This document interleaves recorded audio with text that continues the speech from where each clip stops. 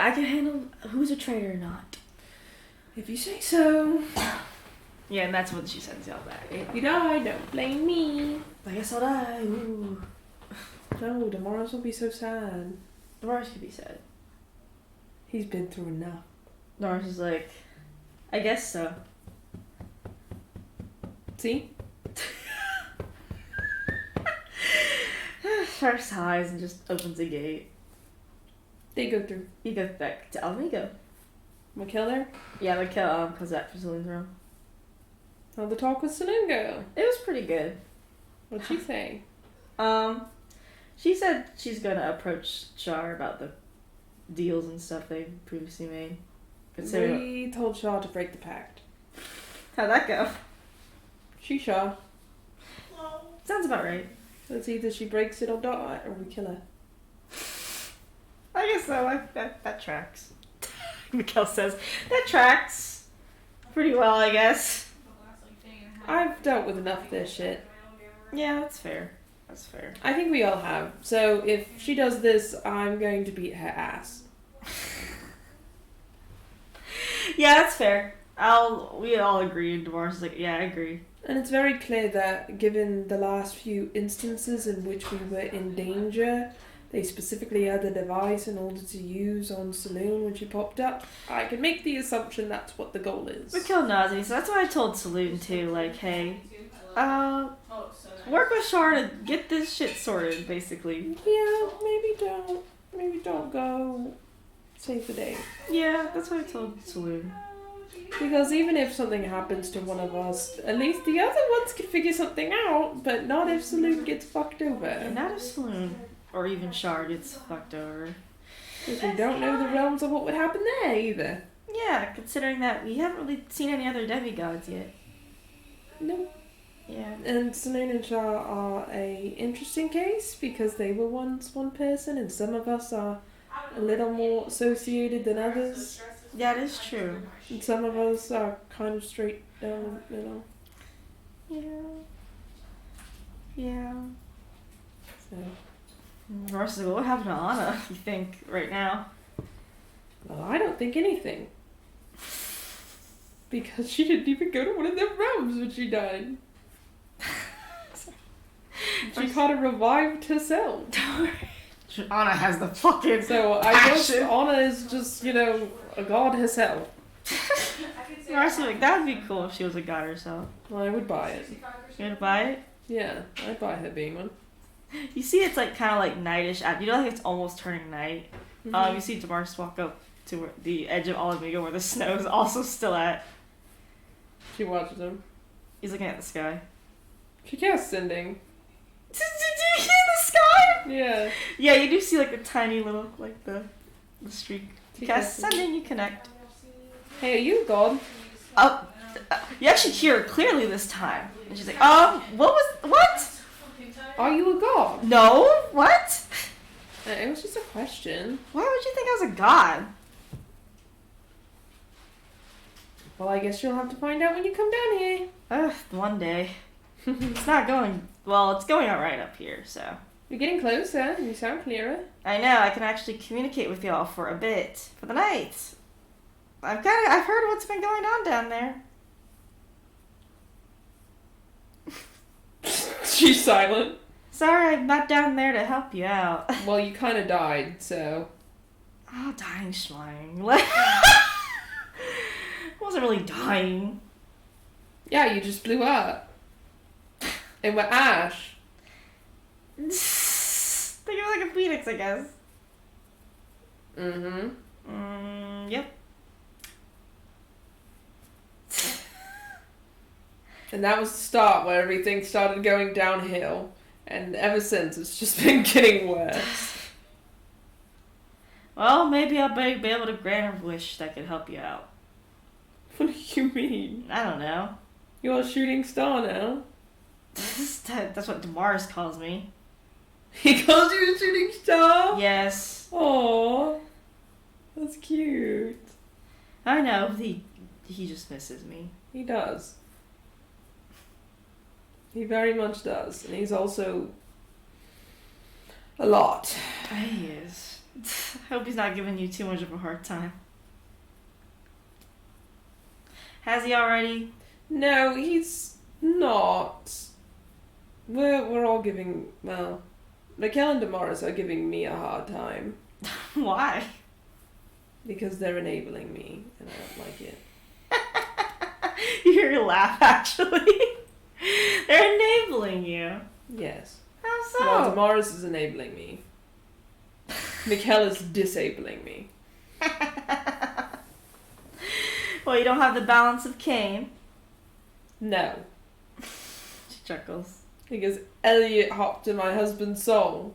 You hopped in your husband's soul. Yes. And I had to blow him up in there. You don't feel like you don't feel like Cain's helping you much. No, he is. Of course he's helping me. Good. But also, there's only so much he can do. Well, yeah. Sadly. And he gets himself in harm's way a lot. We all do. Yeah, that's a word for it. That is a word for it. Whether we intend to or not. I don't think any of us are intending to. Well, that's nice to know. Don't be snide like that. I'm not being You're snide. being so snide. No, I'm not. You're being so snide. Says the one that blew herself up when I was the one responsible for getting you both out. Oh, it was my fault. I was getting out, chose what I chose, and I ended up getting my ass kicked for it. And I shouldn't have done that.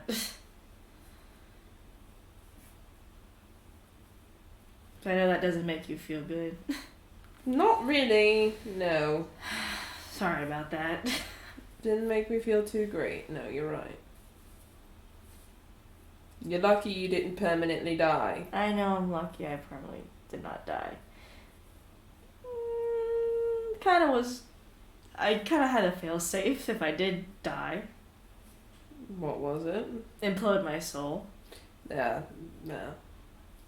With enough energy, I was sure that I could reform myself, so. Taking a page out of Damar's book. Was it smart? No, I'm not saying it was smart, but it was a fail-safe. And why didn't you get out of the palace? My deck save was too low. I swear, I was really trying. I could have just gotten you. But no, you have to say, get out of the palace. Yeah! Girl, I was trying to get the fuck out. I could have gotten you. You were holding Mikkel. So I put him in my That was cuffs. the far end of the mansion. I put him in my cuffs. I was... Girl, look. I'm sorry I did that, okay? That doesn't change anything. I know. You're still dead in the sky. I'm not dead. You're not alive. I am alive. No, you're not. Yes, I am. Just because your soul's hopping about doesn't mean you're alive. I have a body and I have a soul and my heart's beating, girl. Then come down here. Because I'd burn you all. See, this is the issue. I'd burn all of you right now if I came down there. I don't want to do that to y'all. Just go down in the holy city. I'd get killed on the spot. Not if you blow them all up, burn them. Doubt that me. I can... Release the burn. She chuckles. You wouldn't want me to do that. I mean, if you didn't die. I would die. Yeah. So, Then I guess don't. I would have done it already if I knew I wouldn't die, though. But I guess you don't miss me too much. You don't get to say that, miss. I killed myself. I'll take that.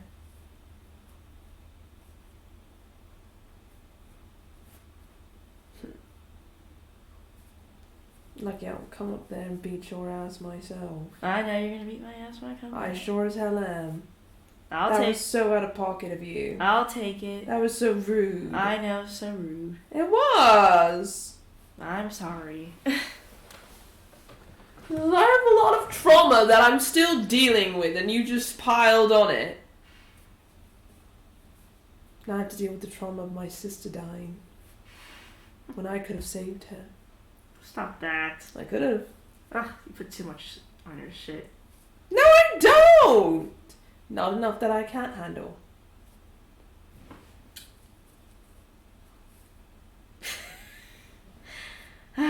She seems a sigh.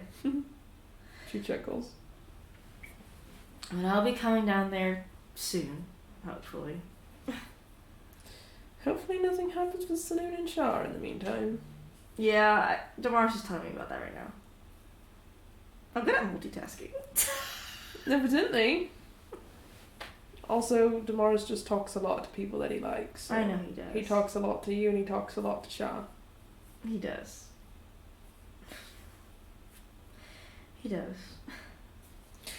He only talks about his research with me, so. That still means he loves you, so. I'm not in the category yet, that's okay. Are you trying to be? Of course. She chuckles. Yeah, but don't exhaust yourself too much now. You know, I worry about you just as much. Now it's a little too late for that. I know. I'm gonna say it anyway because I care about you. We're trying. I know. I know you are. Keeping it together. Whatever means possible.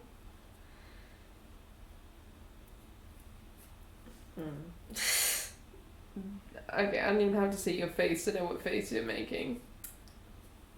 Just worried for my little sis is all. Well, you should be worried about your big brother.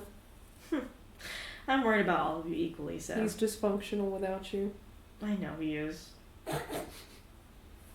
He's working on functioning better, but him and Mikkel rarely agree on anything. Yeah, they usually don't really agree much on anything if you actually go observe their conversations.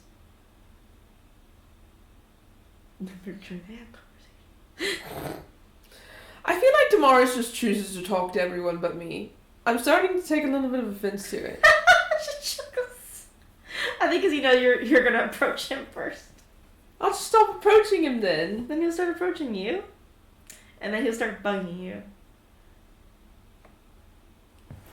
I'll stop approaching everyone. I'll just stay in my house like a hermit.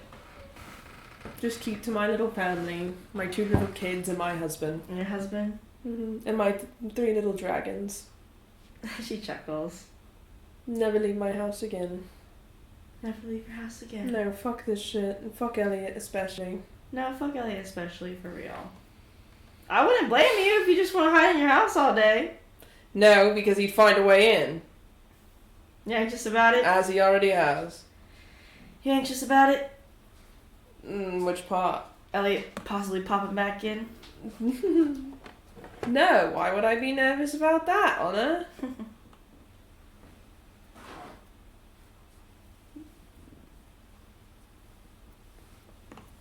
No, I'm a little nervous, I guess you could say. Yeah, not totally like anxiety inducing, but you still worry, you know? More like pissed. More like I want to fuck up everything pissed. But I'm trying to keep a lid on the pot. Is it gonna boil over? It has been for 4 years. Maybe the lid's not good for it. I happen to disagree. Given people get burned by it when I take off the lid. So, we're gonna keep the lid there and we're just gonna throw some ice in it and hope for the best. Well, be careful. With what part? Oh, don't hurt yourself. As best as you can, at least. I'm trying to find a way to turn down the temperature. It's a long journey, from what I've heard. But you're making steps. Backwards, forwards, sides to side, yes, I am. Well, progress is never straight, girl. Yeah? Never straight. Could be straighter. I've probably taken 5 steps back from what I did, so. What progress did you have to make? I don't know. Just feels like I took 5 steps back, but I'll get myself back up. In what regard? Not sure. I don't like being up here for one. Well, obviously. Jesus. Maybe you just need to expend the energy. That's what I've been doing. It's slowly going down, but it's still dangerous for y'all to be near me. So that's what I've been doing all these past few days. Big ass fireballs down in the holy city. I tried. Didn't go well for me. They didn't make it? They did, but let's not talk about that though. No, what happened? No. Let's just I leave want to that know what be. happened. Well, hit the holy city, and I didn't. And I didn't take a nice, pretty hit either. They shot back? Oh yeah, ouch. Yikes. That's why I'm like, let me not do that. I've already kind of died-ish. I don't think I want to actually perma die. So I'm gonna stay away from that.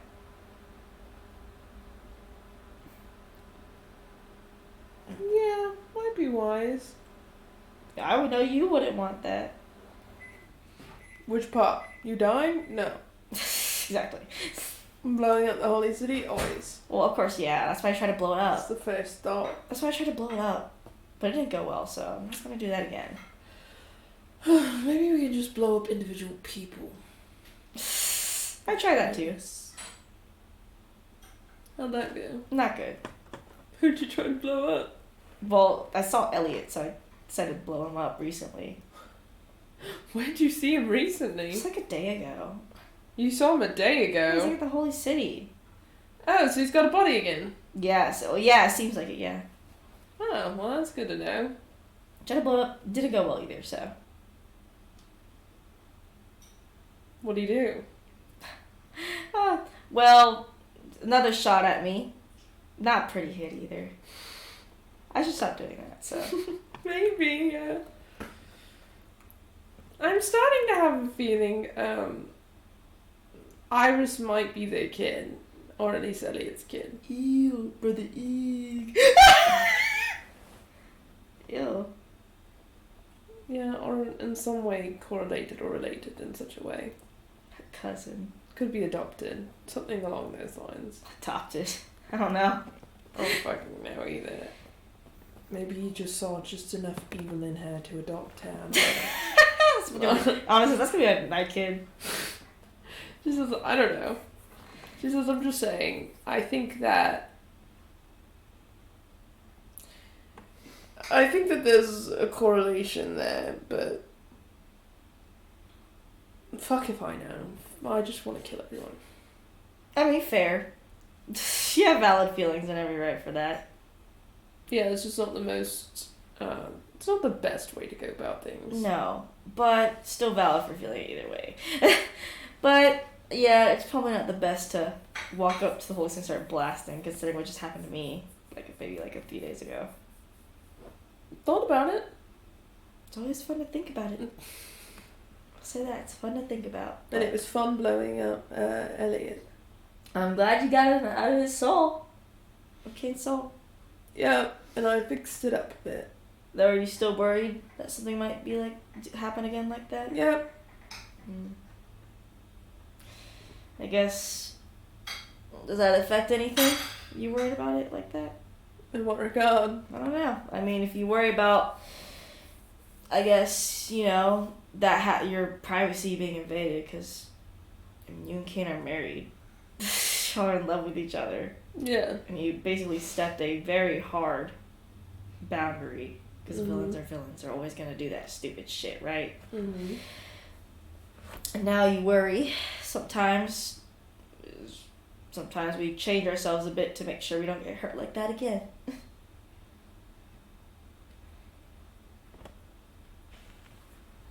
Yeah. I've done it a lot in the past, a long time ago. Even with Damaris, I used to do it when I first met him. She says, I've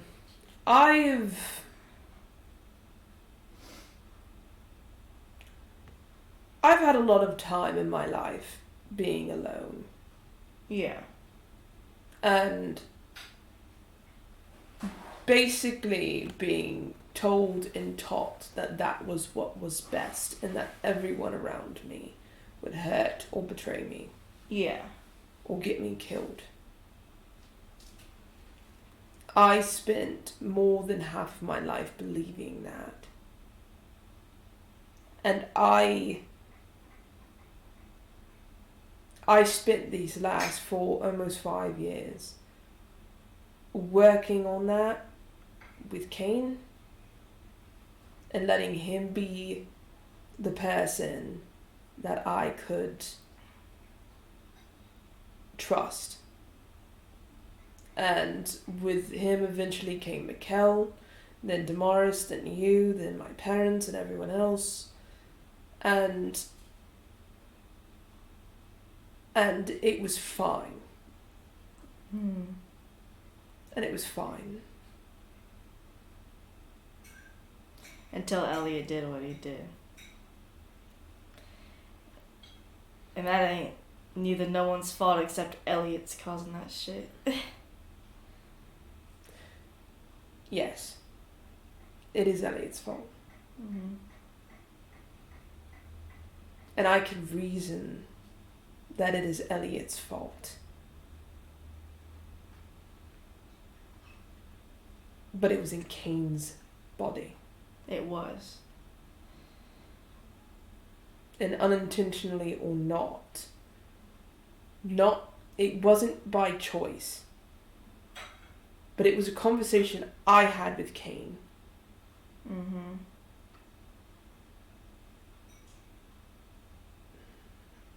And Cain can't help it, but my trust got broken. It did. I don't really want to talk about that. That's a hard thing to talk about. You love this man no matter what. Well, obviously, and I do trust him. But yeah. But there's a voice in the back of my head saying that it's going to happen again and that I can't trust anyone. And it's taking a lot for me to even just talk to you like this right now. I can imagine, girl. Because I am thinking about the millions of ways that this message, this sending, could be interceded and infringed upon. As much as you kicked Elliot out, he has a gripe on your head.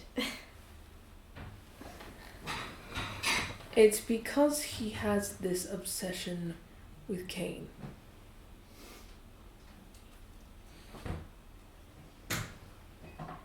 And if I say it out loud, that I had to take so many steps back with the progress that I've made in my relationship with Cain, it is going to kill me. Because I have worked so hard. I've worked so hard to trust Cain. More than I have trusted any other person on this planet. I know you met him at a time that was different from now. Much.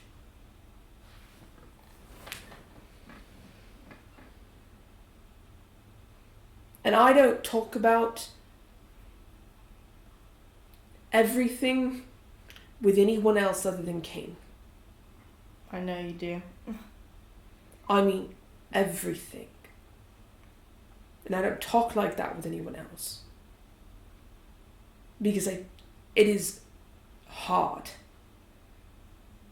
It's hard to put down those walls and let someone in that close. Girl, tell me about it. I fucking get that. It took me ages to even let down my walls for fucking Damaris. And I've done a pretty decent job. You have been.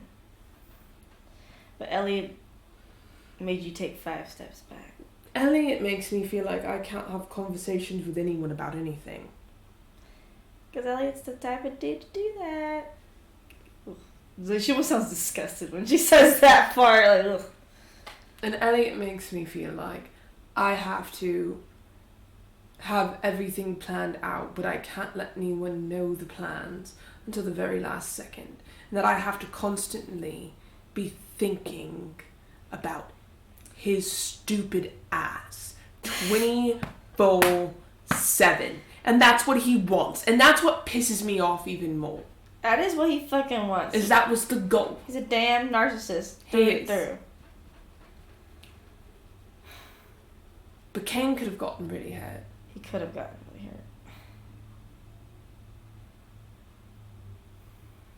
Because we didn't think about it. That was a hard thing to even think about, too. Like, Still. We didn't have to. We could have figured out that something was wrong quicker than the fucking 5 days later.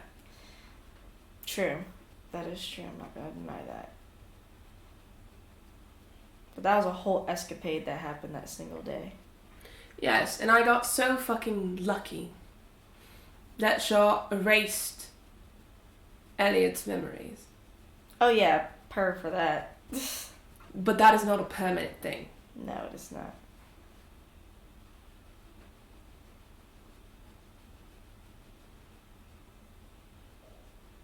And eventually, those memories are going to come back.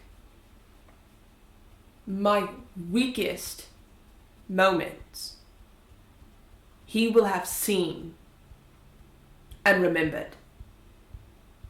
I let one person, one human being, see that. And that's Kane. One.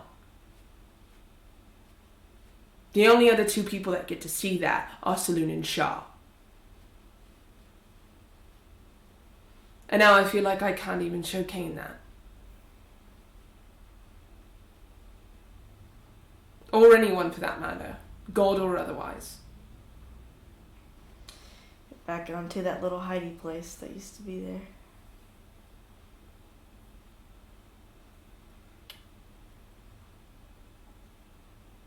Yeah, I'm back to my fucking childhood. Except for now I can see that the people are there. Because in my childhood I saw people, but it didn't feel like they were there. But now I know that they are. That hurts even more. Yes. Because I feel like I'm shutting them out. And I don't know how to not do that. That was your only coping mechanism, girl. That's all you had. That's all you had at the time. It's kind of hard to find a coping mechanism when all you know is to revert back. Jesus, the problem is, I don't have a coping mechanism. Yeah. And it seems like trusting isn't really as easy as Mikkel makes it seem. Oh, yeah, no, absolutely. It's not. It's not. And it's not the problem of me not necessarily trusting Kane. It's what Elliot could do. Yes. I don't trust Elliot as far as I can throw him. But that's making me not be able to trust Kane. Because not his fault, it's only Elliot's. And it's not even of your own fault when it's Elliot's. Mm-hmm. And that's kind of the issue. Maybe you could find some sort of safeguard or something to prevent that from happening again. And I still wouldn't think it was enough. True. Nothing. Nothing is. What would you think would make it enough if anything comes to mind? Oh, I was like, you better take her little ass to that bathroom. That's a good question. Yeah. Maybe you can think on it. She says, I don't know. I don't think that there's much that could help you. Other than me just accepting that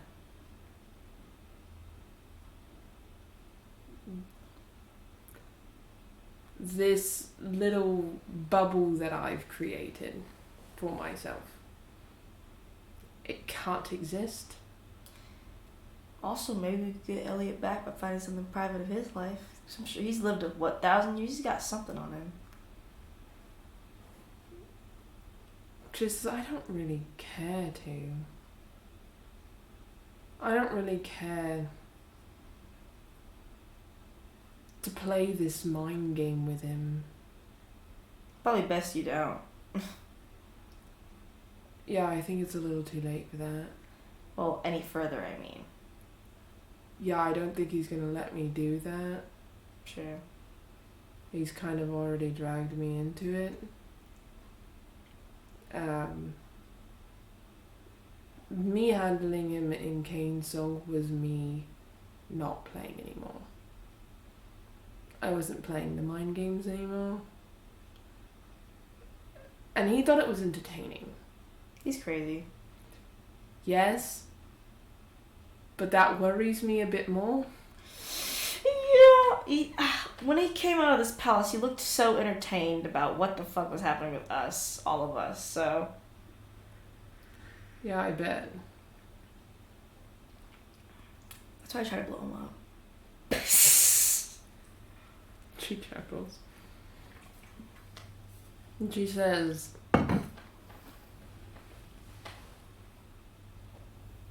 I have certain ways of handling things, especially when it gets to a point like this. Mm-hmm. And my old habits, while they are efficient, they are not feasible.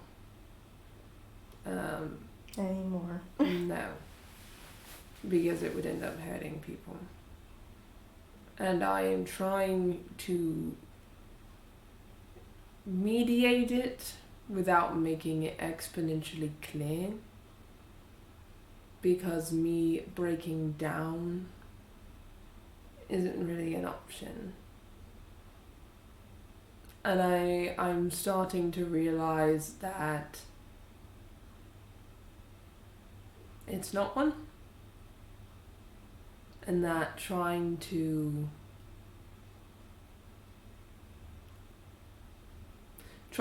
get through it is kind of the only option. Yeah. I'm proud of you, though, for all the progress you've made, and you feel like you're stepping all around. Because I'm proud of you for at least trying to face it. Even if it is very difficult. Yeah, and it also requires me to actually talk to people about things. And right now, it's not the easiest, for sure. I don't want to. I know you don't want to. I really don't, and I really don't want to talk to Kane about it. Maybe you don't have to. I definitely do. She says, I know better than that. Much better than that. I know. Just solidifying what you know. She chuckles. And she says, and I think that I'm trying to find a spot in between who I was and who I'm trying to be, to find who I am, which is incandescence versus iridescence versus Electra. Yeah, your situation was a lot harder than what I had to go through when I was figuring out myself. Yeah? Yeah, I kind of took me a long time to figure out myself. She says, well, now I'm a just giant ball of gas in the sky right now, so she chuckles on that one. She says, well, I am I'm sadly a full-grown adult that never really got the whole figure yourself out thing until now. Man, I had years. You're having what? Months? Yeah, basically. So it's it's harder, especially at the beginning.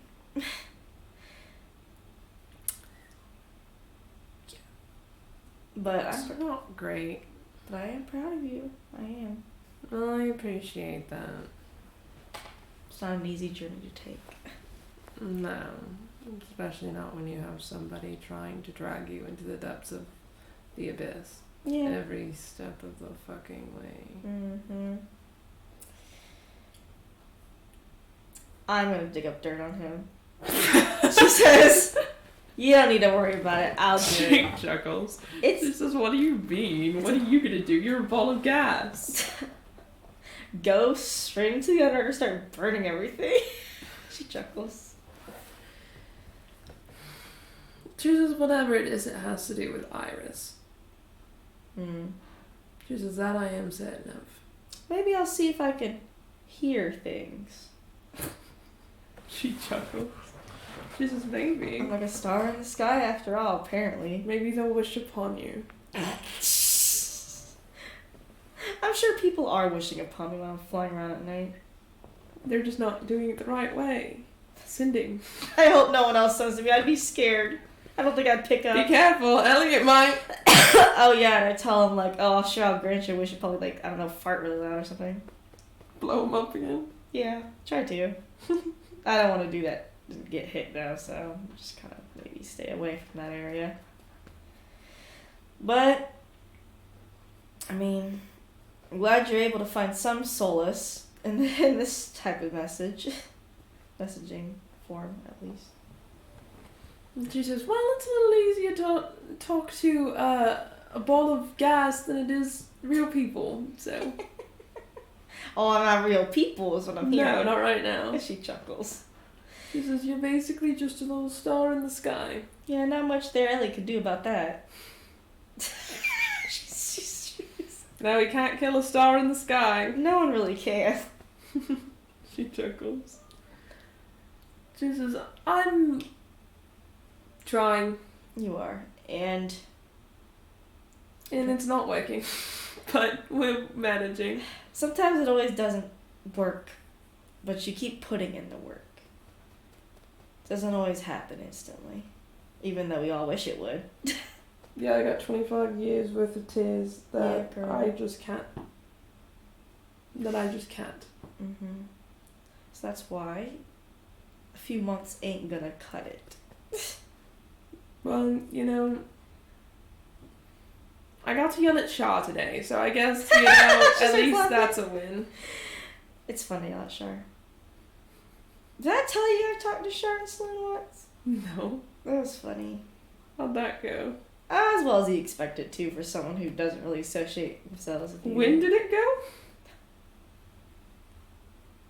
A month ago. The fuck happened a month ago for you to go talk to them? I don't even remember. It was like a fever dream for me anymore. She chuckles. Whatever though. She says, well, what did you say to them?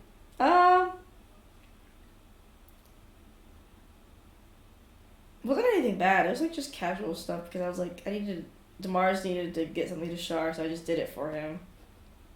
So why not? I don't have any qualms. Well, I have qualms on like not related matters considering you, Mikkel, and Demars with them. But if I would look at me on a personal level, I don't really have any qualms with either. You have qualms with them over Mikkel? Well, yeah. Sloan sometimes like that one time she made Mikkel sad.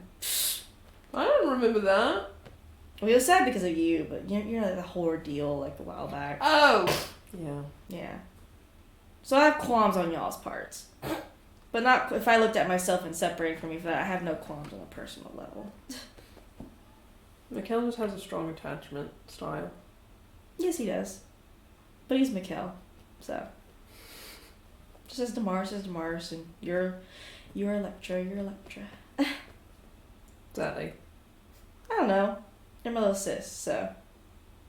I'm biased. Hmm. Sounds like you're eavesdropping too. No, not really. I just get what Demars is saying to me, so whatever. Oh, so he tells you everything. Oh, yeah, he does. So he's the last person to talk to, is what I'm hearing. Okay. Won't tell him shit ever again. Won't cry in his house, that's for sure. He only tells me, no one else, though. Guy only tells me everything. See, if Elliot was gonna go in my mind, I just go tell Shar erase all my memories right now.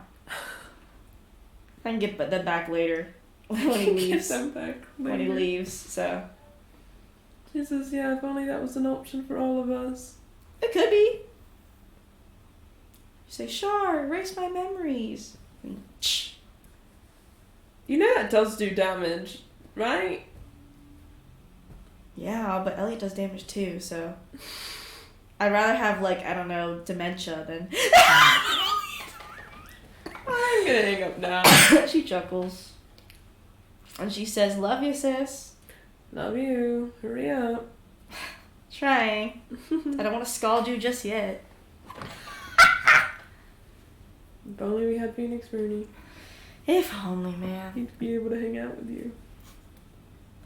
Yeah, I was debating if I could possibly go to the fire realm, but also I still don't think I'd survive that kind of fire. You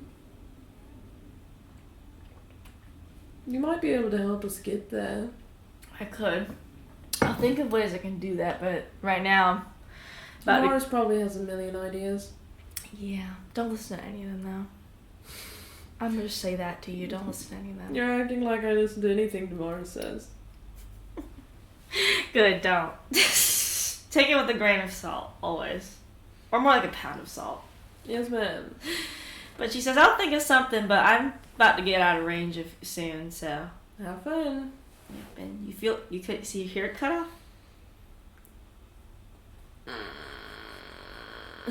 Yeah, you're sitting there, the Mars is still sitting there, but it's probably like almost midnight. That's how long you were talking to Anna. I don't know, it's a long time. You see Kane is sitting nearby, just carving some wood. Does he have a blanket on him? Yeah. He does have a blanket on him. He's just carving wood. She walks over to him. Yeah, I'll cover too. She feels his hands. Is he cold? You really start grabbing his hand. Yes, they are cold. She says, we need to go. Do we? You're cold. Okay. He says, you were talking to Anna for a long time. Yeah, I was. I was updating her, but apparently Damaris was also updating her, so there's no point for me to update her, I guess. He chuckles. Double reiteration. He chuckles. And she says, the kids should be home. Yeah, they are home. Oh, it'll be good to see them. Well, they're asleep now. I know, in the morning, I mean. I guess let's go home. Okay. You going with me? She gets home and she stokes the fire. She stoked the fire. Actually, see, it's already been stoked. She stokes it more. She stoked some more. And she sits Kane down in front of it. You sit Kane down in front of it. And she cooked. He's like, you don't have to cook. I'm making soup. Okay. He knows he can't argue with her, so he just lets it happen. Roll a survival check. As you're slowly getting, it's becoming easier and easier. Your difficulty roll. 21. You make a good soup. What do you do? She puts some spices. You put spices in it. And she carries it to Kane. You carry it to Kane. And she sits next to him. You sit next to her. And she eats her food. He eats your food. Do you like it? I love it. Good. You always cook good. I do my best. I'm no 5-star Michelin chef, but... You are to me. She chuckles. But he continues to eat.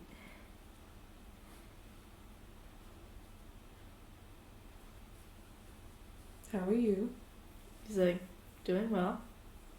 Are you doing well? She's gonna insight his doing well. Sorry. That really gets you. She was into 17. I mean, you think he's doing well. You're either a really good liar or you're telling the truth, and I don't know which one to believe. I'm a terrible liar, so what do you think? Which one's the real one? I don't know. Like, I don't have that much charisma. I don't know. Maybe you procured it just now. I don't think I can procure charisma just right now. Not around you. She chuckles. Is are you truly okay? He nods his head. Are you okay? I've been better. He nods his head. I am working on it though. I know you are.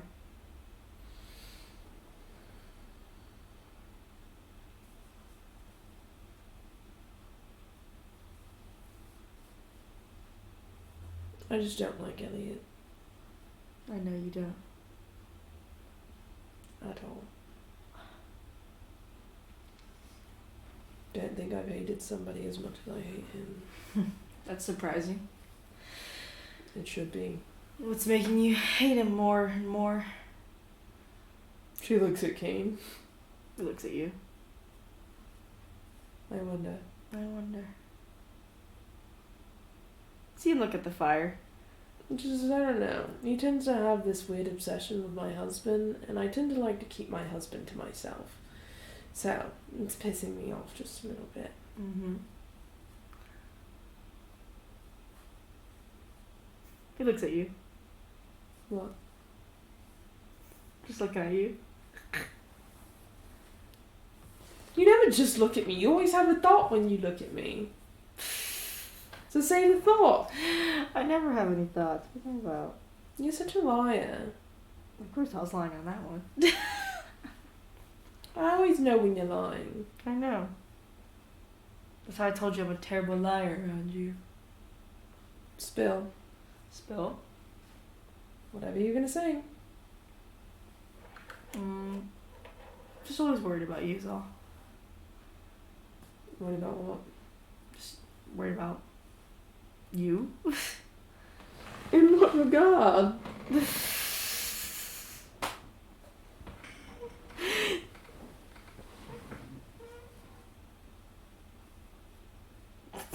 You're not gonna answer that one? I'm just worried about you. I don't have any specifics for you. She insights. He's not. I'm not even gonna make him ever roll deception. 'Cause he's gonna 27. He's gonna lose no matter what. He's late. You're just gonna automatically pass every because he literally cannot. There's no point in me rolling that fucking deception. And she crosses her arms. What? You're a liar. What? You're a bad one too. I can't really lie around you. Very few people can. Yeah. Well, spill. Well, I saw you talking to Anna. It looked pretty down, so. But I don't want to pry. Well, yeah. She kind of died. Yeah. That kind of sucked. Mm-hmm. And now she's a star in the sky. Yeah. Which very much sucks.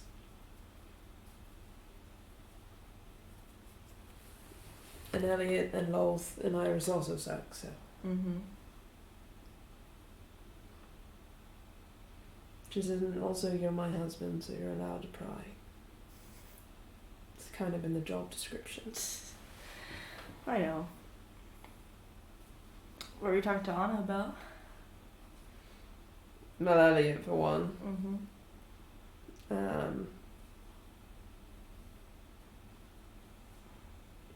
Saloon and Shaw.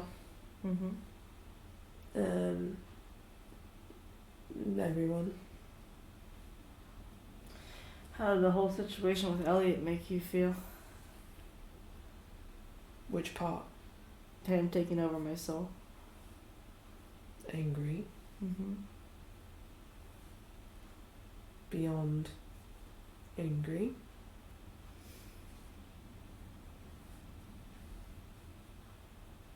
That's basically that. You think he'd do it again? Yes. Does that make you worry? Yes.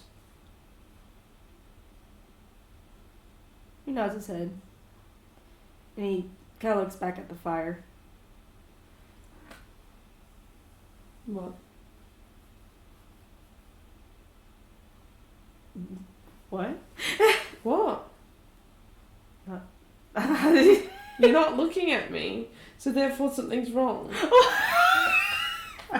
like, he's like, I can't look at you. You can't not look at me, and you can't look at me. I guess I'll close my eyes. Close his eyes. She grabs his face and turns his face towards her. His eyes are closed. She opens his eyes. He opens his eyes. What? If you have something you want to say, then say it. I'm just worried about you. Then say specifics. Because while I may be able to know when you're lying, I cannot read your mind. Well, I know the thing with Elliot doesn't make you feel good because you're worrying. It was kind of an invasion of privacy. That's a bit of an understatement, yeah. I know you have been working on trusting people, so I know that doesn't make you feel good. No, not really, it doesn't. Mm-hmm. I've made a lot of progress when it comes to trusting people. You know, it's... And I made that progress for and because of you. And Elliot kind of trampled on that, so... Yeah, because he's a stinky bitch. She chuckles. She says, yes. That's a good way to put it. Eloquent as always. I bet she just doesn't use big words. Ever. So, either one time he uses a big word and it's somehow correct, but he never does it for the next, 5 months.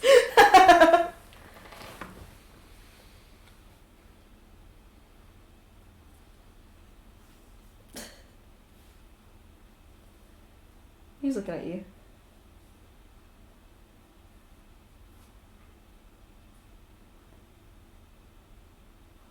How did Elliot being in your soul make you feel?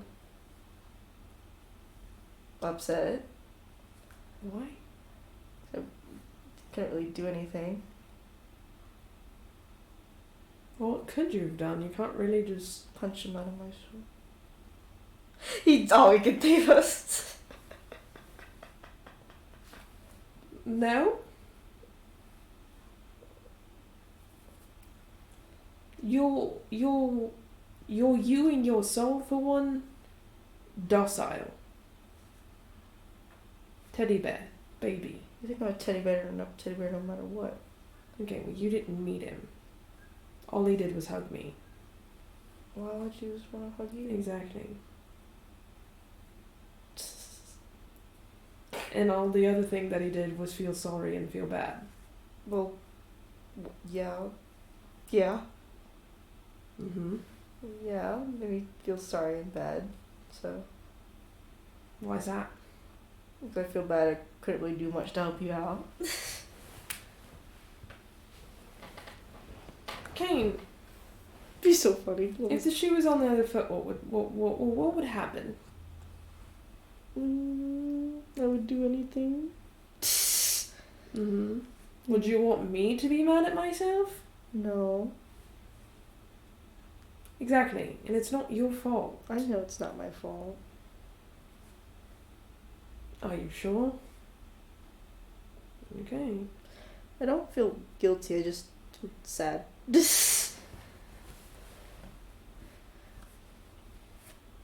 Sad that he was in your soul, or... Sad that I couldn't help you out. Well, I can manage. I know. I just know that what he did kind of tramples over that progress you've been doing.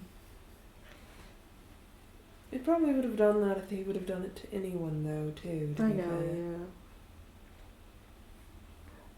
yeah. Jesus. But the fact he did it to me... It bothers me more than it makes me worry about trust. Yes. She says, because this is becoming a running theme for him. Yeah. This weird ass obsession.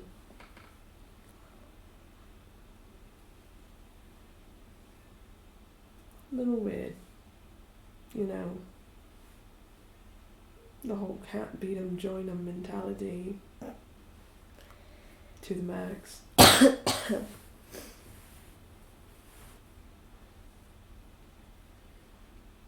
But even then, there are some lines even most villains wouldn't cross. True. That's why I don't like what he did. Mostly for your sake. I mean, shit, your privacy was invaded too. Yeah. He literally possessed your very body. But you're kind of my privacy, so. He's so funny. This guy has no brain cell. She chuckles. She says, well, yeah, she says, I try my very best to be very authentically myself around you. I know. I let you see my strengths and I let you see my weaknesses and everything in between. She says, and that is something that I don't even let Saloon and Shah see all of. And that is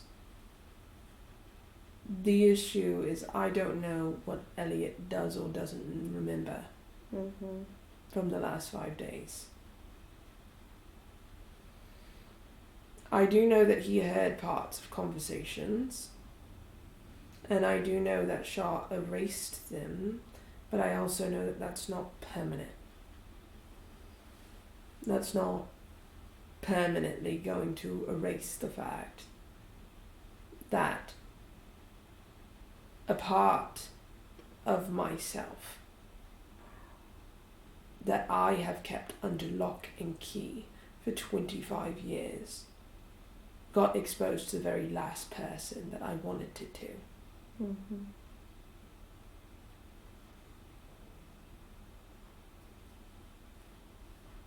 That's all.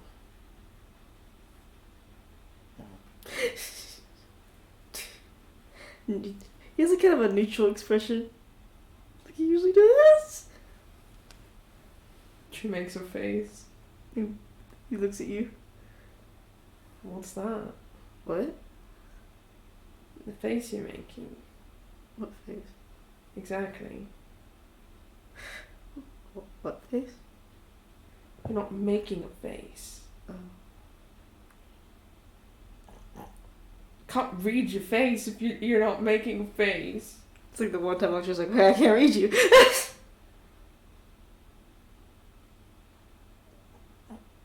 I'm just sad as all.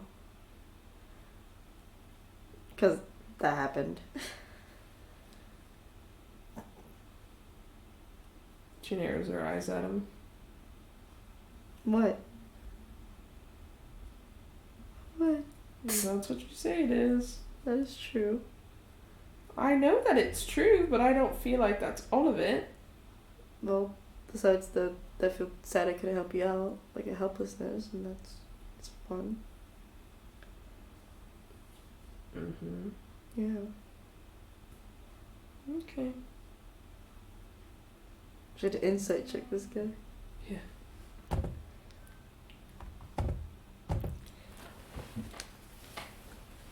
$18. He's telling the truth. It's all true. You think he's feeling so sad that the only way he can cope is going neutral. So it's like the opposite. Aww. It's like an opposite effect. Like instead of if he feels really sad or something, he goes neutral.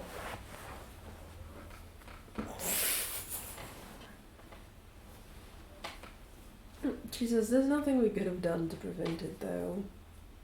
I know. Maybe I know. What is that supposed to mean? I don't know. What do you mean you don't know? Maybe we could take measures now. He just doesn't know. She says, Kane, there's not really much that can be done other than just not letting you get into the precarious situation of, being on a ritual circle. Yeah, of course. No, I don't know that his plan is going to stay the same. Especially that we kind of ruined his plan. Yeah, well, I mean, he's been targeting you, but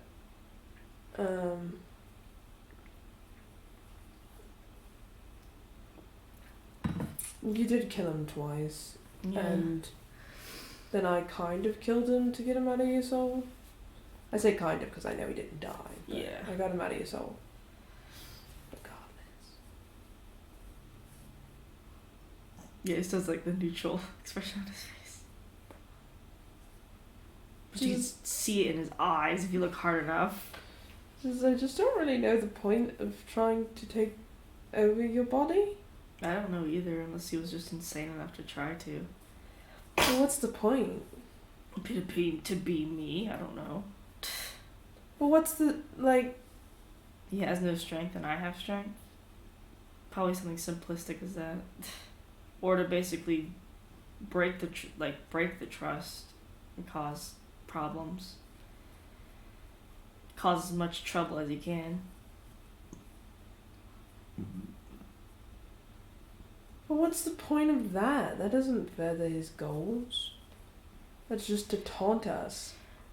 Yeah, and try to stick himself in our minds. I suppose. Our narcissist wants to be thought about all the time. Mm-hmm. So that's what he could have been trying to do. Could have had multiple goals in the instance. Well, I'm sure he did have multiple goals. But I still don't get the point of trying to... Because the strength that you have, that is an integral part of your soul. So unless he kept parts of your soul... That's what it seemed like he wanted to do when I was observing in my soul. Because I do know what's going on in my soul. Kind of once you were inside, so... I didn't know that. Once you were inside, it's like I was like, oh, I can see and understand and feel everything. Well, that's new. Once you left, now it's like, okay.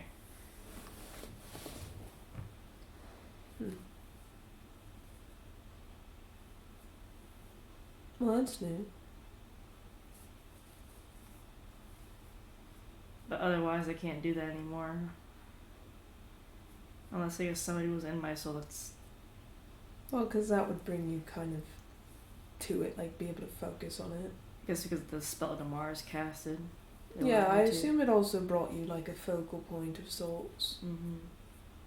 Where to focus on, but...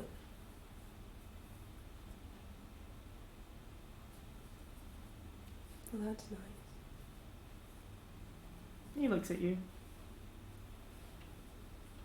What? You have something you want to say? No, not really. Just sad.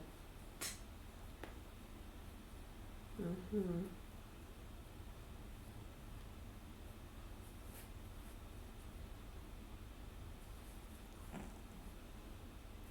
She says, there are lines, even for me, as both my past self and present, iridescence and incandescence. And he happened to cross multiple of those lines. In which he wants to play a game. I do not plan to indulge.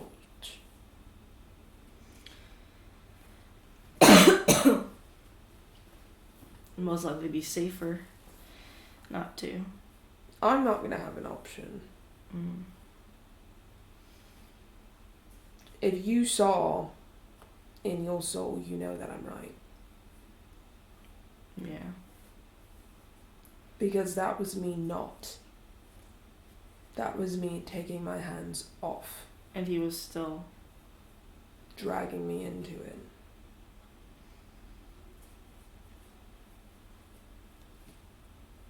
Jesus, so I have a feeling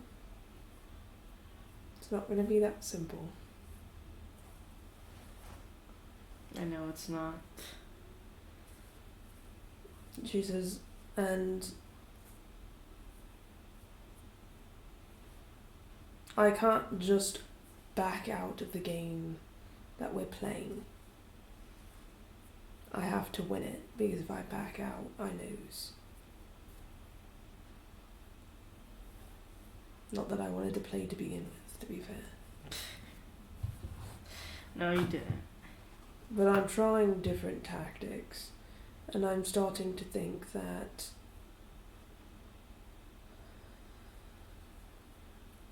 some are better than others. Yeah. Yeah. Which ones do you think?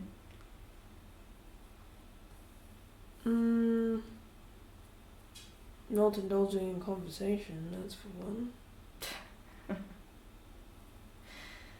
Another one?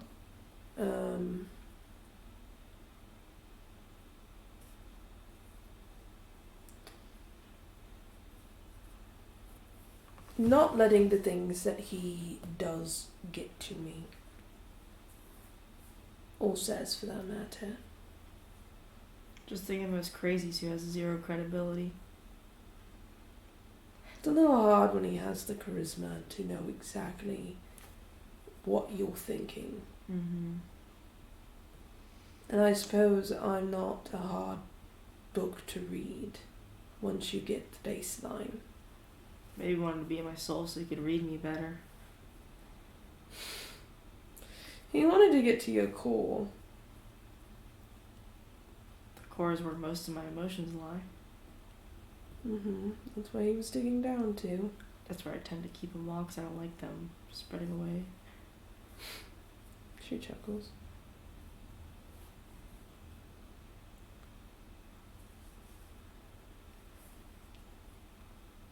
She says, so I'm really trying. You are, and you know I am proud of you. I've heard that twice today. Wow. Well, I'm always proud of you. I know. And I'm trying to not do what I have been taught to do when I feel hurt. Though I do think right now there are aspects of my past and incandescence that could come in handy. And he nods his head. He actually agrees with that. He says, incandescence is just as skillful as iridescence. The problem is that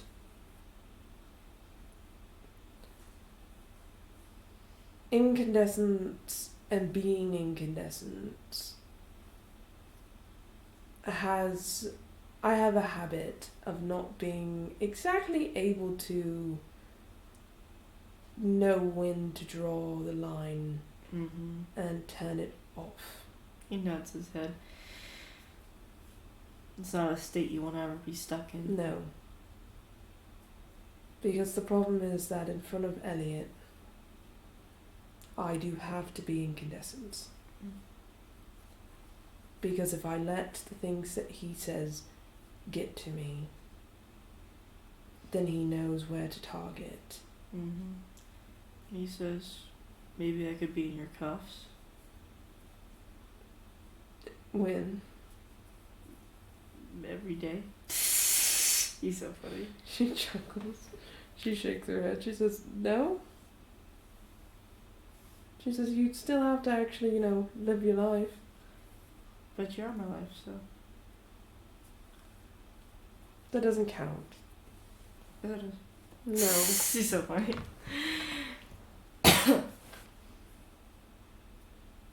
She says, Kane, you have to understand that it's not always you're not always going to be the target. I know. I mean, I just want to be there so I can help you out. I know. Not because I know I'm the target. That I'm not always going to be the target. And you don't always have to help me out either, though. I know, but I love you. And I love you. But you don't always have to put yourself in harm's way. I know. And I know that that is your instinct. And that's what you want to do because you want to try and help. You want to try and help me. I mean, words wise, but. That's why I said the cuffs. Still.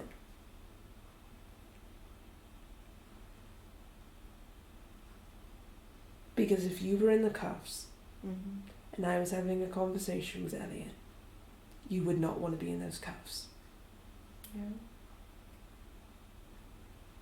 You would be trying to convince Infinity to kick you out. And you know I'm right. He frowns.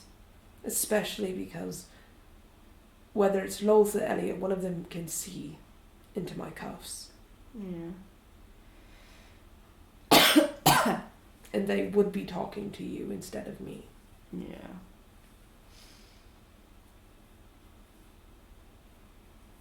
She says, so it's not really a feasible option? Unless they're trying to possess your soul again, I suppose. He chuckles.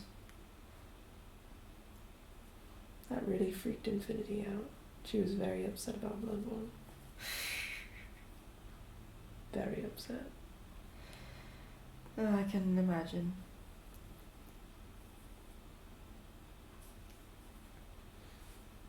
She says, I get why you want to.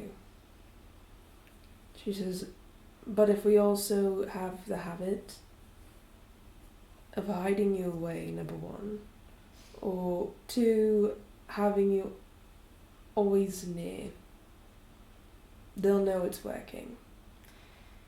That is true. She says, and I just so happen to sometimes be pretty intelligent and think about things sometimes. You're always intelligent. Sometimes. He pokes your head. She says, sometimes I'm brash.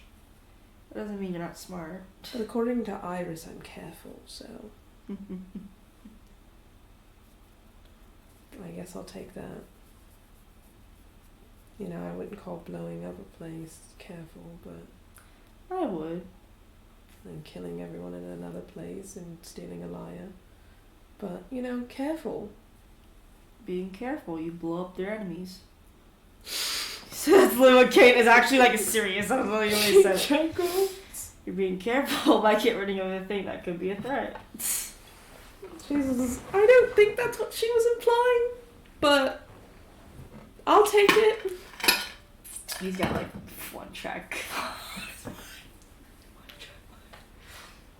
But he looks at you.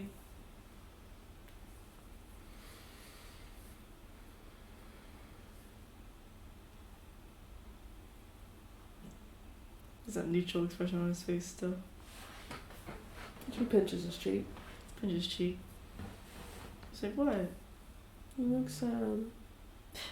Do I look sad? Yes. Well, I'm feeling big things, so. I know.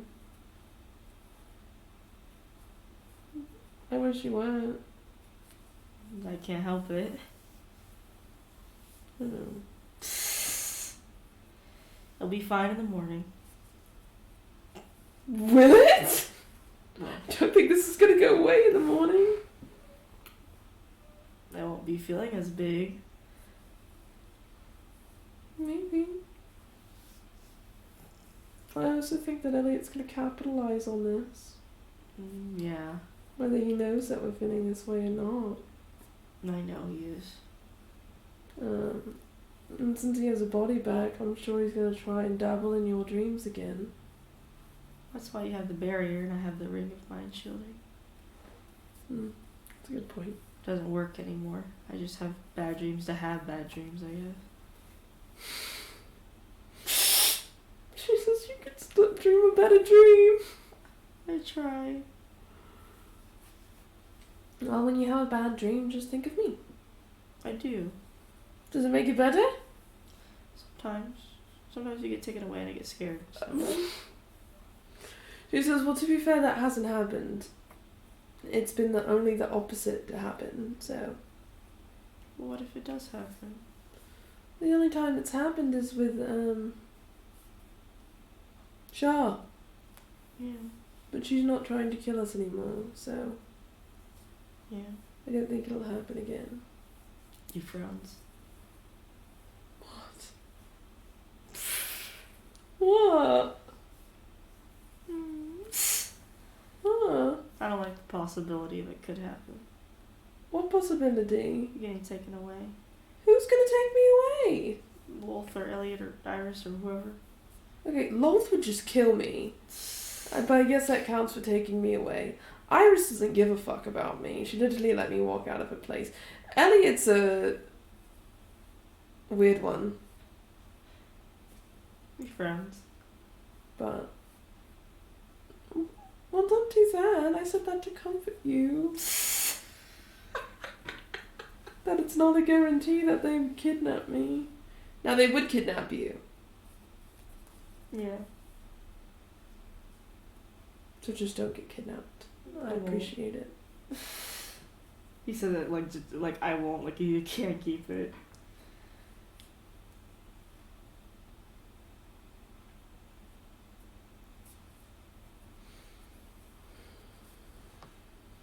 She says,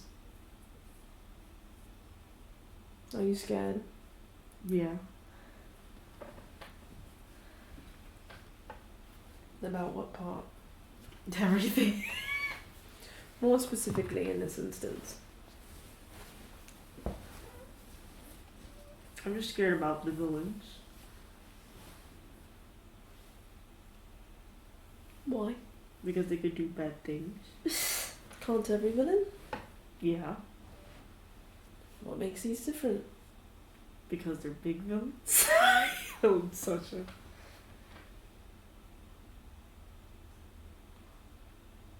That's not the answer. It is. No. They're big villains. Yes, they are big villains. They've already proven they could do the things that they just did, so... Except they failed.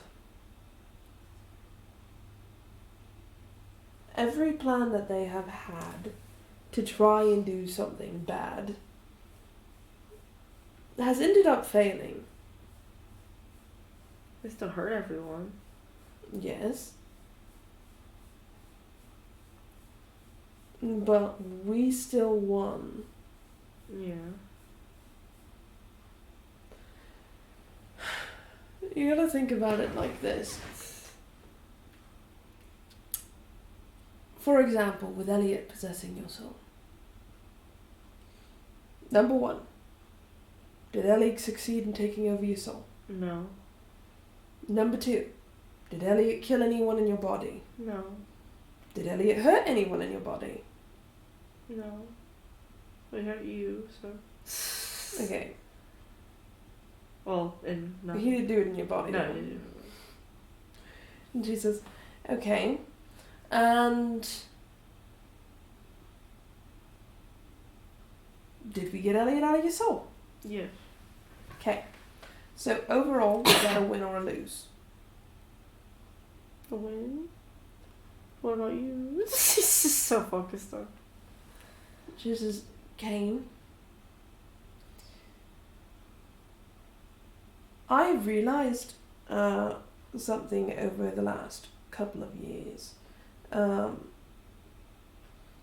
specifically with all of these lovely experiences that we've had over this time with villains, that they don't win unless you let them. Yeah. So, yes, it was a setback, Mm-hmm.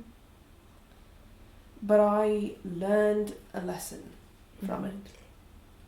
Now, is it a lesson that I like? No. But did I learn a lesson nevertheless? Yes. Not many lessons that we learn we like, so... Exactly. Now, Do I know why Elliot isn't just trying to kill us? No. I really don't at this point. If I was Elliot, I would have already, killed us. Yeah, but he's not going that route. Lolth is. Lolth is trying to kill us. Two peas in a pod, in different ways. Lolth is trying to kill us. Iris is unknown, so kind of just doing what they want. A bit. She's definitely got her own motives, but she's kind of just doing what they want. Like, they tell her to jump, she says, how high? To an extent, obviously. Because she's still not moving in with them in the Holy City. Mm-hmm.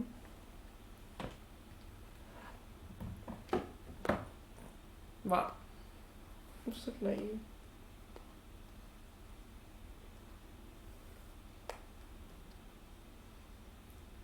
You're letting him win. Yeah. No! You're supposed to say, no, I'm not. So... No, I won't.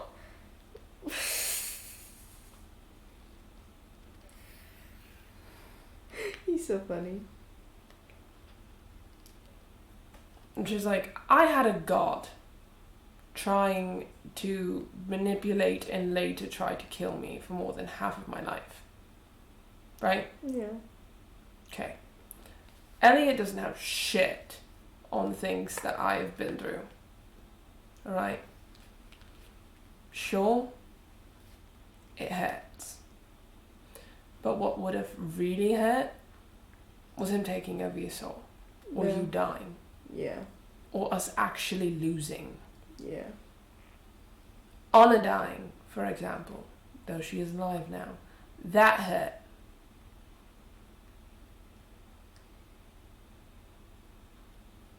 Now, is it fun for our privacy to be invaded?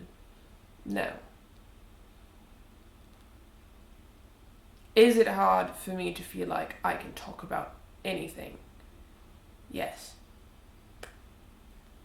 Because I feel like I can't. To anyone. Because I feel like Elliot is listening. Mm-hmm. But it could have been worse. It could have. And I've seen worse. Yeah. And I've done worse. Yeah. Obviously not hopping in people's souls because it's a little fucking weird. I mean, I don't think you've done worse because of that. No, I've torn people apart. I've torn apart relationships. Yeah, Loved ones. You told me about marriages. it. Yeah, you told me about it when you first met me. Jesus, I've done my fair share. Trust you me, I've done my fair share, but it's not the point.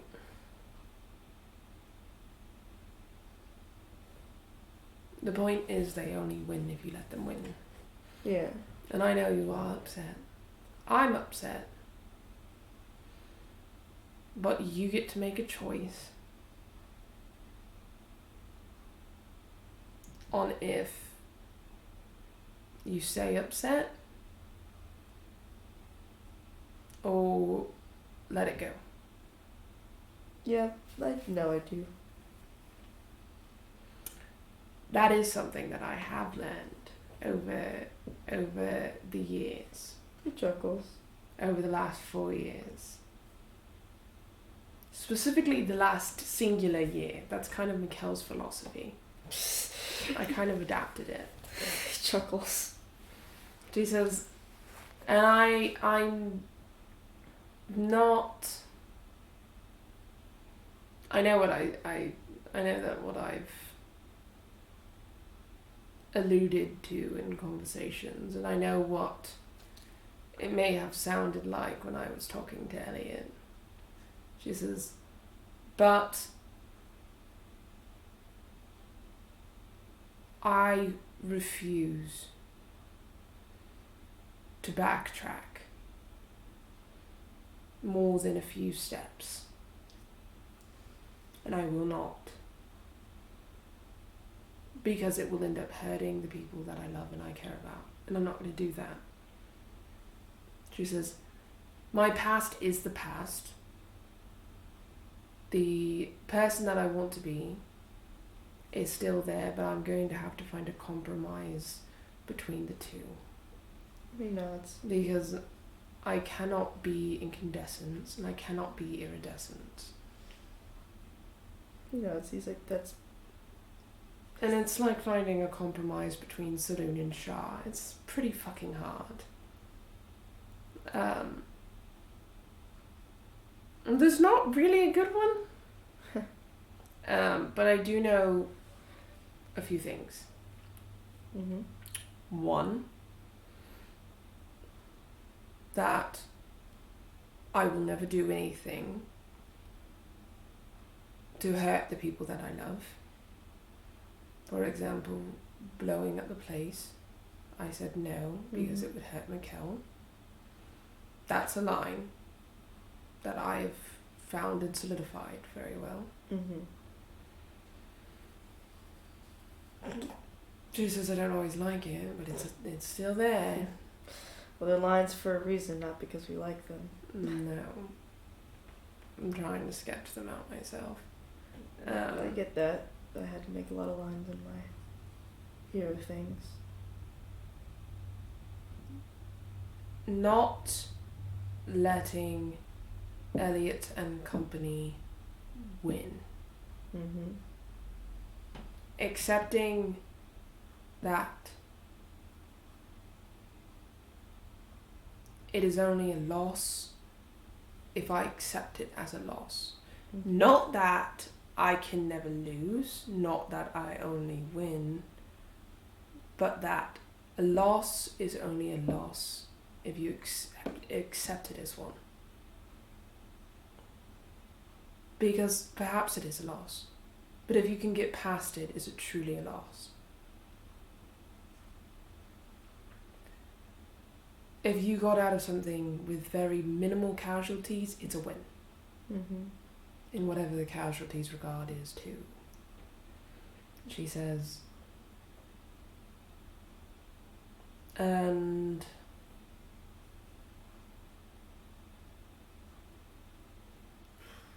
she says, those are the two big ones. She says there's a lot of smaller ones. She says, yeah. I think that those are the most obvious ones, and that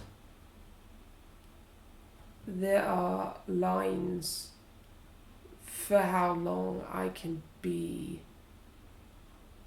incandescence. It's learning a lot about yourself. Trying. Very fast trying. Not very, very easy. No. But you are doing it by being able to see these lines. I'm trying to find them, yeah. You already found 2 big ones. Yeah. You're saying a bunch of smaller ones, and you can have small and big ones together, so. Jesus, the other thing, which isn't as much of a line, is that I have to put up the incandescence front with Elliot. I cannot. Sorry, I'm thinking about give incandescence some, what was it? Enrichment. Enrichment, sorry, incandescence. Jesus, I cannot fully hear or feel the things that Elliot is saying. I can't do it. Because it will end up with me getting hurt. It's... She says, and I know that there are lines for even incandescence that if he said the right thing, even she would crack. Mm-hmm. But they're a lot harder to find than with iridescence. So I think instead of completely abandoning my past, I should probably try and find a middle ground, I guess. He says, well, past affects us even now, but we still get to decide our future. I know, and I don't like it. No one's supposed to like it. Thanks, Kane. Circles. She says, I don't know. I think I'd prefer my past to not be as bloody or scary, and that'd be nice. I wish that too, for you. Doesn't really mention him.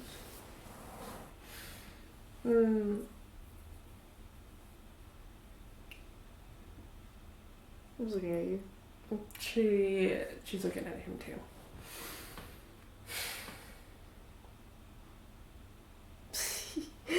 He's like, I love you. I love you too. And I'm trying my very best to keep up the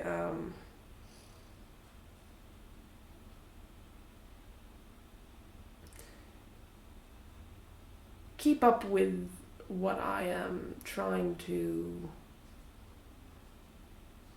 instill in myself. Well, you are doing a good job. Yeah, I can break down and cry after Elliot's dead, permanently. Jesus. Plus, generally I think I sorted most of the really sad things out. For now. That entirely depends on Selena and Shaw's stupid asses. He rolls his eyes at that one. Jesus, because most of the things that have made me sad in the past were you, but we've already been over all of that. And yeah, my past is my past, yeah. Not what I was talking about. Oh, yeah. Your axe. Yeah. That's what I was talking about. That makes me sad. That made me sad. But we've got like a agreement with Bloodborne now. So it's okay. Chuckles a little bit. Yeah, we kind of do. Still going to get sucked up in there if I do die, but he's not proactively ever trying to do that. So no, that's a future problem. And plus, Infinity likes him. So it's gonna be sad to ever separate them. And you can't do that. No, I'm gonna have to figure out another way. We could think of that maybe after we deal with Iris and Wolf, or at least one of the villains. She nods. At least one of them we should deal with first before we think about all Jesus, that. well, we need to get Phoenix Rooney back. That is what we do need to do sooner rather than later. Anna be like, bitch, I got you. Watch this. She says, Jesus, but after that, I mean, like, we made the progress with the axe. I'm trying to think of the instances in which I've really gotten upset over things, but I feel like they've mostly been resolved. I don't think they're gonna really arise again unless someone else dies. You know, it's because we figured out the axe thing, communication. It's a crazy thing. She says we figured out the Saloon and Shah thing. Obviously, still have residual trauma there, but there's not really much I can do about that. That's just time. So that's always a fun target. yeah, your parents here. Yeah, I resolved the parent thing. She says, and Anna dying, but Weirdly coming back. yeah, but like, I've kind of resolved that. I told you she's responsible, and she said she wouldn't do it again, so I guess it's fair. I'm sure she feels bad about it. I'm sure she does too. That's why I'm not being too harsh on her. Because I would feel bad too. Jesus, but I think that's the only instances. Feels like I cry every day though. I think those are the only instances in which I've properly been sobbing upset. Losing the piece of my soul. But we got that back, so. He knows. Yeah. We need to get that back. So he says, everything else I think though has been pretty manageable.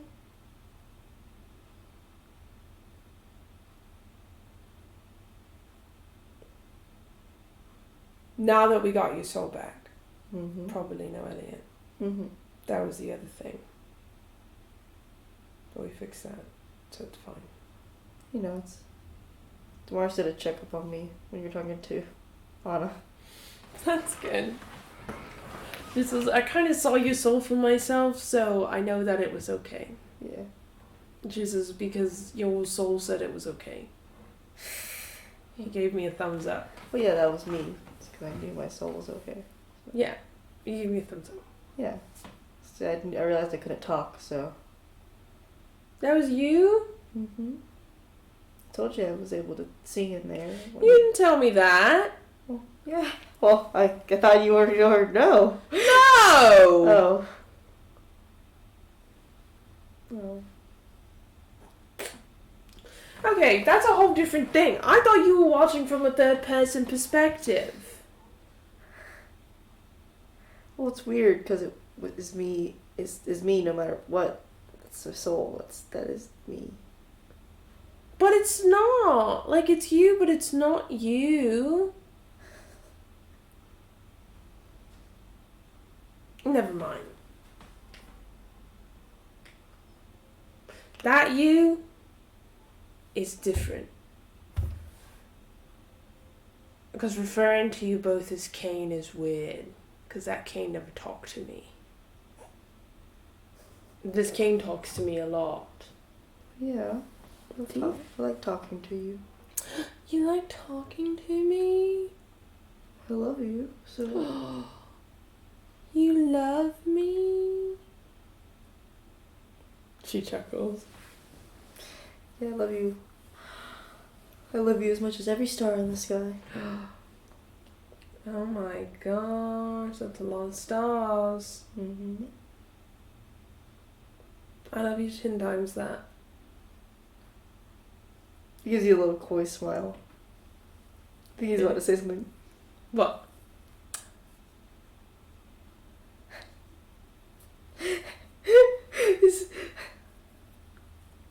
I gotta like word this perfectly.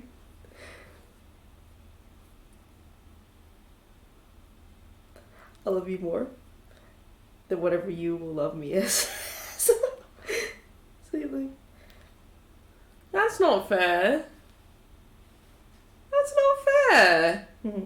You can't just say that. What am I supposed to do with that? How am I supposed to continue? I win. He chuckles. I love you more than you could ever love me, could ever love you.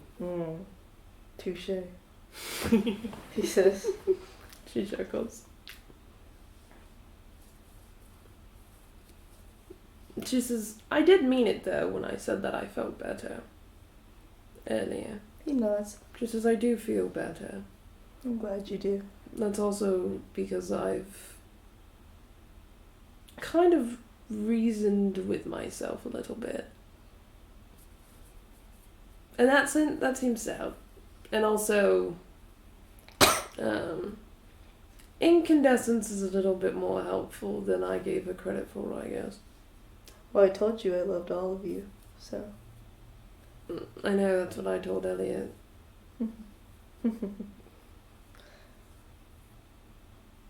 Even the parts you don't like so much, I still love.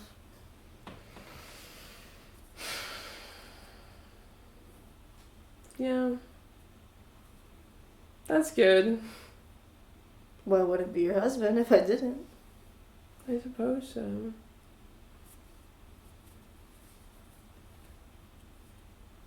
Who's looking at you? What? Nothing.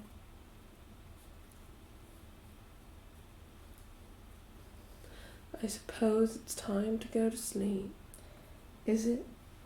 Yes. No more dreams. No more bad dreams. You know what's funny? What? I don't sleep long enough for anyone to cast dream on me. Not consecutively, at least. Well, it'd be a funny attempt. It'd be a partial one. I'd see one thing and wake up. he chuckles. I don't fall asleep long enough. I know you don't fall asleep long enough. No, I don't. I'm still working on the whole sleeping properly thing, but I guess, thinking the world's out to get you and almost being killed multiple times throughout your life, it kind of gets to you. Well, that's why I'm right next to you. She says, I know, and I worry about you, so I wake up to check on you, too. I wake up to check on you, too. You shouldn't. Too bad. Hey.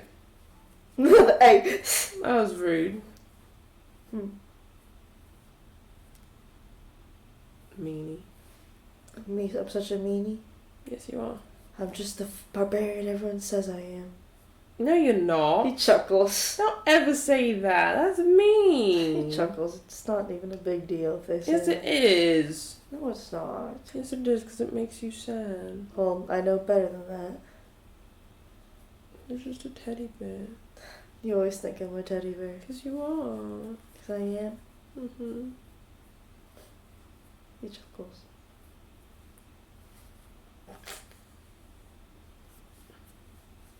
I hope Elliot doesn't remember that. What? That you're a baby. Am I a baby? Yes. Since when do we think he would think I'm a baby? I don't know. You act different with me than you do with everyone else. I do. Well, I'll gaslight him. That's what he actually says. He's like, I'll gaslight him. I mean, you'd probably succeed. You killed him twice. I'd be pretty scared regardless. Yeah, I think if he brings it up, I'll just gaslight him. I've done it before to Merlin. No, you didn't. No, I didn't. I've done it to Merlin and Aaron at the same time. How the fuck did you do that?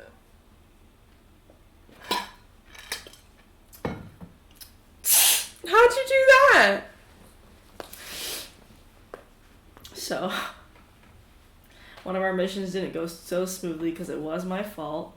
I shouldn't have touched the bottle, so it exploded. And as they were blaming me, because they were also near the boss, said, "No, you actually touched it." And they, after I think an hour of arguing, they believed me. That's not nice. We were in our 20s. That's early 20s. Like 20 years old. That's still not nice. It wasn't. I'm never telling them the truth. You should. I think it'd be funny. No. You should tell them. I refuse to. I'll tell them. No. Uh-huh. If you do, I'm going to cry. That'd be perfect. Or my soul will cry. One of these days you're gonna cry. Well, and I'm gonna see it. Well, I'm sure my soul cries, so. One of these days you're gonna cry. And I'm gonna be there to see it. And the only way I'll cry is if you get hurt or something bad happens. Okay, well then I won't be there to see it. Or if something really bad happens. I guess I wouldn't be there to see it. Why? Because most of those situations include it being me that's in harm's way or hurt. Yeah. So I wouldn't be there to see it. So I guess you will never see it. I cry in front of you all the time. Yeah. That's not fair. I'm just not much of a crier.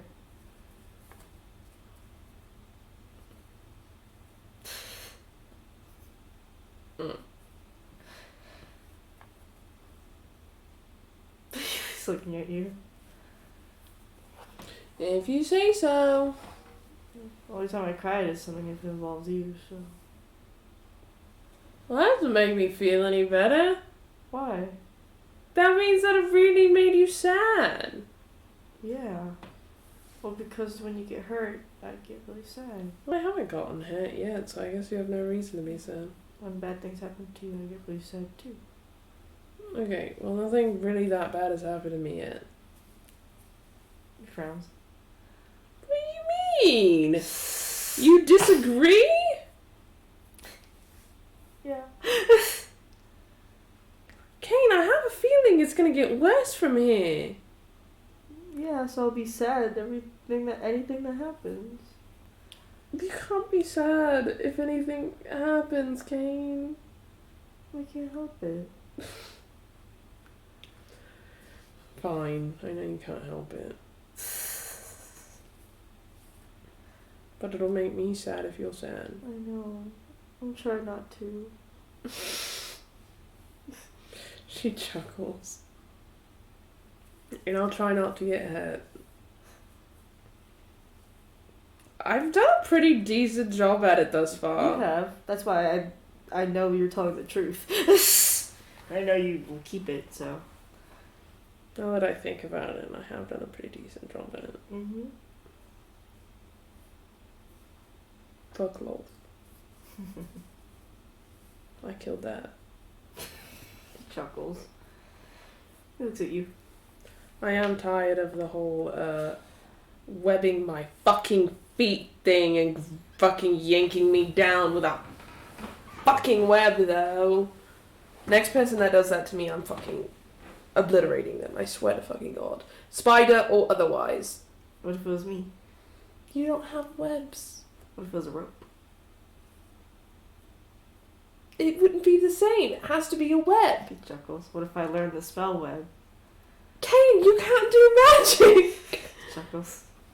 What if I use a scroll web? He reiterates. I suppose that I wouldn't hurt you.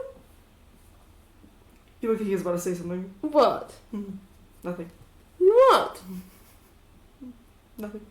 It's just cheesy, that's all. What? Looks away. Say it. He looks away. Say it. He covers his head You thought with a it. blanket. He's You like, thought he's like it. this. He's like, You thought it. he's like, You thought it. You thought it. You thought it. She pulls the blanket down. he's like, no. You thought it, so you had to say it. She's like, some of the cheesy junk. Try not to laugh. You're staring at him. It's like staring at him like that. Mm-hmm. Tell me. He's like, say it. Mm-hmm. Cause then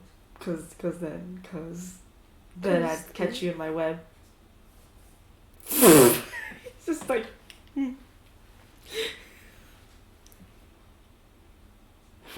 Yeah, you're the only spider whose web that I would be okay being in. Or I I'd guess. reel you in. he's covering his. He says that and he's like, he covers his face with the blanket. No. You have to own it. No. You have to own it. No. Own it. I'm not- She pulls the no. blanket down. No. Own it. Own it. Own it. Own it. Own it. Own it. Be bold. Be brash. I'm not like that. She chuckles. You are sometimes. How so?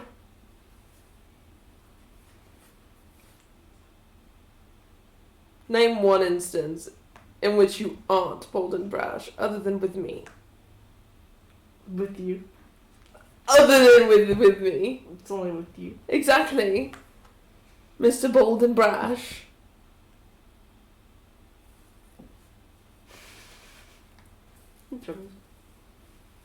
Ridiculous. Truly. I thought it was funny. It is funny. But you're ridiculous. I know I am. I really am tired of motherfuckers doing that to my fucking legs. My poor boots. My poor shoes. I have to fucking clean them all off because they have fucking worms. You see him walk over to your boots. She hops on his back. Stop it. He starts walking to your boots. Still, Stop he's just it. carrying you on his back. Stop it. He grabs your boots. Stop it. He starts cleaning them. Just spider monkeys. He's Spider Monkey. Just like trying to grab the shoes. He's like, you know, he's so long. His arms are long. She's so like he's just crawling over his back trying to reach them. Yeah.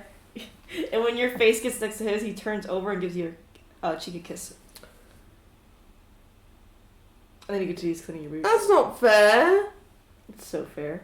No, it's not. Mm-hmm. I'll do it again.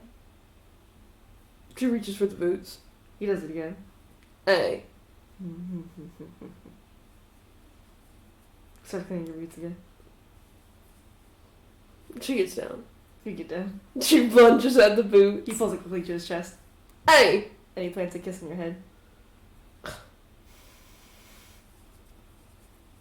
I can clean my own boots! I like cleaning your boots.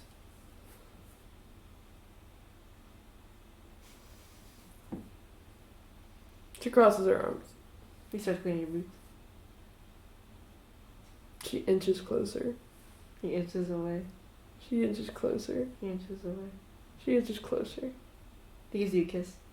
Hey.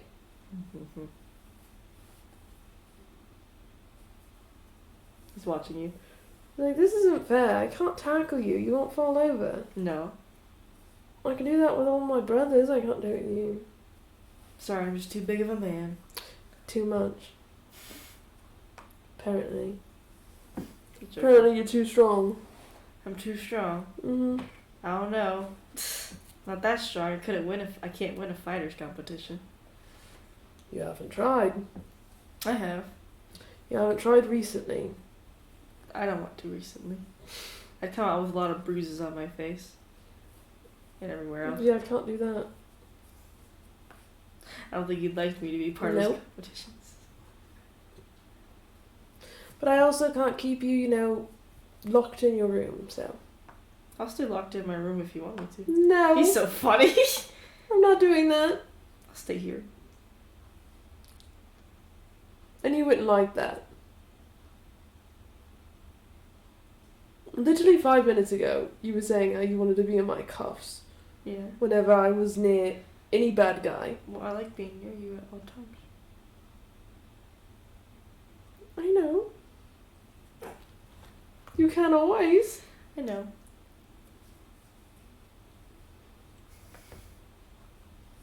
You could do is cleaning your boots.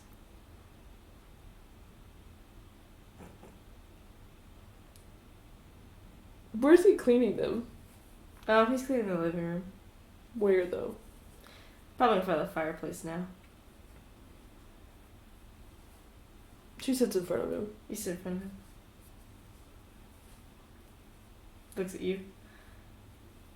She crosses her arms. Gives you a kiss. Hey. You're lucky I love you. I know. The luckiest man alive. She chuckles. Luckiest man alive to have such a beautiful wife. Brash assumption. Brash assumption? Mm-hmm. I don't know. Just can't keep my eyes off her. She chuckles. Just as I guess I could say the same about you. I know. You're looking at me when we're in that mirror. You're just so beautiful. I'm just so beautiful. And obviously we were alone together. What else am I supposed to do? But just like now? Yes. What else am I supposed to do? Go to sleep. No. He finishes cleaning your boots. I'm gonna get you back. How so? You'll just have to see. I'll have to see. Mm-hmm. Well, I guess I'll be waiting. As you always do. Mm-hmm. He gets up. She watches him. He picks you up. Hey. I was in front of the fire. It's time for bed. But the fire. It's warm in the house. Did you know that if you light the fire, then the whole house gets warm? Thanks, Kane. I love fun facts with Kane. It's my favorite. Your sarcasm. I guess I'm not smart. She shakes her head. She's like, you are smart. No. I failed all my classes. Back when I was... So did I! What? Your siblings are outdoing us all. Sorry, I didn't fail them. I barely passed them. That's better than me. Because otherwise I couldn't get into college. He chuckles. college, never heard of it. She said, I liked music enough to get in it, but my grades were awful, but my ability to perform skills. That's how you think it till you make it. Yeah, they really liked my musical abilities, so I got in anyway. All I knew was how to punch. Really hard. And cook. Well, and cook. Sadly not as appreciated as punching back at the time.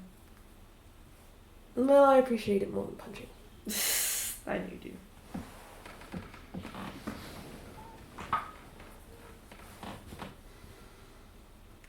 Anyway, I have to get to work on embroidering your clothes. You can do it later. Can I? Mm-hmm. What You're are you? supposed to go to sleep. You're supposed to go to sleep too. I don't see your eyes closed. I'm still carrying you. You can close your eyes and walk. Sleepwalking. He chuckles. He puts you in the room on the bed. He's like, okay, lay down. He lays down. She throws a blanket on him. He throws a blanket on you. Hey, So now you're both under the same blanket. close your eyes. Fine, since you slept before me yesterday, I guess I have to sleep before you today. It's only fair. It's only fair. He closes his eyes. She closes her eyes. Close your eyes. Then it's night. Then it's morning. It's morning. It's morning. She looks at King. He's asleep, but his brow's a little furrowed.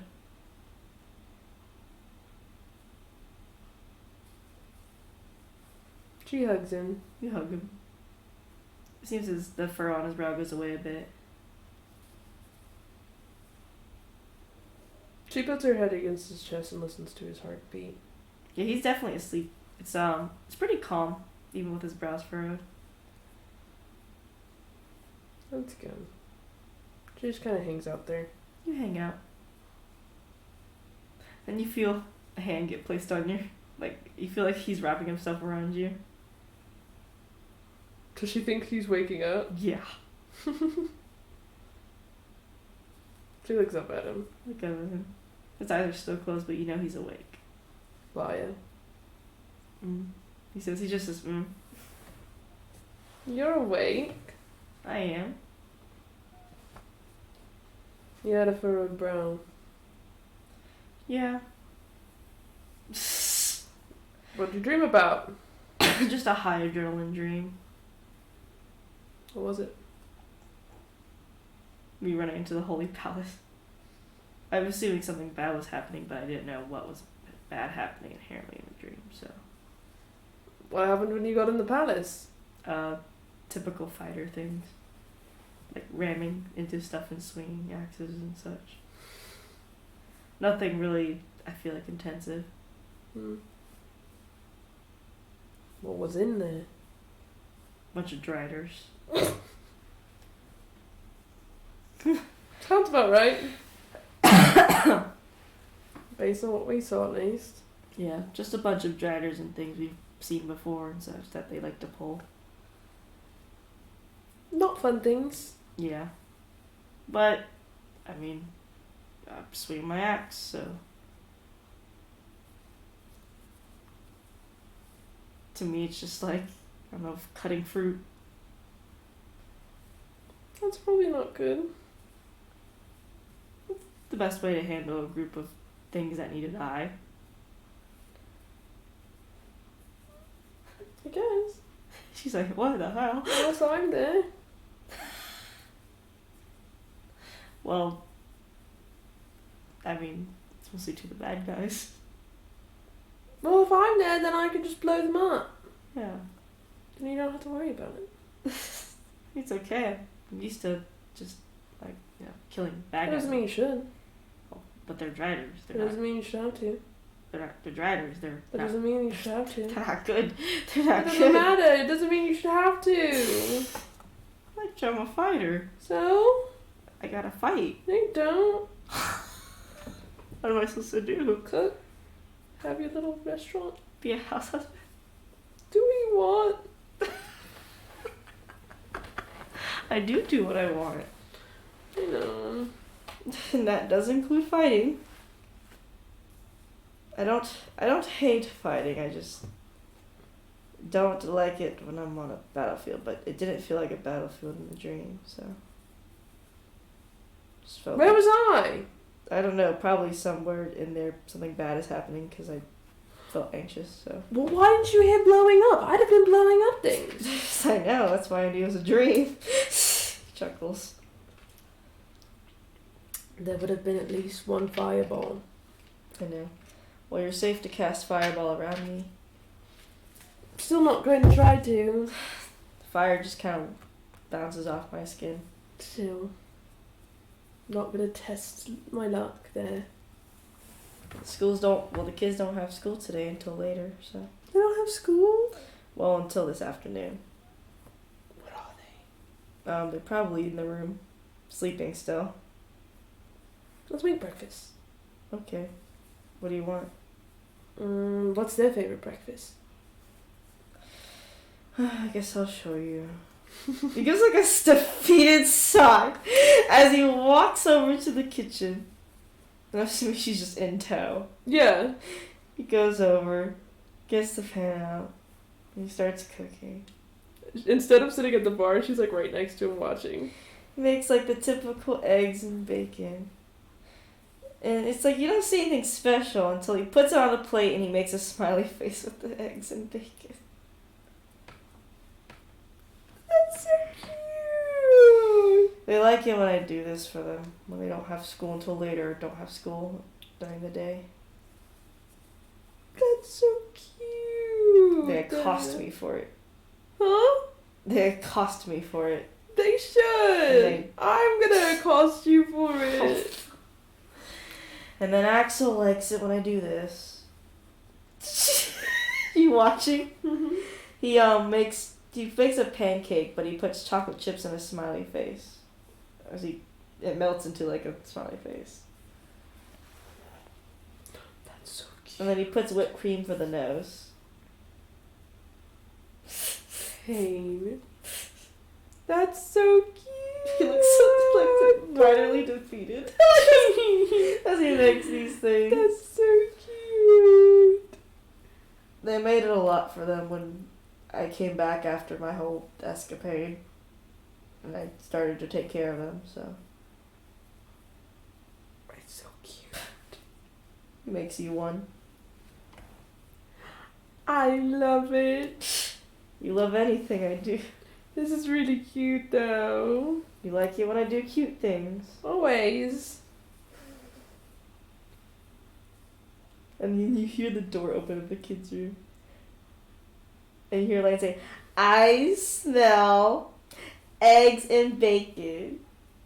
And she walks out like she usually does, like she's just like the owner of a fucking house. I love this girl. Electra watches her. And she's like, did Kane make eggs and bacon? Mm-hmm. And did he make a pancake? Mm-hmm. Are they in smiley face form, Kane? Kane's like, well, look, you're too short for the counter, so guess you won't know. And she's like, that's rude. I'm still growing. She shows her hers. She's like, he did. And you see Axel behind Elaine. He's just kind of chilling there. But King gives the kids their food and they fucking start gobbling that shit up. Fucking crazy ass motherfuckers. And Elaine's like, I'm gonna be as tall as you, King. Or even taller. And he says, You got a long way to go. he chuckles and he says, I don't know, Elaine. You might have our mother's genes. Short. She's like, that's rude. You're so mean to me all the time. He's like, you're mean first. She chuckles. Yeah, they're chilling there though. What are you guys gonna do before school today? Elaine's like, well, I gotta kind of do a project, so. What is it? It's on the studies of the weave, so I gotta make a replica of the weave. Really? Do you know what it looks like? Yeah, it's always in books and stuff, so I'm just gonna go off of those. We could just show you it. Really? And Kate's like, please don't take her near the weave. But we have rules. What are the rules? You have to be holding me in Kane's hands at all times. No, And you can't say any words. that's embarrassing. I'm not Those doing are the that. rules. I'm not doing that. Okay. That's the only way I can guarantee you wouldn't spellcast. Kane's like, how about we play the quiet game? Axel's just like chilling there. He's like, hee. Axel always plays the quiet game. Oh, absolutely. He's the winner. He is the winner. Elaine, if you can beat Axel in the quiet game while we're at the weave, and you see Axel already like looks like he's a mastermind genius, as sitting there, he's 5 years old, just like. He's like mastermind already. If you can beat Axel at the quiet game while we're at the weave, you are allowed to cast a single spell at the weave. And Elaine says, you're on. You had to be a part of it too, Kane. I have to talk to Maestra anyway, so this is a good thing. Yeah, so Electra's excluded from it, but you're not. So you have to do it. And if you also lose, I just practice the spell. Kane's like, you're on. And she says, it starts when we get to Maestra's round. Kane says, agreed. Okay. She's so funny. She prays to Maestra. Pray to Maestra. She says, Maestra, Hello? I know you're busy, but actually I kind of have to talk to you. Could you kind of teleport me and the people in the room with me? Why would I teleport kids here? One of them has a project, Mm. and we kind of have to watch them today. At least for now. Fine.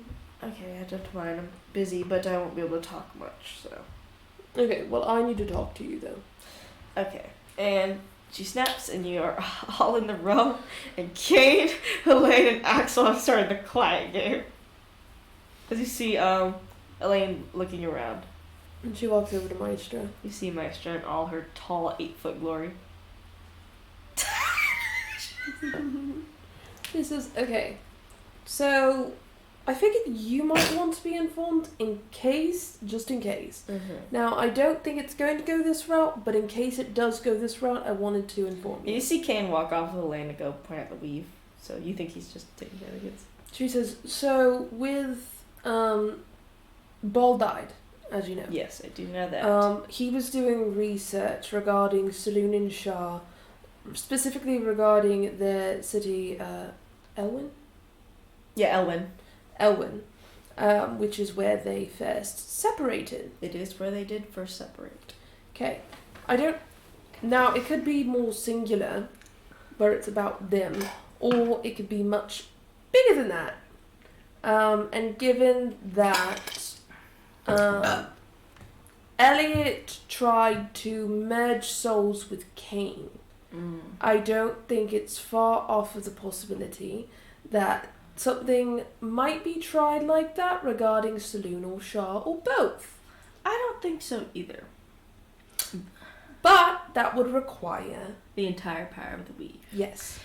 Or, which is what a lot of gods don't know since I am the goddess of magic, is there could be other possibilities he could find a way to do that.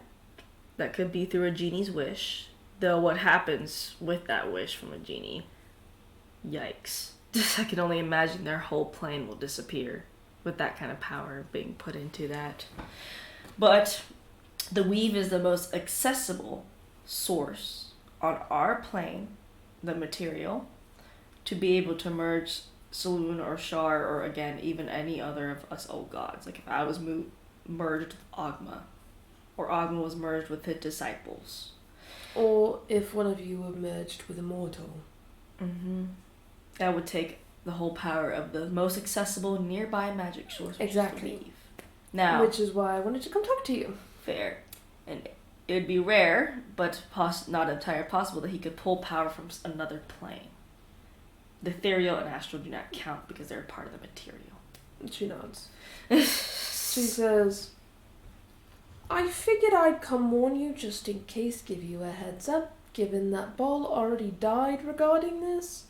I appreciate it. It's good to know. That means I'll just have to keep a more close eye on the weave, not that I am. Now, Saloon and Shaw don't think that's what they're doing. But given... they sometimes underestimate people. Us gods tend to do that. More so, some more than others. She says, I also think that assuming that bad people can't do the things that they could probably do is bad thing. So it's better to just assume the worst so we could prevent it. She nods. She says, I understand that mindset. That's why I had to create laws on magic. Was because of such people like that. Yeah. So I wanted to give you a heads up and let you know so that you could at least take it into account for if something does happen. Because I think it'd be pretty fucking awful if we didn't have you watching the weave. I know. Because I'm the one that controls the weave. I know. Or has the power to. Yeah, imagine that her whole area or domain is just a giant observatory for the weave. There's just the largest glass dome or large glass walls and you just can see the weave. She have the sickest fucking domain, bro. No, really. Fuck Mistra though. I don't know who Mistra is. Give me my homie Maestra. Give me Maestra. Not Mistra. Mistra is a creepy person. I want Maestra, my homie, who is probably exhausted, is drinking 10 cups of coffee a day to make sure the weave is not being abused. Literally. I want that Maestra. I don't want the Mistra that wants to fuck around and find out. Where's my 10 coffees a day Maestra who has bags under her eyes and looks like she's never dying? Doesn't know what a fucking wink of sleep means. No, literally. Who eats only who eats ramen every day. Literally. To finish her project that's due by the next day at 10 a.m. 9 a.m. on the spot before she attends the class. That's my Maestra. It's my homie Maestra. And she's also prettier than where the fuck Mistra is. Fuck Mistra. Fuck Mistra for real. Anyway, that's my hate on Mistra versus Maestra. Also, why the fuck you call her Mistra? Shut the fuck up. Gail, you don't really know her. Gail, you don't know her. I know the real Maestra. But she nods her head. She says, well, I appreciate it. These bags in her eyes. She says, yeah, I also figured that Saloon and Shaw wouldn't take it seriously, so telling you myself was probably a better idea. That's fair. The only ones that usually take most things seriously out of all the gods, even in the Fey realm, Elven realm, and the Planar realms, are me and Ogma. Oh, I haven't talked to Ogma in a while. I'm just checking on him. She looks over at the where the glass large observatory thing is, and you just see Kane in a lane and Axel. Kane's pointing at the weave. She says, the bigger one, Elaine, has a little project where she has to draw the weave. Well, connections are very good. I had to talk to you anyway, so I figured it was probably helpful. As long as she doesn't do anything, which... They're playing the quiet game. She says, if something goes wrong, contact probably Ogma. You usually keep as much contact as possible with each other, despite how busy I am nowadays. Yeah, I'll give Ogmar rundown through prayer as well. But it should be fine. She says, that is the worst case scenario. That is. She says, the possibility is they could just be targeting specifically Saloon or Shah. And I'm thinking a bit too big. But it is good to think big, because if you think big, sometimes it takes out the smaller things if you try to solve the big issue. She says, yeah, and there's not really much that I can really give you to protect yourself other than we're trying to figure out whatever Iris did in order to kill Ball. As long as I get at least one step in the game, then I can at least plan around it. Don't go to the mortal realm and I think you'll be okay. I haven't stepped down there since... I don't want to talk about it. She looks at a watch on her arm.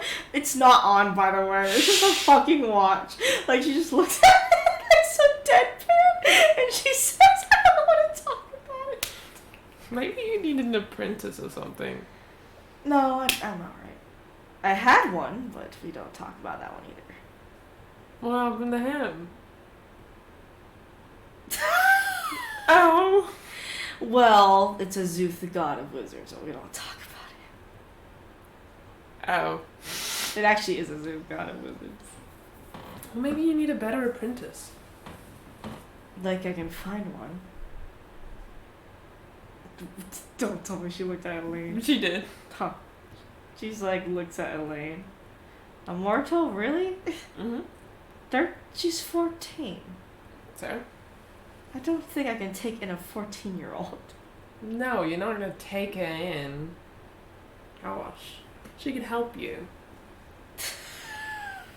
Never, do not say Demore. Just keep... She says she's pretty adept when it comes to magic. She's pretty much a natural at it. Well, I can already see that just by looking at her. Mm-hmm. And so is Axel. Mm-hmm. And Elaine's a really good listener. And she can help you with all your little tasks. I'll think about it when she's older. Fine. Because I don't think I need a 14-year-old starting to work for me. See, Gail, that's how it's done.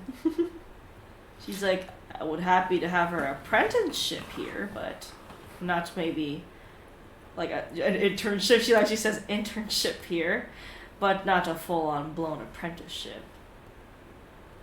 So we can work our way up. I see what you're saying. Okay. Go tell her.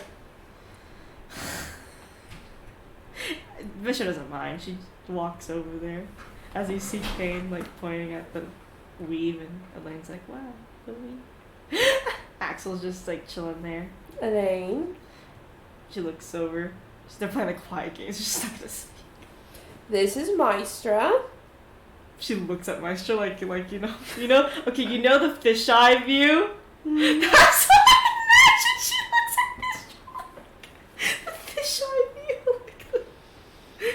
And Maestra is really, really overwhelmed with her job.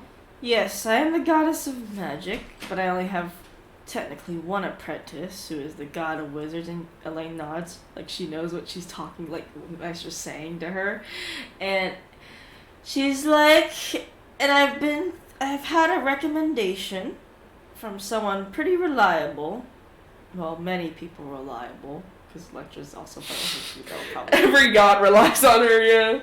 And she's so you could, when you get out of school, which I think is soon, and she's staring dead. She looks at Kay. Kay looks at you oh no, what have you done? That kind of look. And she says, once you graduate your current education line, I'll be happy to offer you an internship. Elaine's staring at Maestra. What do you say, Elaine? She nods her head with a yes.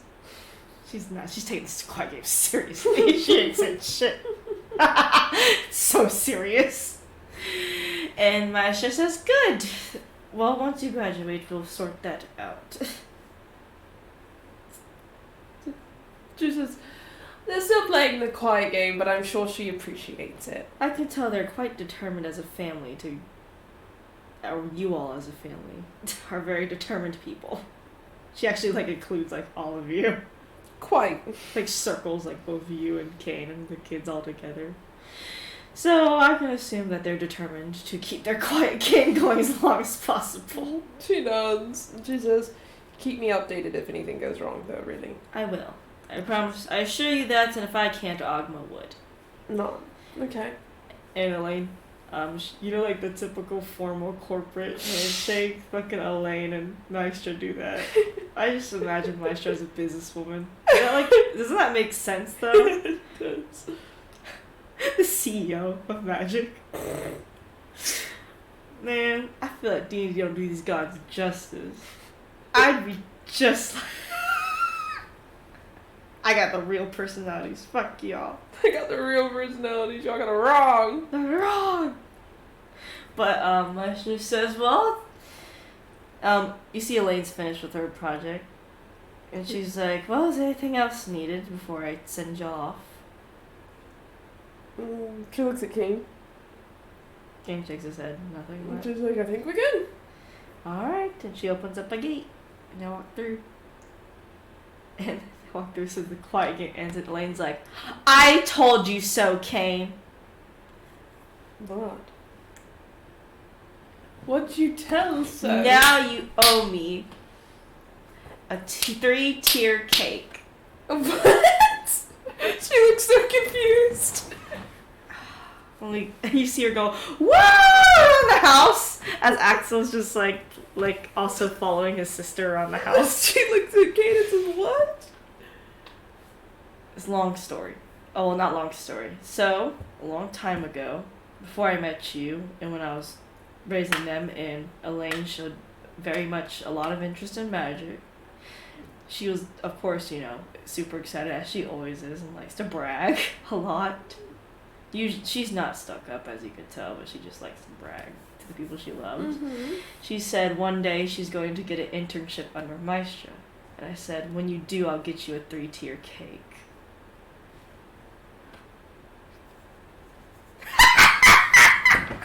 Damn, she really got you.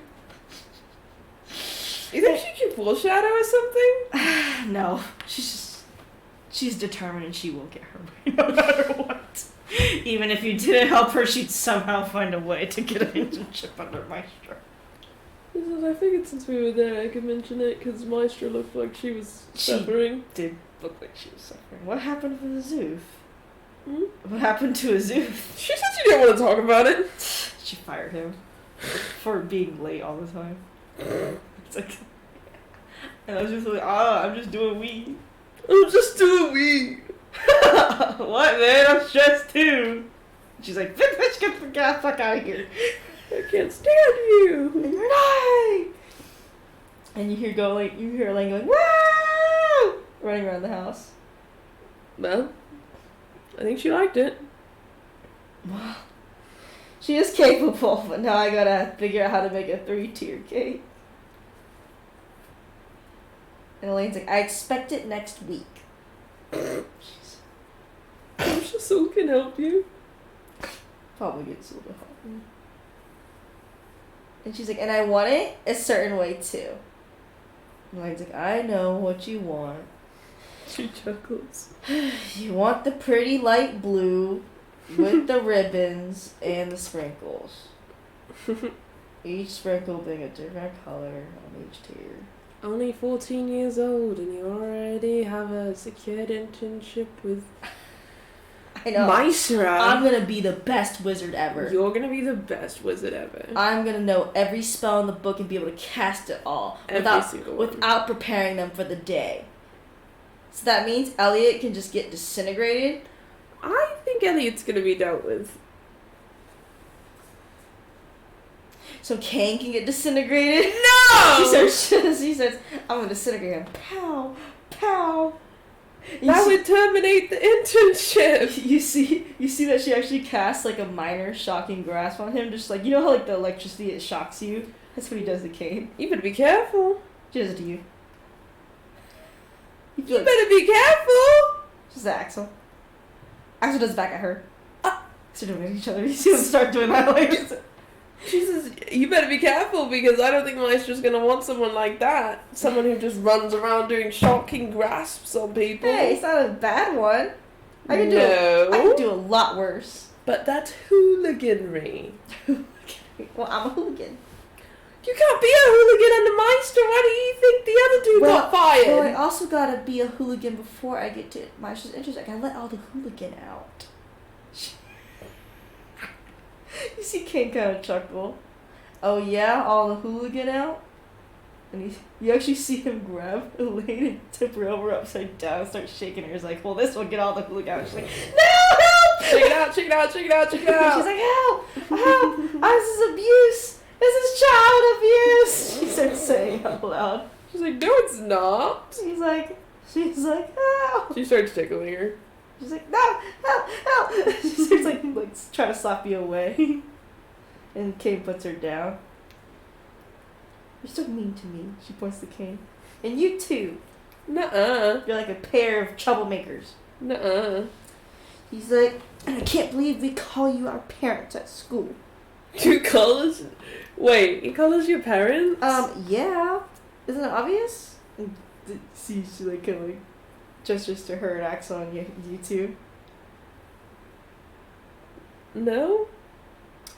Well, Kane's kind of like our dad. He raised us most of the time when he was back. Mm-hmm. And then he gets married. Mm-hmm. And has a girlfriend and then gets married. Well, of course he'd be like technically our mom. Mm-hmm. It's like logic. Yeah, there's like logic. I guess. Even though Kane's like our big brother. But he's like our father figure. You're so funny. Kane's like, it runs in my family. Yes, it does, actually. You're right. That's who we are. Well, I guess that's fair. If you want something, just claim it. Exactly. And now I can claim the title as soon to be intern in Master's Game. Maybe don't tell everyone that! Because guess what? I'm graduating in 4 months because I'm getting early graduation. She looks at Kane! And Kane's like... She skipped a year because of how well she was doing.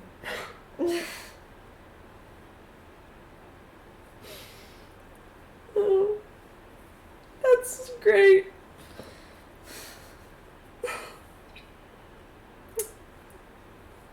And now I'm going to make a 3D model of the weave. Well, you saw it, so now you can. And what's crazy is she actually brings out a bunch of toothpicks, right? Places them on the coffee table, and then casts mending, and actually makes a 3D model of the weave instantly. She whispers to Kate and says, Maestra's gonna have her hands full. Yeah, but she's gonna have one hell of a worker.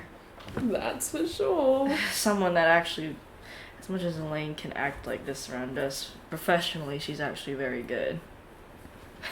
She nods. She says, I know. For someone who's young. Hate to be on her bad side. You see Axel approach both of you. She looks at Axel. He looks at Kane and he holds up a dagger. Like not towards Kane, but like holds the handle of the dagger and he's like, Axel, I told you I'd teach you on your birthday. You wanna learn how to use a knife? He's always been interested in... He's good at magic, but he always wants to be to use weapons like I do. No. He's like, it's almost your birthday and I promise I will teach you. And he nods his head. Oh, and Elaine, if you want to learn magic, don't go to my brother. Okay. Just go to me. Yeah, no, I look for your spell stuff or look at your instruments.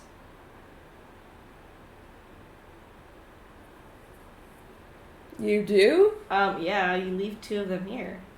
Well, yeah, I leave 2 of them here. Yeah, I may have like taken looks at them and such. What do you mean? Well, cause a bard, right? You don't use like spell books, or you're not a sorcerer that's like innately like their magic's like blood, right? You actually use the instrument to do magic, which is completely different from any other magic class. So that means whenever you cast spells and stuff with your instrument, your arcana lingers on the instrument. She says, well, I can also cast spells without my instrument. Oh yeah, no, you can. But your like main attunement is your instrument to cast magic. She says, it's also kind of a weird case, because I'm an Because you're Aximar. a demigod. Yeah. So, but you're still like you're with bard capabilities. Yeah, So I guess that makes me I learned a special. lot of your bard spells off of your instrument. Like Vicious Mockery. Oh god, don't use that one. Or Tasha's Hideous Laughter. Maybe not that one either. She's like, well, there's some that you can learn, like wizard ones that I know that I picked Yes. up as a bard because as a bard I can pick spells that aren't necessarily ones that I would What kind of learn in wizard college. Huh? What kind of wizard ones? Huh? What kind of wizard ones?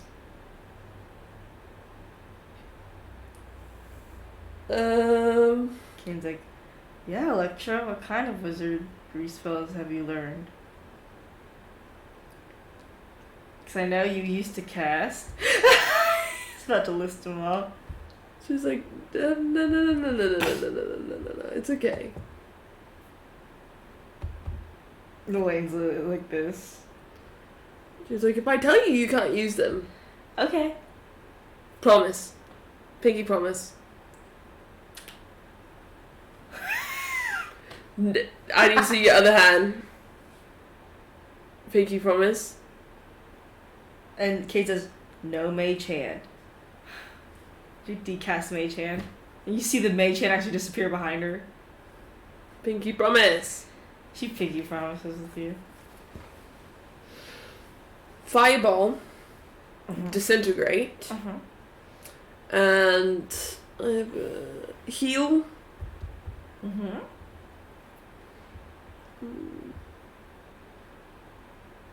Resurrection.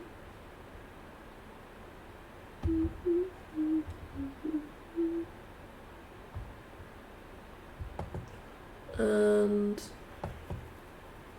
I naturally have command, but technically, Yeah, I know command. yeah, I can do that one at will. Greater restoration. And Thunderwave.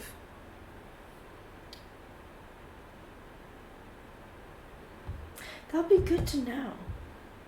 For what? My research, obviously. Research on what? Magics.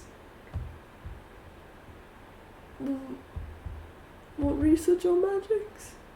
Oh, just like, every class can have sometimes a spell that, everyone can cast. But did you know it's different how it's casted for every class? Oh? Mm-hmm. How is it different? Well, I'm still working on that research right now. Oh, and counterspell. I know counterspell. Counterspell's very useful. Yes, it is. Except for Fist. Yeah, it is. I would know. Elaine's like, good though. Good stuff. I'm glad you like my spells. Obviously, interesting. And bard spells are really interesting. Bard spells are just basically everyone else's spells. Yeah, but y'all have the ability to just charm compared to other ones. Y'all's charming is different from other charms. Well, yeah, because there are different things that they can do. Exactly.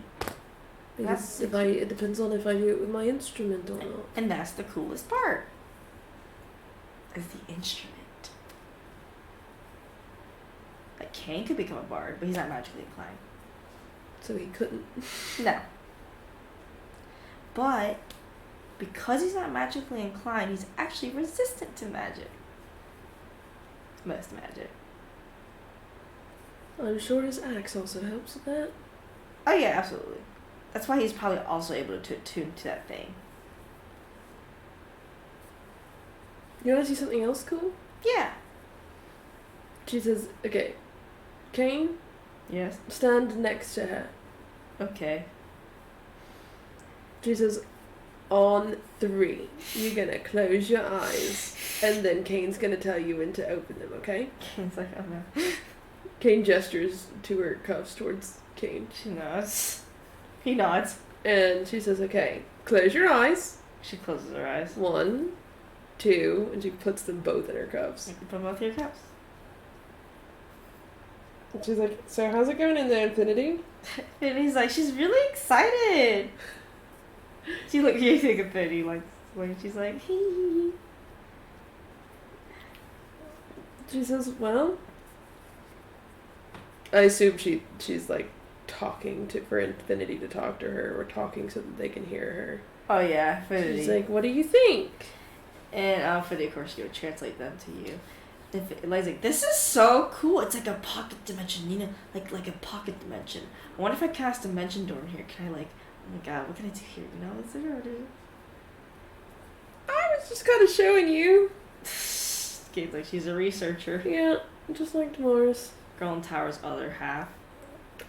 She says, Kane's axe also has one of these.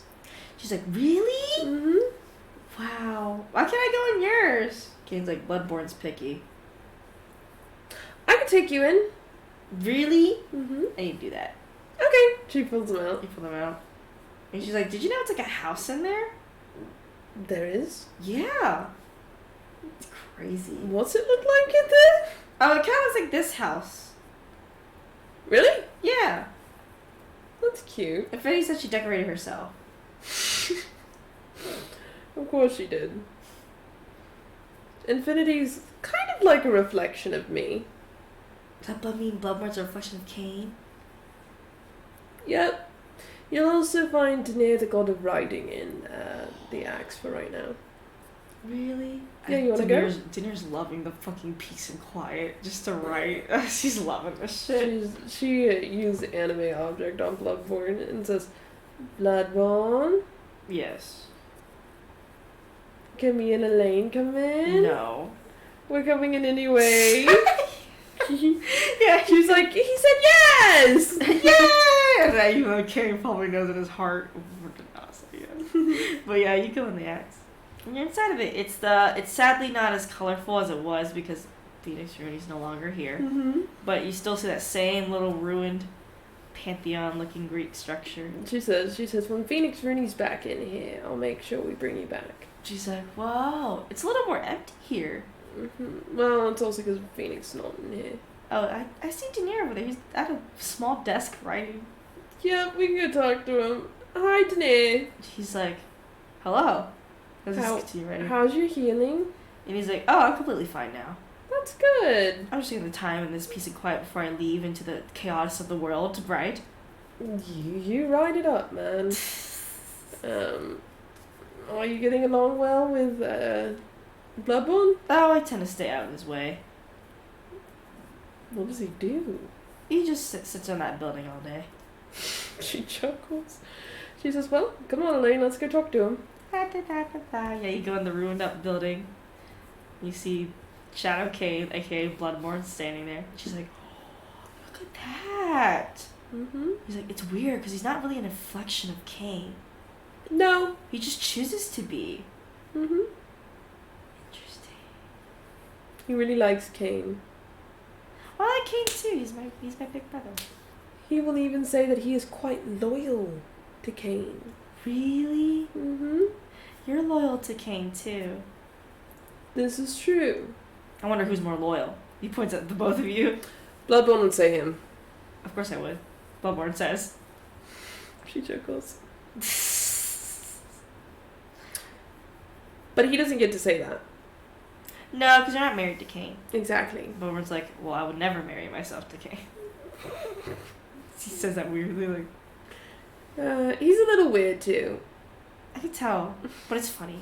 I like that. Funny. I wonder what kind of like. I wonder if I cast magic at you. And she says an infinity really likes him. Well, that makes sense. Yeah? Yeah. Well, I guess you've never been in your cups because you clearly can't be. No, not really. Yeah, there's a little picture of Bloodborne and her. So. There's a picture. Yeah. She runs up to Bloodborne and she's like, "You took a picture with Infinity." Well, she wanted to. So I obliged. That's so cute. Do you have any questions for Bloodborne, Elaine? She's like, how well are you connected, like mind linked to Cain? Bloodborne's like, I can be, but I choose not to be. Sometimes. Sometimes. And he's like, but are you also soul linked to Cain? And he says no.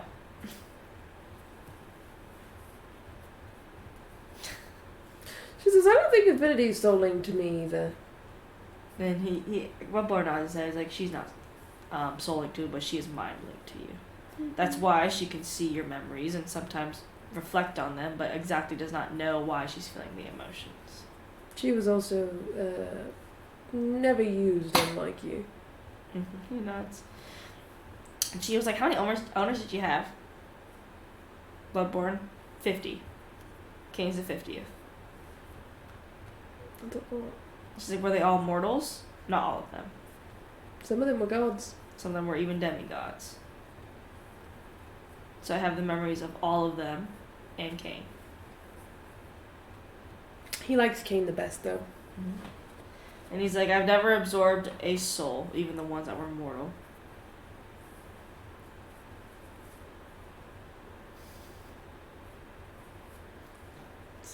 That's good. And Lane's like, interesting. So if Cain's soul goes in here, does that mean he can get taken out? And Bloodborne says no. She's like, well, that sucks, Lane. That he knows of. Yeah, like Magic Jar also exists. And Clone. She says, or if Cain just never dies and ends up in the axe. Exactly.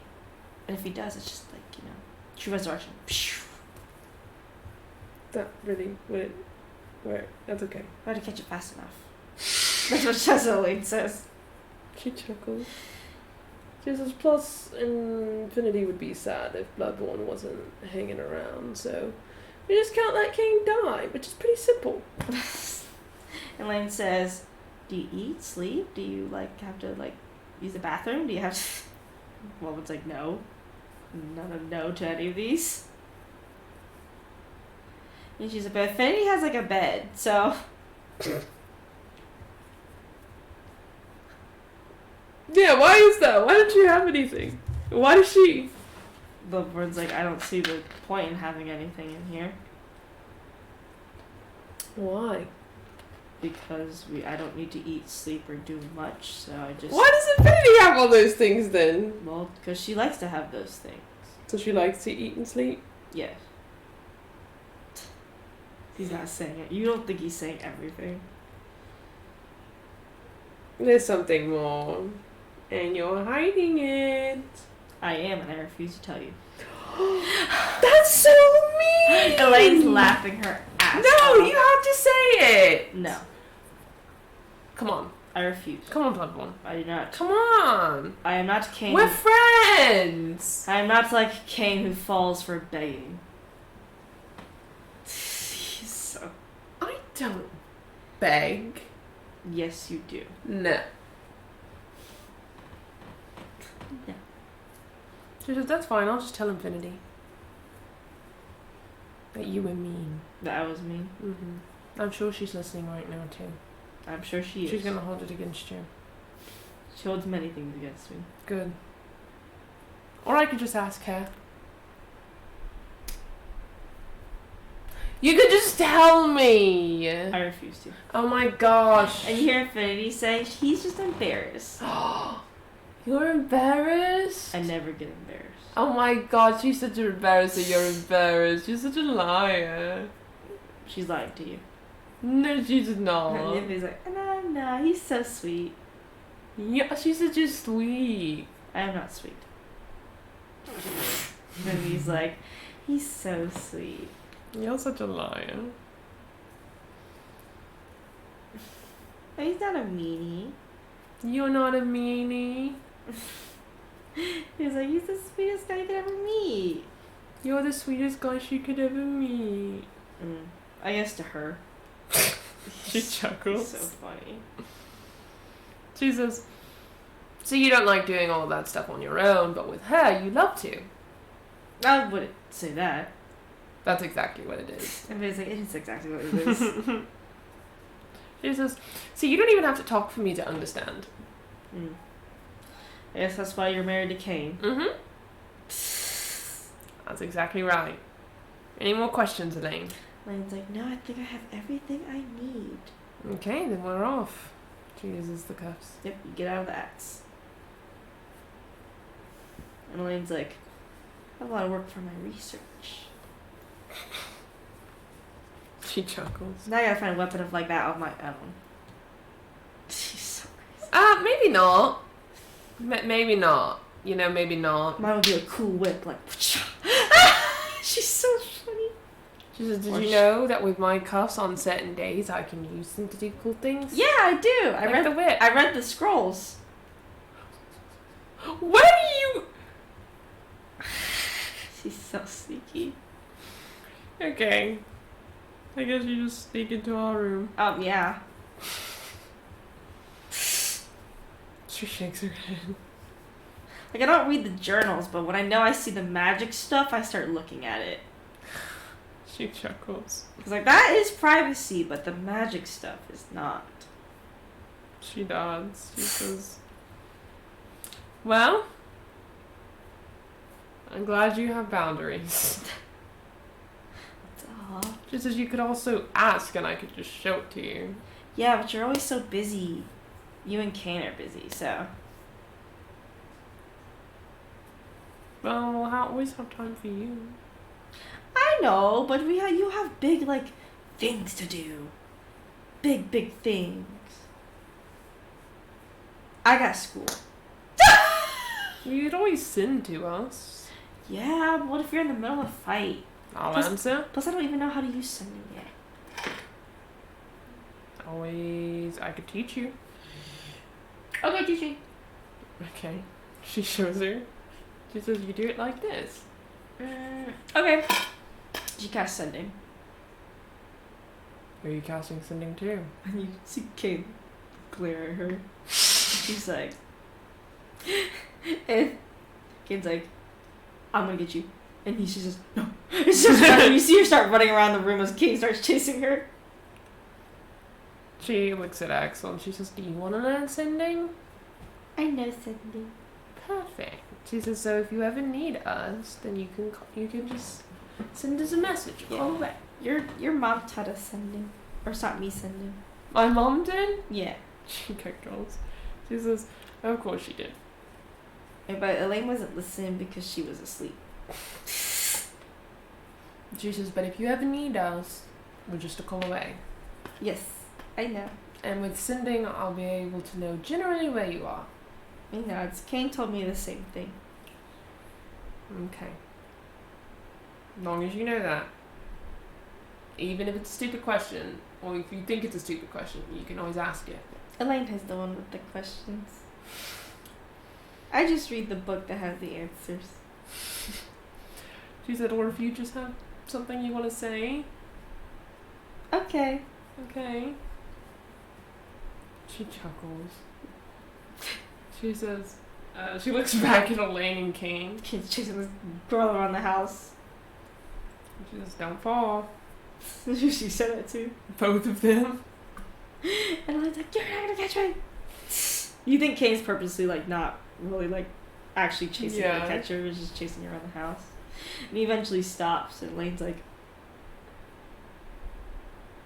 well, now I know sending, so now I can harass you too. She says, you're gonna harass us? I can also harass Damaris and Mikkel and Ramona. And no, I can actually send to Anna, who's in the sky. You can. And she loves conversations, especially at night. I can send to your mom and your dad. Or I guess grandma and grandpa.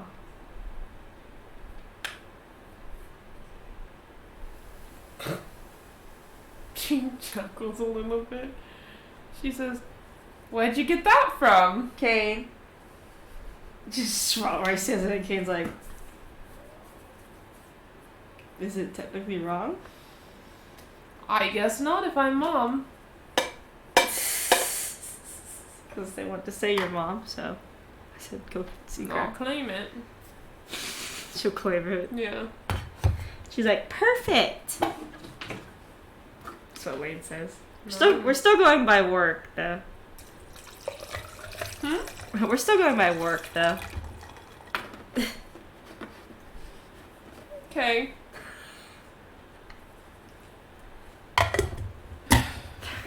Kane's like, you. Okay, starts shotgun. He's like, you got a handful. She says, and do you know how far you can use sending? No. Okay. Long as we're on the same plane as you. Ooh, I like that. Also, I'm learning planar shift. No. Demarcus is teaching me. No, he is not. He said, I asked him to teach me planar shift, and he said, okay. Oh my god, no, he's not. I almost got it right.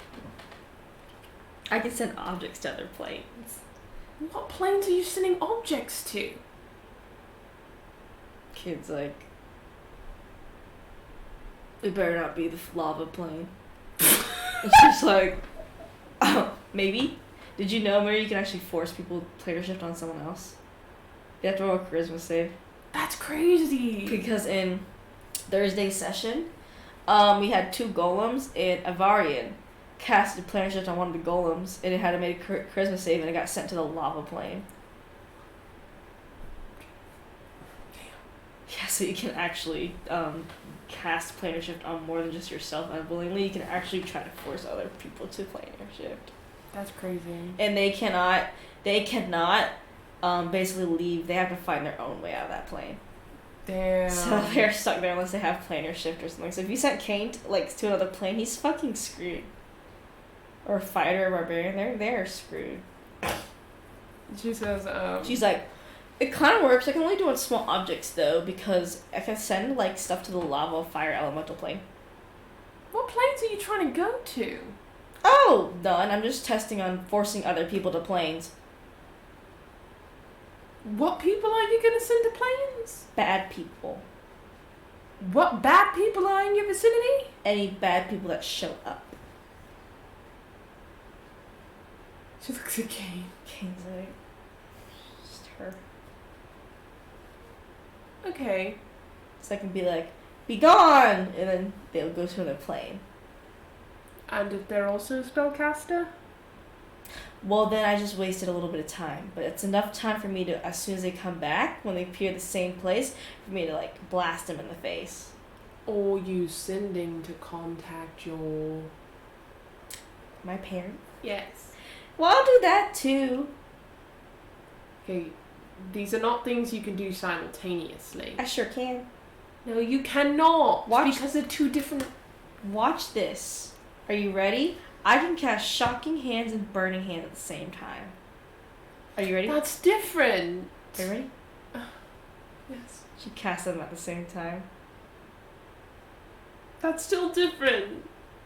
Because there are verbal and somatic elements, and sometimes even material elements that come with.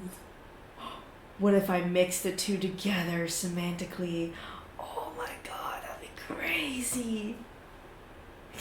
She's crazy. Kane pats you on the, like, rubs your back, and he's like, that's just how she is. Imagine the possibilities on merging these verbal and semantic components together. She lets her talk and pins down to Axel and says, while she's doing all of that, you sending to us. He knows. Okay. He knows. She says, because I will be here within seconds. Or at the very least, send somebody. I know you and Kane will show up fast. Of course. She looks back at Elaine. She's like, imagine, so like if I were to disintegrate with magic jar. You would be disintegrating souls. Or disintegrate with lightning. Chain. Oh, that'd be so crazy. Yeah. How about we learn the basics first?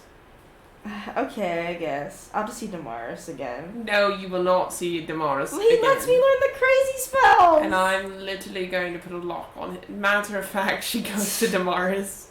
Kane says he watched the kids for Okay. a second. So he goes to Damaris, who's outside poking. Damaris, So he's poking the dirt. And he's like, hello? you need to stop teaching Elaine spells.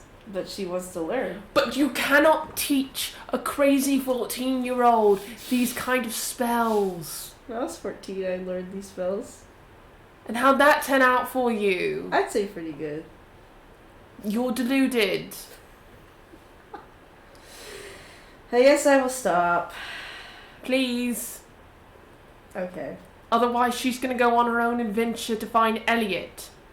She's pretty close, to be fair. That's true, yeah.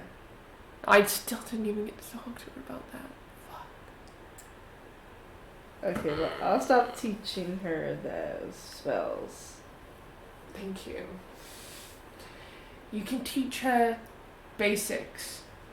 I don't mind that. Just not stuff like disintegrate or big, deathly, scary spells. Okay, I'll teach her expeditious retreat next. Yes. That's fine. Okay. Like first level spells or cantrips Yes. or escape spells or support spells. That's okay. We all, the girl's like, I want to bring the guns to the show. I'm gonna blow up everything! I'm gonna pee. You always gotta pee. I know, bro. You're chronic. Hate it. You're chronic peer. Hate it. This is what people with bladders feel like. I know, bro. I removed my bladder yesterday. How that? Fucking probably.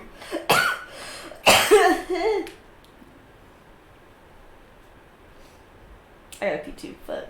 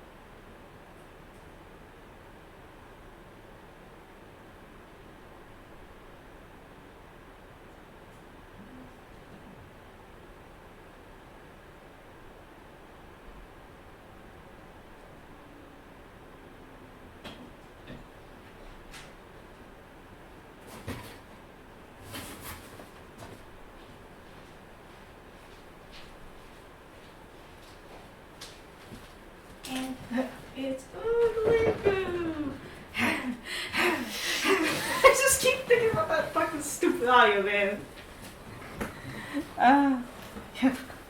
Doris says, okay, I'll teach her all those types of spells. Thank you.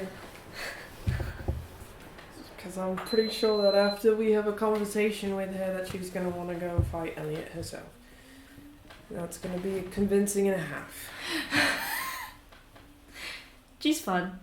Yeah, she is. I like her. She's about to have an internship in 4 months with fucking Maestra. And I'm not? No. That's so rude. You're associated with Shah. But Maestra is the goddess of magic. So? I like magic. Then maybe you shouldn't be associated with Shah. That makes you biased. No, She has no association with gods, so therefore she's unbiased, so it's okay. That's so mean. I can't believe And it's this. so true. I can't believe this. You've denied me this great opportunity. You didn't ask her. I asked for Elaine first. How rude. She smiles. He glares. Love you! Mm. That's what you get for talking to everyone but me. I'm holding it against you forever. Holding against me forever. Revenge is oh so sweet. I do talk to you, but the issue is the thing I set up doesn't let me send to you anymore. I was like, What? he starts walking away. Wait, what are you He talking starts about? walking away and he closes the door. She bangs on the door. She's like, what are you talking You hear a about? lock. Click. What the fuck? You see him peek out the window. What do you mean? And You he can goes- just And he explain. closes the curtain. Damaris, Think you hear him walk away? I'm gonna ask Anna. Fine. She'll tell me. Says you won't. She won't tell you. You hear in the distance. Yes, she will. I'll bet you that she will.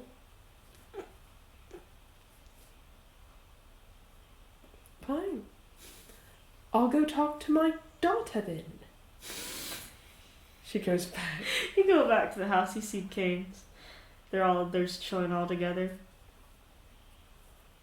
You can tell like the resemblance of them looking like Kane. It's hilarious. As she's walking up, she messages Kane. And she's like, I just realized we need to talk to Elaine. I'll send Axel to his room or something. We're able to send Axel to your parents. Send him to Damaris. Okay. He's like, hey Axel. He looks at Kane. Like with the, and he's like, Damaris said he might have something cool for you. And he says, Damaris? And she's like, yes. He's in his house right now. Okay. And you see Axel and he's like, if you see Mikhail, tell him to take you to Damaris' house. And he's like, okay. And he walks out. Elaine's like, she looks at y'all suspiciously. She's like, what was that about? So we need to talk. Well, I've already had my period, so we don't think we do this talk. I love her. Not about that. Okay. She glances at Kane. Glances at you.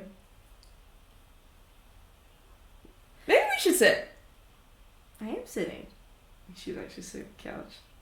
She sits. Kane is too. It's only her I wasn't sitting. She's like, is it about when you suddenly put us at Grandma and Grandpa's house? Mm-hmm. I knew something was up. I know you knew something was up.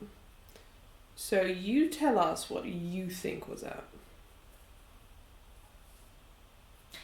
Elliot was definitely messing with one of you. Okay. I know it. Mm-hmm. Because you soul split. Mm-hmm. She's like, and what happened when you all showed up that time all beat up? Which time? The one you all came back and Kane didn't come back until 2 hours after you came back.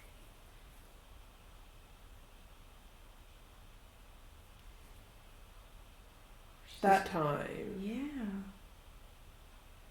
You were with Lolth, I can tell by the webs.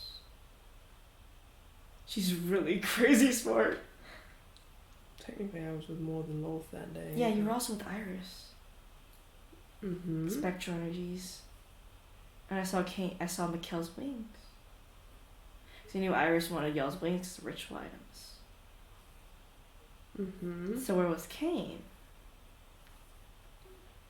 She looks at Kane. Mm-hmm. In the Underdark. She's like, what happened in the Underdark? Kane's like, probably the thing you'd probably want to know is that I was in a ritual circle. Blaine's like, okay. So? She like looks at y'all so like she's deducing it. Which Zul interrupted. Mm-hmm. So that means, Elliot, if I am to conclude correctly, Elliot did something with Kane. Am I wrong?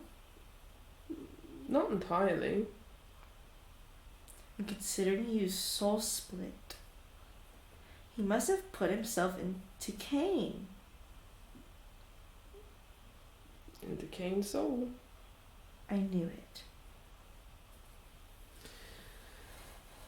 But he didn't get to finish the process because Zul interrupted. Exactly. Which is why it didn't fully work. As soon as you told me to stay with Grandma and Grandpa, I was looking out the window. I knew something was up. But I kept up that front so Axel wouldn't know. Mm-hmm. It's good to know. I was right.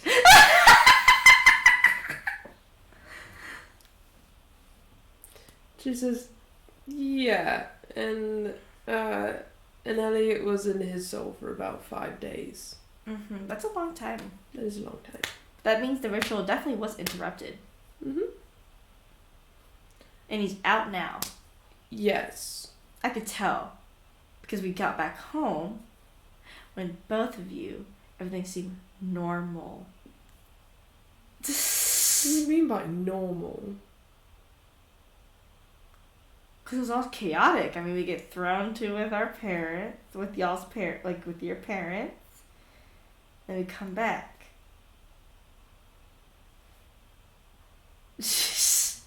Yes, because I went into Kane's soul and I got rid of Elliot. How did you go into Kane's soul? The Mars. I'll have to ask him later about that. Mm-hmm. And then I fixed it. Okay. That's cool. But I figured you would have a question or two. That's why we wanted to tell you. Because I figured you knew. I did. I just deduced it. I also had other theories as well. I know you deduced it, but also it's not... Well, that was one of my theories. I had other theories as well. What other theories? One of y'all were actually Elliot. That'd be horrifying. Elliot was trying to just fool around, trying to scare y'all by being around All Amigo. Elliot was actually one of us all along. And then it was the weird soul thing, because then I noticed he was using Soul Split while he was inside that snowstorm. Because I was able to peer into the astral ethereal, because Damar gave me this cool magnifying glass. He was doing Soul Split Yeah. while he was outside of Olamigo? Mm-hmm. Yeah, that was the other part of his soul. Which is the one that carries the strength, the dexterity, and constitution. That went away pretty quickly, though, so I think it was just basically sort of also a minor illusion from that form. Interesting. Mm-hmm. I've studied Soul Split a lot. It's actually an illegal spell you're not supposed to do. But necromancers are weird.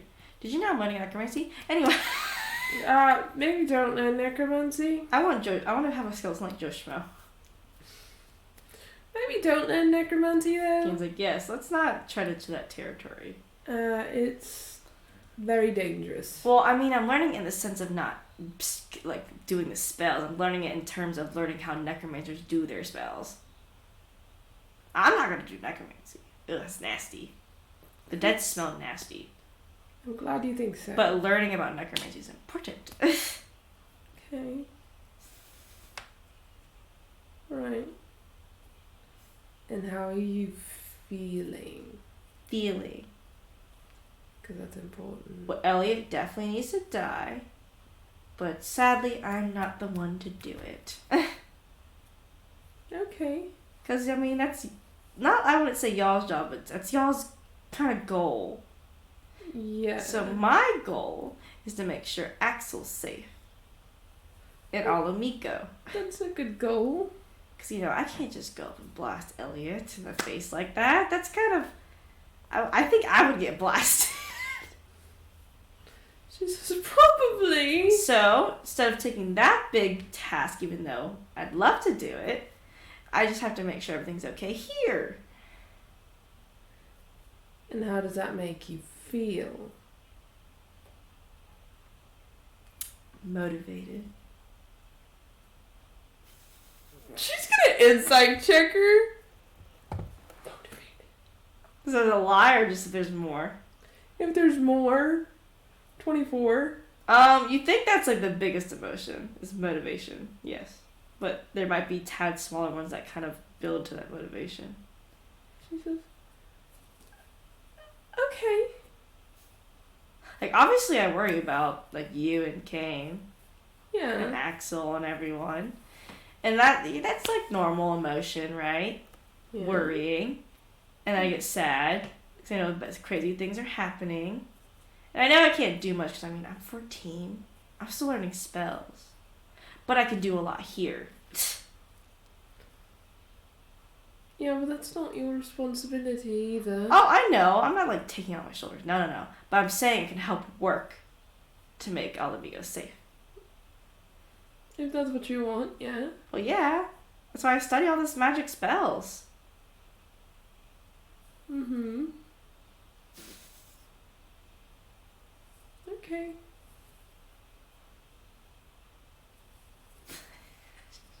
As long as you're content. Oh, yeah. I mean, I always look up to Kane and I want to be, like, a protector. She's so cute when she says that. Yeah, she smiles. Yeah, I want to be a protector. You know what I mean? I do. Because Kane's a protector. Mm-hmm. So I want to do just that. And be like Kane. Well, you're doing a good job. See, and I can even punch. Pew, pew, pew. Starts hitting Kane in the chest. Specifically over here. And he's like, your punch is getting stronger. And she's like, pew. And she's like, so, I study hard because I'm good at magic and I can protect people. Like, I want to protect people. She nods. And we're very proud of you for it. Thank you. I work really hard. We can tell. We see it all. Mm-hmm. But I am getting my 8 hours of sleep and I'm eating my 3 meals a day. I'm glad. Because if I don't do it, Kane's going to harass me. Yes, he is. So will I. I know, so I can't have 2 people harassing me. So I got to keep up to it. And I make sure Axel's all okay, too. How's Axel? He's doing good. He was a little worried, but I made sure he wasn't. Yeah. But he's just supposed to be like Kane, too. Sadly, why? Sadly, I'm not good at physical combat, so I can only help him with that one. But I tell him to kill Cam when he's available. Yeah, Mikhail likes to help people. Yeah, and also your dad. Oh, yeah. Grandpa. My dad definitely likes to help. Like, So too I know bad he wasn't a fight. wants to do like what I kind of do. So Yeah. Okay. what a family and a half. As long as you're happy. Yeah. Okay. It's like, it makes me frustrated I can't just go blast Elliot, but that's sadly it. If we actually look at it in reality, that's not going to be optimal for me. Plus, I don't think you two would like that, so I don't want to put that on y'all. She chuckles. She said, well, if you're ever in danger, feel free to blow him up. Oh yeah, obvious self-defense. That's why I also learning about self-defense mostly, too. And protector. Self-defense is a good idea. Jesus. Elliot runs into the fucking Elaine. She tries to do something. Elaine's like, experiment! No, she's just like, you're my experiment now. He's like, wait, no, help, somebody help me. She's like, I've always wanted to try this. Fucking magic jar and disintegrate. And then he's like, what the fuck? Just dies. And she's like, okay. Well, we just wanted to check in. I appreciate it. And if you ever need to talk, I will. I always talk about Kane. I always talk to Kane, but now I have you, so I have 2 people to talk to now. okay. You're like just so worried about her. Yeah, she is. She's a little crazy. She's very worried about her. Why? Well, she's worried about her because she knows what it's like to feel like you don't have parents. Yeah. Like, to feel like everything's going to get taken from you. Mm-hmm. She understands that very well. She doesn't want her to feel like that. Absolutely. You see, if you think that Elaine actually feels very confident in you and Kane's abilities. That makes one of us. Yeah, but you think Elaine is kind of like, not, kind of idolizes you, but more in the healthy way. Idolizing in a healthy way. Like, she's not like over here like, y'all are like so cool, but she knows the flaws. But she still is like, I want to be like them. Oh, in a healthy way. Yeah, but that's what she's like. She's like, well, I idolize both of you, so I want to be like y'all. You want to be like both of us? Yeah. Why? Well, because you're both really cool and great. She chuckles. She says, well, I can see how Kane is great, yeah. He's a little protector. He likes to protect people. Yeah, and you like to protect people too. But yeah. Yeah. And you check up on everybody, and you make sure everything's okay, and you're really strong-willed. Just like Kane. Strong-willed or stubborn? It could be both. I mean, our family's known for being strong-willed. She puts the quotation marks in the air. She chuckles. She says, okay, well, as long as you're fine, then I suppose we can go get Axel. Okay. You all walked into Morris's house. You hear a little bit of a boom in his house. She opens the door. Open the door. She looks in. You see Axel messing around with the Tavares' potions and stuff. Where's Tavares? He's watching him messing around with the potions and stuff. Tavares. And Elaine's like, whoa, what are those? And she starts running up to the potions. She picks up Elaine. He's like, hey, let me down! Let me down! No! And you see Kane go gently pick up Axel. He's like, put me down! No! She's just smacking you. Hey! She's actually pretty strong for it. He drags her out. You drag her out. She's like, I'm not built for this. She's like, Tavares! What? Why are you like this? What do you mean? Everything's alright. No, it's not! You don't let kids mess with magic potions! They're all safe magic potions. That doesn't matter! Chemical reactions! What if some gets in his eye? Make sure he's wearing goggles. Can't you see it? He's wearing goggles. What if his skin gets pigment into something? What if he gets a chemical burn? Then we wash it. What if he doesn't forgets to waft? What if he smells it? Forget to waft. It's her acting like a mother, and Damaris like is the crazy uncle. No, literally. And he's like, well, then I have all the safety procedures to treat chemical burns and. Oh, just don't put the kids in those kind of situations. Oh my God, you need a monitor when you are around these kids. Kane always says to you, he's not good with kids. Maybe we need to just start sending them to Mikkel instead. I think that's a good idea. And they're like, Elaine's like, I like Mikkel. Who said that? Elaine. She says, I do too.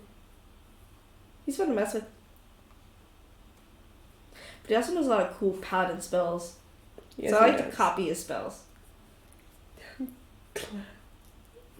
I know how to cast guidance now. Yeah? Yeah. Cast it. You cast guidance. She casts guidance and you do feel guidance on you. Wow. Pretty good. I know, right? She chuckles. Don't put me down! No. I'm gonna cast something on you. I dare you. She casts. She counterspells. That's rude! She does it again. She counterspells. No! And she definitely doesn't have enough spell slots to counter for all your counter spells. She drags her out. No! She's like, see you later, Damaris. See you later. She glares at him as she goes. You see Axel? He's like holding a potion bottle still. She puts... Yeah, no, King Elaine- grabs it okay. out of his hands and puts it, like, and gives it back to Damaris. She says, okay, you guys gotta also know when to say no to Damaris. But That he's so- mom wouldn't like that. Fine. He's just got cool stuff. Yes, he's also crazy. That's the best part! That's the worst part! I mean, Axel agrees. Axel nods his head. And Kane's like, but we don't need to be doing that because y'all are too young for that. Maybe if y'all are older, then that's more up to y'all's discretion. But you, Axel, you're too young. You have to learn the sword first. Kane says. Axel nods his head to Kane.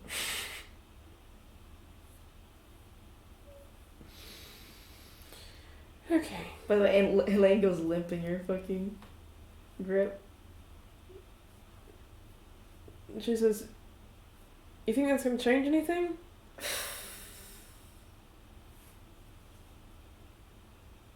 She's gonna cast another spell. To prepare his counterspell. She doesn't cast a spell. Counterspell. She said that might work against Kane. And well, it would work against him. He's not a spellcaster. Exactly. Maybe I need to be buff too. That's what he says. That's what he So you could bust out of my grip? Exactly. Best of both worlds. He says. She says, but then you have to pick one. You could either be a good spellcaster, But what if I, beautifully perfect, or you can be strong. but in what if I was a combat. buff wizard? But then your spells wouldn't be as up to par. That's Because to be strong requires practice and persistence. But to have good spells also requires practice and persistence. I guess I don't have enough time in the world. Nope. We're tieflings after all. Only 100 years. She glances to the side. Yeah, only 100 years.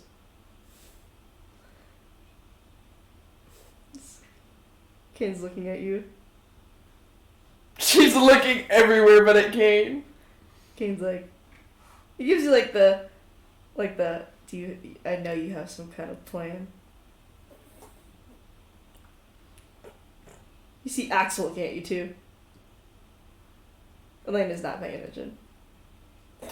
She doesn't look at Axel or Kane. Elaine's like, fine, let me down. I don't trust you. Let me down. I don't trust you. It's almost time for me and Axel to go to school. Okay, then we'll walk you to school. Okay. We gotta get our stuff from the house though. We gotta get our stuff from the house. Okay. I guess we'll carry you both to the house. Oh. I'm gonna bite you. Okay. She actually does bite you. Oh.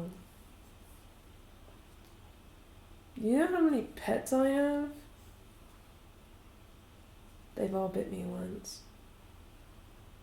But you're lucky I don't bite you as hard as I bite Kane. Even if you did, I wouldn't put you down. Yeah, but they get their stuff. We'll walk you to school. Okay. They both seem happy about it. You're welcome to the school building. She asks before they go. She says, do you guys have friends? Oh yeah, we do. Who are they? Well, my friend groups is Jessica, Nathan. I don't know better names than that. I'm not good at names. She chuckles. And she says, "And what about you, Axel?" That's just like we have a little friend group in the classroom. Invite your friends over. She's like, no, this is our house. Huh? We just play outside. Well, then you can invite them over. No one usually invites each other over in Alamigo like that. She looks at Kane. He kind of nods. He's like, we usually just all play in the main area all the time together before we all go home for dinner when we're gone. And how do you...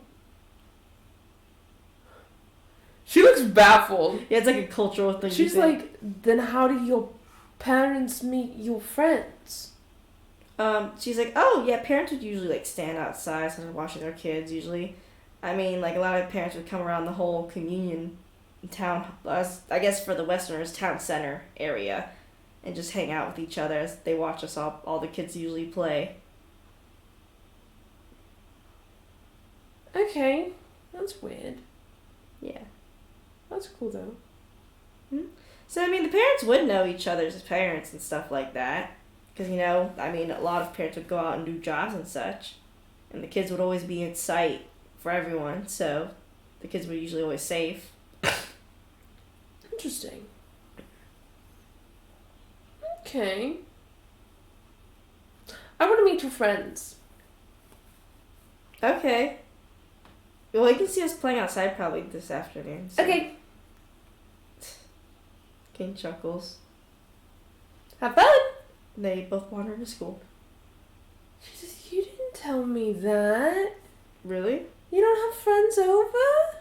Usually no, unless it's like sleepovers. Unless it's adults, but most kids tend to just prefer to play outside in Alamigo, and then they go home for dinner. They meet each other back at school again. That's crazy. I mean, I think teens usually do the sleepovers and stuff here, but when you're younger, then you usually don't. But even then, the teens still usually just hang around the communal areas until it's time to go get dinner. That's insane. We didn't really have communal areas in the West. It was more so like you hang at people's houses because it's probably safer than the streets. Oh, well, yeah, it makes sense there. Because there's no streets in Alamigo. It's literally just a large V that sinks downward. So basically the communal areas, like, everyone can see it. That's why it's also hard to get past any crime. Because it's just so open. Yeah, you can see everything. Yeah, like if someone down the street literally just saw someone got robbed. They know the fucking like 5 people already saw the person get robbed. Like, yeah, it was that guy. Yeah, basically. So that's why she's like, yeah, it's easy for us to just all play outside and parents will just talk to each other and know each other and we just go home. She says, that's crazy. You know, he says usually adults are the ones that start inviting each other over at the houses, but when you're kids, you usually just hang around that giant area doing whatever.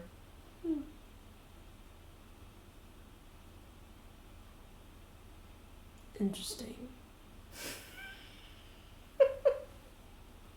She says, in the West we had a lot of asshole kids, so I guess that was also why we invited them over to houses, because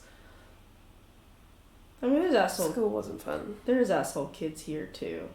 Not that just because they can all play doesn't mean there's asshole kids still around. See, that's why I want to meet their friends. Really? And that's why I want to see their parents. He chuckles. You're already becoming a mom. I don't know what you're talking about. You're just becoming like your mom. I don't know what you're talking about. He starts chuckling. I mean, what else am I supposed to do? Well, I don't know. Exactly. I mean, what if they're mean to them? Well, I know I know who her friends are. Good. They're quite entertaining. I think you'll find them a quite funny group. Are they? I'm going to leave it up to you to see. Okay. He starts laughing. I'm not gonna bother her, but I just want to see them. Yeah, no. I'll show you what usually parents do when kids start playing outside. Jesus. And then if we find any people being mean, we kill the parents. No. And we kill them. No. We should though. No. Fine.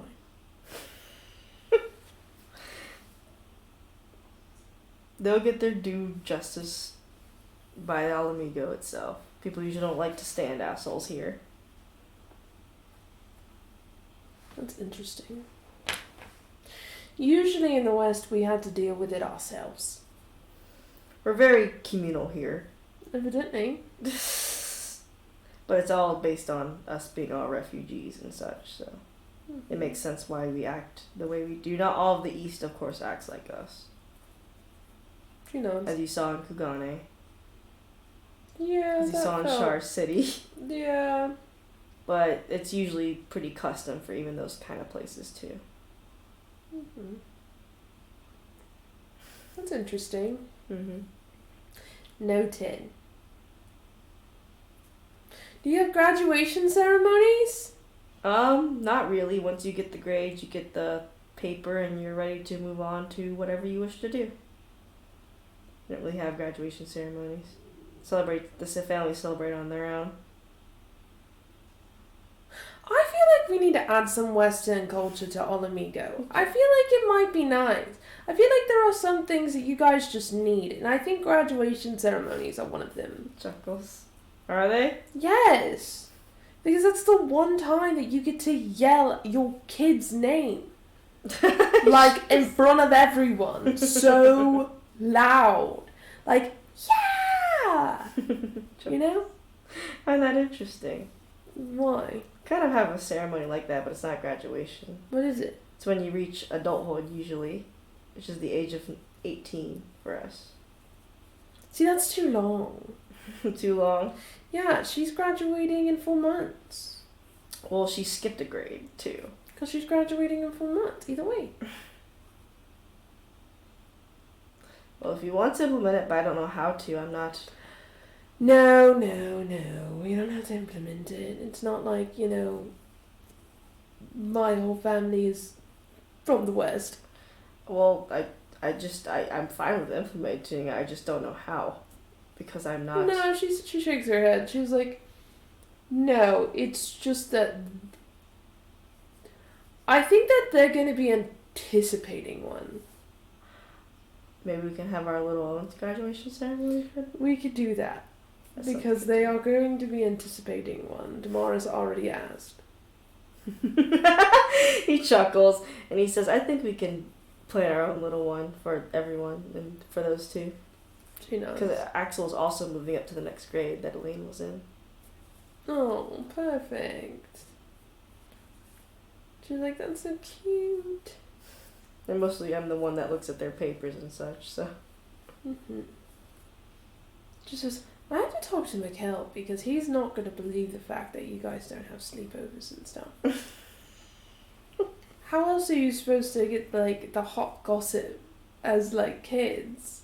What, you talk to each other if you want to talk in private? No, but you have to talk in private. You can't talk in front of everybody Well, because what if someone's listening? That's why you moved to a secret place in Alamigo. It's more hidden from away. It's not the same because someone still could be listening because what if someone else knows a secret place? That was the fun part of it. No, because you don't understand, okay? He chuckles. I remember the kids, okay? I remember when I was really, really, really little. I had a little sleepover where someone stayed over at my place with my parents before they went to the war. Mm-hmm. Were preparing to. And I remember laying down in the bed and they were right next to me and we'd be whispering under the covers talking about, oh my gosh, this thing, that thing, this thing, oh, parents suck. He chuckles. And I had casted light and so we had the little light from my hand and we were just talking back and forth.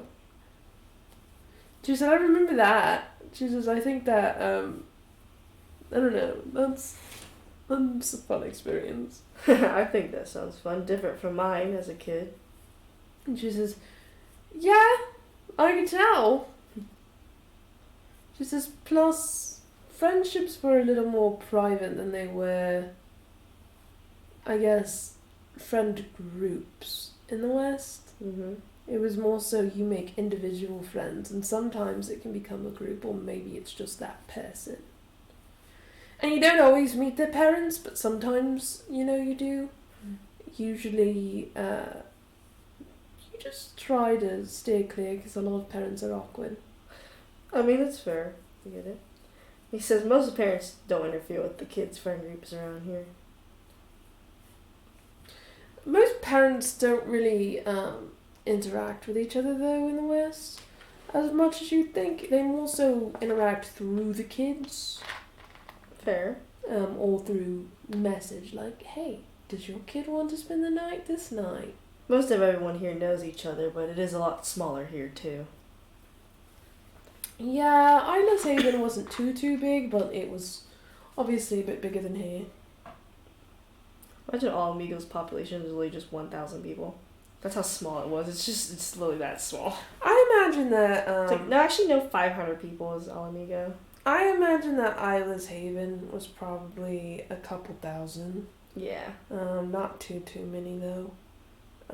Cap at 10,000, but it wasn't a small city by any means, but it was still a city. Imagine moving to the city to All Amigo, that's 1,000 people. Like, yeah, it's a little jarring. It's like, what? It's so small. And she says, but I suppose since you guys don't have too many people, you guys kind of know everyone.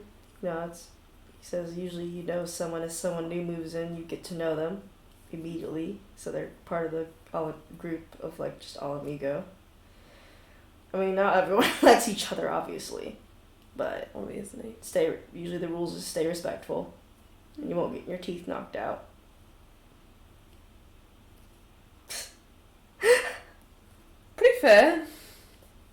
I have a few childhood stories I think I remember. Oh? Yeah, doesn't say anything more about it. No, please, don't stop there. You started, now you can't stop. I guess not. I know when I used to play in the big communal area, we used to have, our whole school used to play War, ironically enough. War? Yes. Like, actual war? Yes.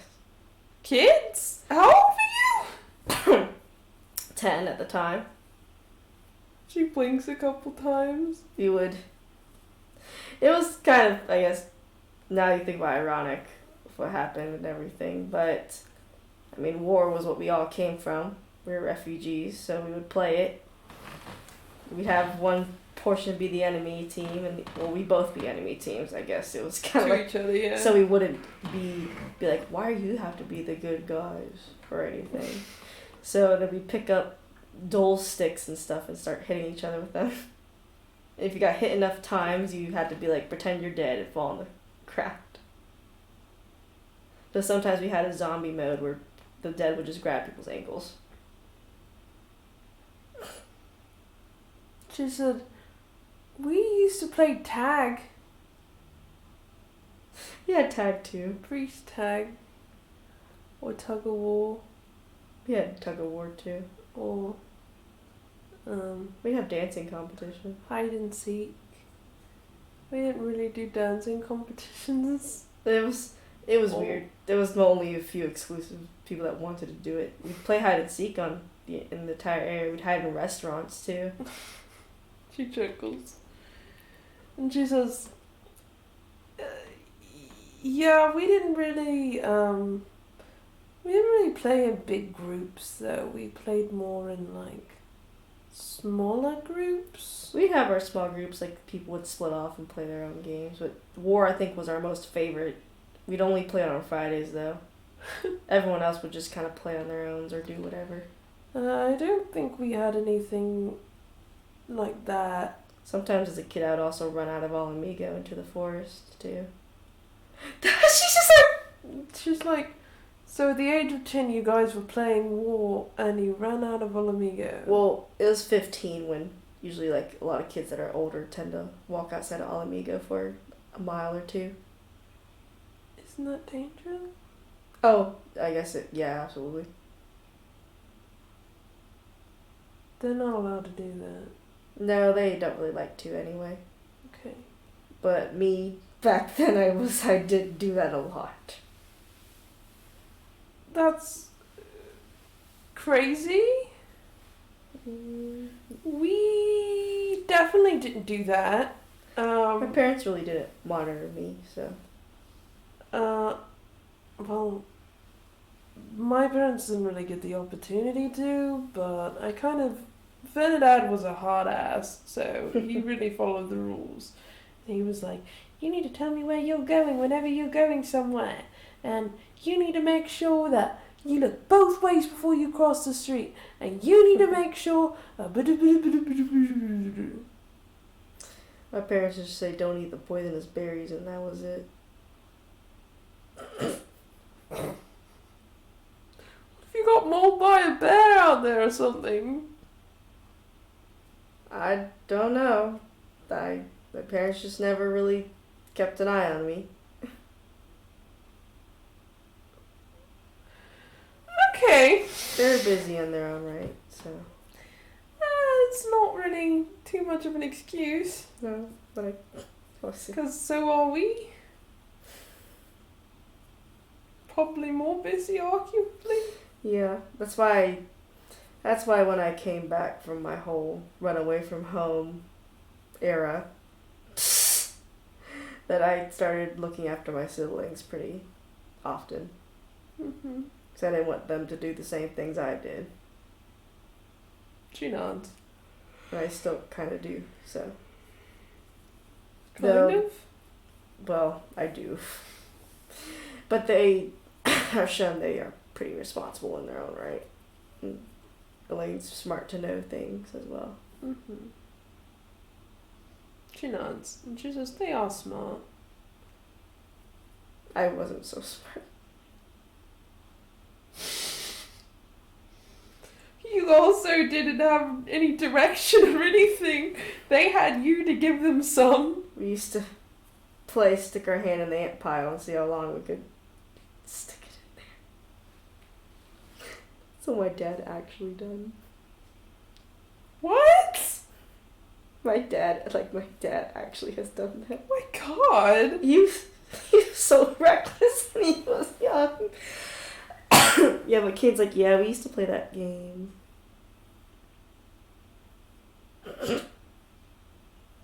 Okay. So, yeah, we're gonna have a conversation about what games are normal for kids to play and what games are not normal for kids. I East or already west to know play. which ones are not normal. Okay. Obviously, that's why I'm not having Elaine or Axel do those types of things I've done. Good. I'm glad we recognize that we had some bad childhood experiences. Yeah.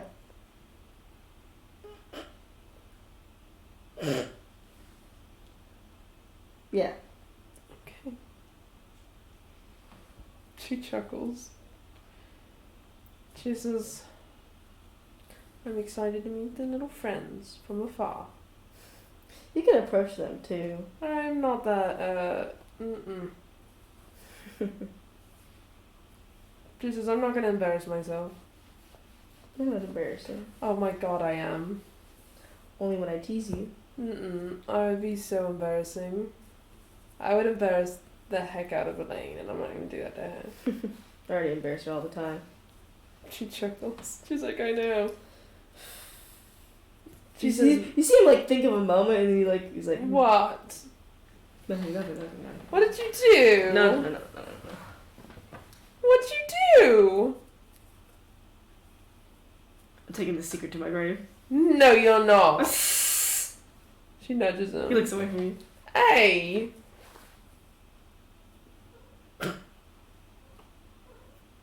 Come on. Just tell me.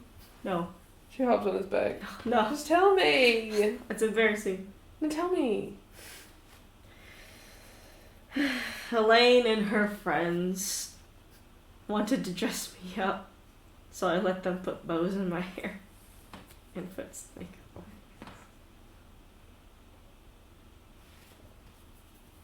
That's so cute. I bet you look like a really pretty princess. Don't say that. The prettiest princess I ever knew. I guess, I don't know, you're a prettier princess. I don't know, I think you have me beat. I don't think so. She chuckles. So her friends do know me a bit. Sometimes I play games with them. No, Sometimes I play games with Axel's friends as well. that's cute. Before, the whole thing happened here again. Mm-hmm. She says, yeah, but I think you're doing a good job. I hope so. She says, you are. She says, I can tell. Even when they're there for an orphanage for a bit, the days I go missing on those months were mostly to get to see them, so. Mm-hmm. I know. Couldn't exactly take them in. I would have changed the whole plan. I know what you're talking about. The whole plan? Mm-hmm. What do you change the whole plan to? Well, we would have moved all Amiga. Sooner. He's like, is that... He chuckles. Remember that time you thought I was being extorted? I still kind of think you were. You really think I was? Yeah, by a name. Well, then I guess you're right there. I guess you're right there. She says, You would have literally moved all of me in a blink of an eye yeah. around that time. And she's like, well, yeah, if you would have said that your two siblings were in an orphanage because you couldn't take care of them, yeah, we would have went to Olamingo so you could. Even in the first year. Yes. He chuckles. She says, if you haven't realised, I have a soft spot for kids. I know you do. Even as incandescents. I know.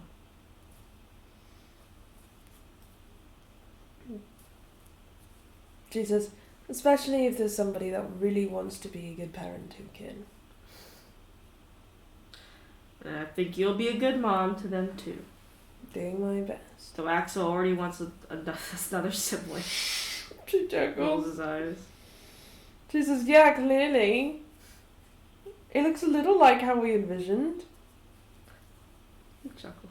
She says, but baby form. But baby for. And drawn by a 4-year-old. Elaine talks about it too. She does. She mentioned it one time to me. She said, when are we getting another sibling? I said, Elaine, it's not my choice. She chuckles. She says, probably when people aren't trying to kill us. Exactly. He chuckles. But imagine that's probably not a good environment. No. I'm already lucky enough that Elaine and Axel are pretty alright on their own. Plus your mom and dad have actually been taking care of them while we're gone. Yeah, they seem to really like them. Yes, I found out from your dad that they've been taking care of them, so. That's good. I'm glad they have someone to look out for. I mean, my parents can't always spend 24/7 with each other. They have to have somebody to spend all their love on. I don't know, they still hang out with each other 24/7 even with the kids around. She chuckles. She says, I guess they can't get enough of each other. I can't get enough of you, so I have to agree with them. She chuckles. She says, well, what are we going to do until they go and play with their friends? We're probably to be back in a couple hours since it's only half day today. Really? Mm-hmm. Where do they play? He points at the large area just in the middle of Alamigo. They have swing sets and stuff? No, we just pick up sticks and stones and whatever we got to start playing with them. You don't have playgrounds? We just make our own playgrounds and make up our own little worlds.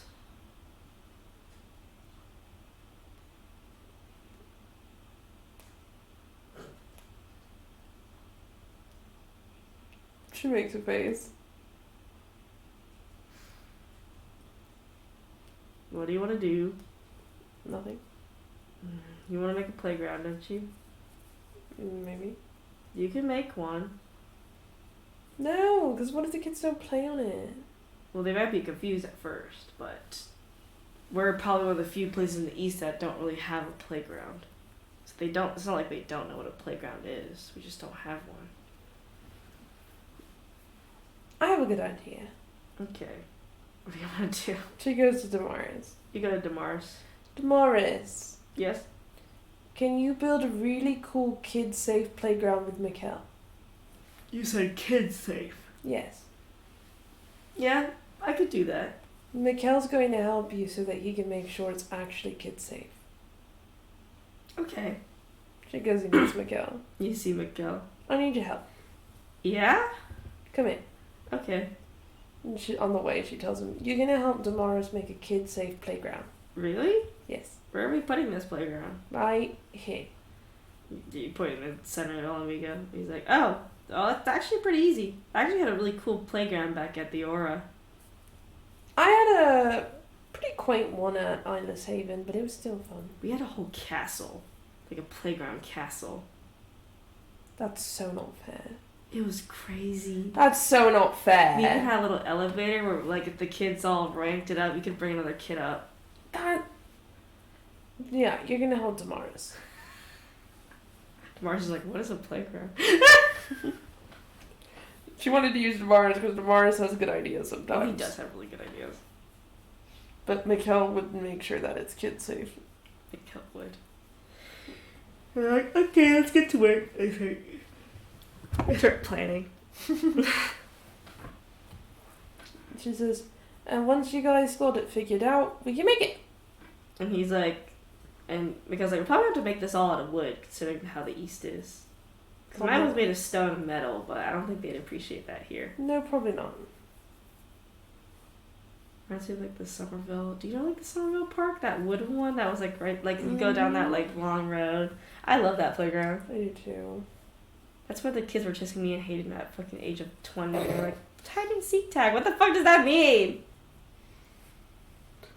They play that at the daycare a lot. I don't know what it means. Hide and seek tag? Like you just hide and seek and then you start playing tag if they find you. Like literally, Yeah. that's what it is. But like, bro. It's kind of stupid. But you know what? It gets some.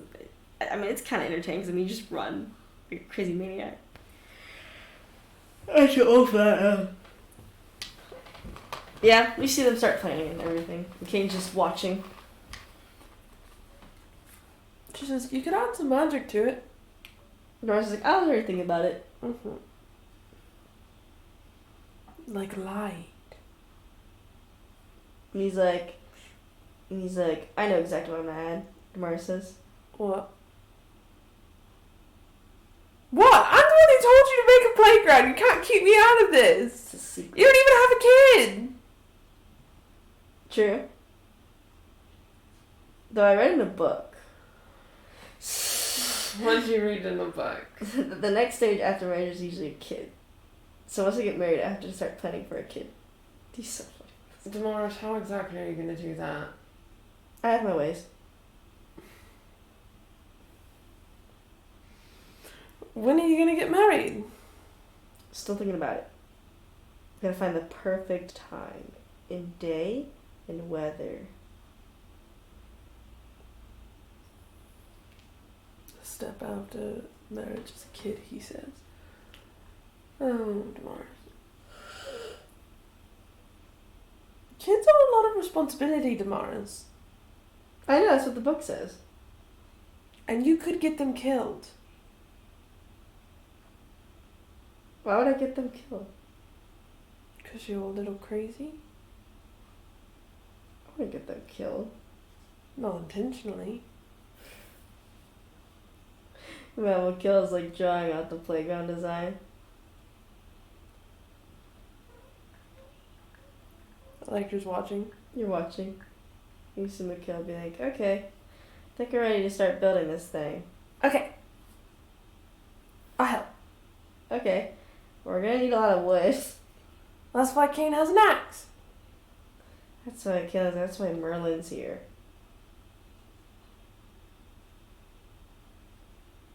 What about Bloodborne? Doesn't he want to be helpful?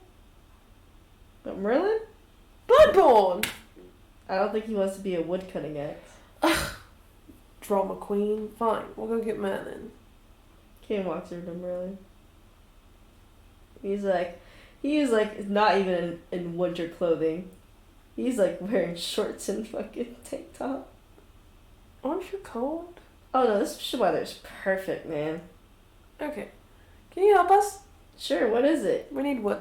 Oh, yeah, it's just fucking easy. He snaps his fingers, and you see just wood planks start to appear around him.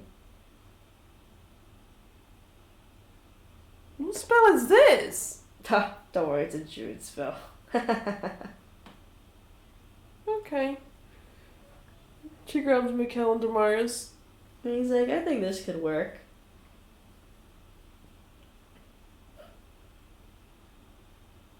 We start making a playground.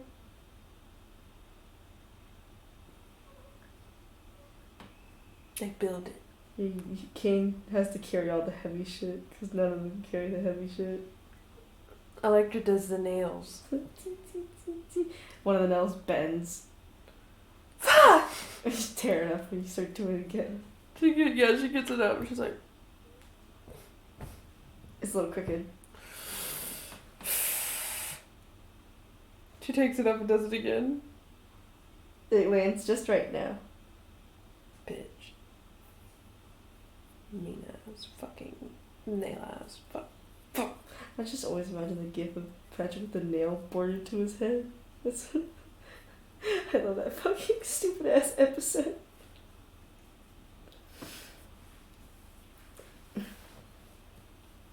And you built a little playground. It's like a little Eastern themed thing. Just like, it's so cute. It's very like Eastern themed, like almost like a little Eastern palace kind of looking thing. It's like a little Aw. walkway and stuff. She's like, I love it.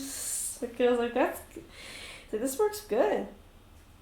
She pulls on Kane's arm. She's like, look at it. Well, it is very nice. I like it a lot. It's so cute. I'm sure a lot of the kids will start playing on this immediately. I hope so. And he says, and Mars says, well, with studying Kane's home, I realized that the kids don't necessarily like very like monkey gym swing sets as much as they do scenery. Because they always play their own imaginary games. Yeah. So I just, instead of making a proper Western playground, we decided to go with a scene. Which is sort of like a palace with a large bridge over like a waterfall type of look. Yeah. And also, no need to infringe our culture upon them. He did said I did add a few like attachments to it, like the monkey bars over there, but it fits perfectly in with the palace. Yeah, it does. Like an entrance. Damar says, and there's some cool little tricks inside this thing. Oh? Mm-hmm. Like what? He flips one of the panels over and it reveals another section of the playground. But it's like a smaller section, obviously, like a slide. That's cool! So instead of magic, I just used typical state-of-the-art illusion tricks. Aww. Aw, I think they'll like it. If I did magic, I'd have to concentrate on this thing 24/7. Unless it was like a glyph. True.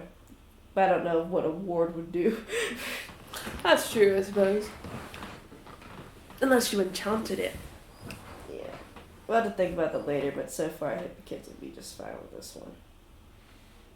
Pretty simplistic here. Mm-hmm. Thank you. No problem. I like building things. And Mikhail's like, that was fun. Mm-hmm. It was fun. Now I want to kind of play on this thing. You want to what? Play on the playground? Play on it. No. Why not? It's embarrassing. I'm too big for it. You can play on it with the kids. No, I think I'm alright. What? You don't want to play with Elaine and Axel? I mean, yeah, I do, but I don't know. Kids kind of scare me. What do you mean? They always hoard around me. That'd be perfect. Then you get to play on it. Well, they all hoard around me. They say random games. I don't even know what they want to play. Like what? What does Barbie Horse Girl mean? Checo. What does horse tag mean? I don't even know what's You going act on. like a horse and play tag. Like, it's always me, but why not anyone else? You're just that friendly. You're a hero. How rude. She says, you better get used to it as a hero. A bunch of people are going to come up to you now, especially kids. Kane says that is true. Most people still didn't really come up to me, but kids would approach me especially. But usually people were scared of me, so. God knows why. Well, wouldn't you want people to be scared of me, Electra? Of course. I mean, only you get to have me. Yes, but I'll never understand why they would be scared. I guess it's because of my beauty, as you always say. I think so too. Chuckles. But then you don't really hear a bell, you just see kids start to filter out of the school. Jason, stay right there, Mikkel. No, Mikkel starts leaving. She grabs him. No! She's like, stay right there. You see the kids like look at like, what the heck is that? What is that? But the kids immediately start playing on it. They're like first like, what is this? What is this? And they start like playing around and exploring it already. You see Elaine come out with two other girls around her age, you think? She pushes Mikkel towards the little playhouse. He starts, as soon as he approached, like you push him towards it and he's like run away, like skitter away, the kids just start flocking to him. It's crazy. They're like, it's like a magnet. She chuckles. He's like, Tell them that you made it. They'll really like that. He's like, I made a sick, really? Mm-hmm. And they start forcing him to play on it. And they start touching his armor and all his fucking shit. Of course, he sheathed his sword, so he's not playing on it. But they're like touching him, asking questions. They're like bombarding him. She's chuckling. It's overwhelmed, but he actually seems to manage these kids very well. Did you come up with a hero name, Mikkel? No, not yet. Better start thinking on it. I'll have to think about it. Maybe tomorrow, because now I'm getting surrounded by these kids who want to play hide and seek tag. Have fun. It's like a war. Wait, Alexa, you can't leave me here. No. She walks away. But you do notice he's actually very good with kids. Even though he's like, oh my god. She chuckles. You see all the kids just playing around the thing. Just, well, it seems like they like it. I think they more than like it. You see them all over it. Where's Axel? You see, Axel's walking up of school with another little boy his age. Oh, he's got a little friend. Yeah, they seem to be talking. And she looks at Elaine. Oh my god. So you see Elaine has two other like girlfriends, but the crazy thing is they all have books. They all have what? Books.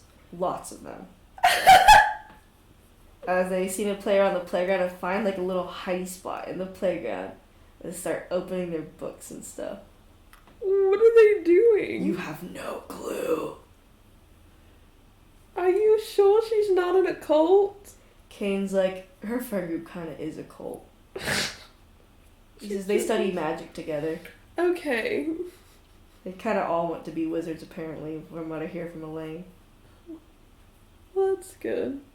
So they're all study together when they can. At least they're having fun. Those other two, they're also dangerous spellcasters. One of them already knows how to cast telekinesis. Jesus. But she can only move, I think, at most 2 pounds. Dang. At the age of, I think she's 15. Wow. That's crazy. And the other one knows how to cast chill touch. Oh. That's not good.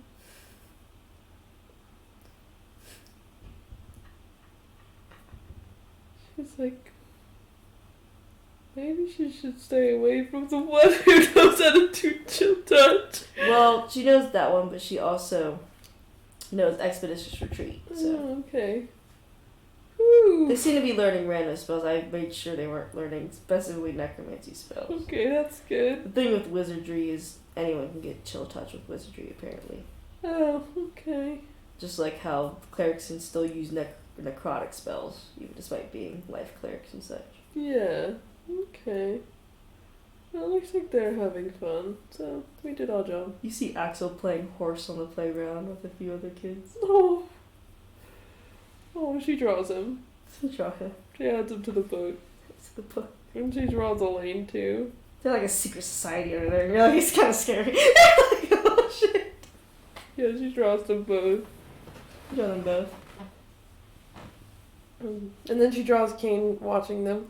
Yeah, you see Kane just kind of like watching them. Like, he does kind of like a dad. Like, he's just like watching over them like he's a parent. She draws that too. He's like, are you drawing me? Nope. I'm drawing the kids. Why are you looking at me then? I just wanted to see what you're doing. I see. He looks around. He's like, do you want to meet their parents? No. It's okay. I've actually met their parents. You have? Yeah. She's like, that's cute. Well, idle chatter sometimes happens out here when the kids are playing, so. She says, I'm sure. She looks for Mikkel in the crowd of kids.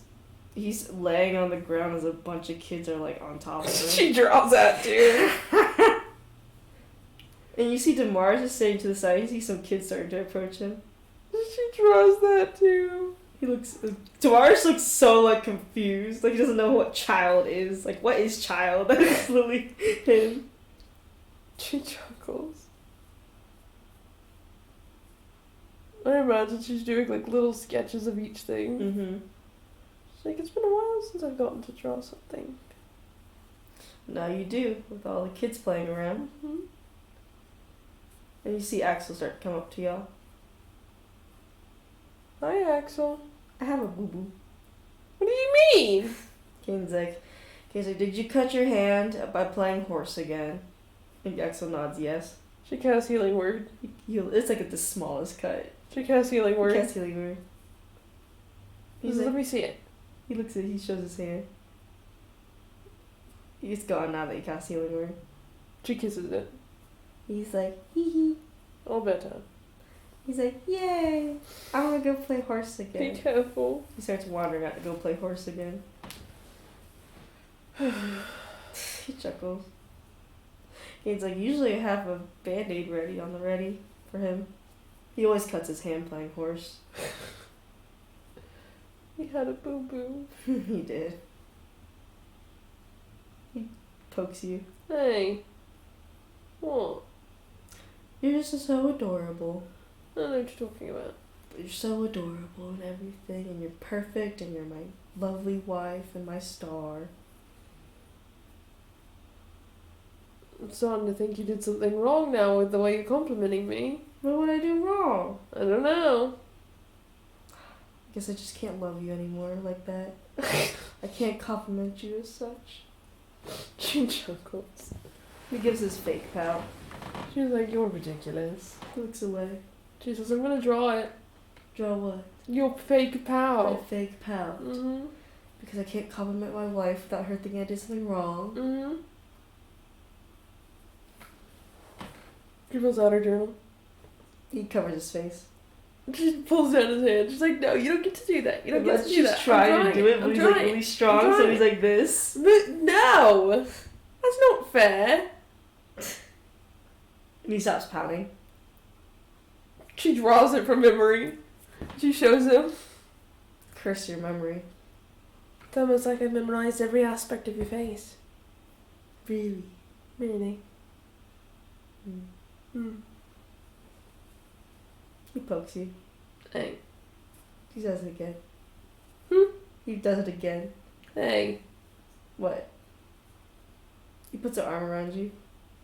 You're ridiculous. Am I? Yes. Quite. Because you love a ridiculous man. I really do. I guess it's in my blood. It's in your blood. Mm-hmm. Only one person, though. Mm-hmm. He chuckles. I mean, my mom loves a ridiculous man, so it was destiny. I think your mom was the ridiculous one there. I don't know what you're talking about. My dad's pretty ridiculous. How is he ridiculous? Have you not seen how he acts? I don't know, he acts pretty normal to me. See, that's because you're Kane. Because So I'm Kane. But to me, it's very clear he's the ridiculous one. He's the ridiculous. She might be crazy, but he's ridiculous. Ridiculous. Guess ridiculous and crazy go together. Seems like it. I guess I have no other way though. This is me too. All the kids start scattering home. You think it's about time when the kids start scattering home. You see a few kids that just kind of stay around the playground. But you see Elaine and Axel come back up. Have fun? Yeah. That playground was so cool. I'm glad you like it. I definitely know y'all made it though. Built it, yeah. Yeah, I was watching out the window. You weren't focusing in class? Well, it was half day, so it was just like, I don't know, independent time. Oh. In my last class, anyway. Yeah, we were building it. I figured that, since where I grew up, there were a lot of playgrounds and stuff that you guys might want one. Oh yeah, I always heard of playgrounds. Like, there are playgrounds in the east, but we just never got one in Alamigo. No, you haven't. Yeah, because we always just imagine things. But that was fun. I can't wait to play on it tomorrow. Yeah, it looks like you had fun. So Elaine's energetic. And Axel, you look like you had fun too. Axel's like, I like playing horsey. I can tell. So funny. You like horses. Yeah, and I like to play war. Oh. Okay. I'm gonna try having fun. And she's like, okay, well let's go home. Yeah, y'all take the kids home. Because I'm cooking. Kate says, fine. What do you guys want to eat? I don't know. I like to eat anything. They actually don't seem picky at all. But what do you want to eat? Elaine's like, something with meat.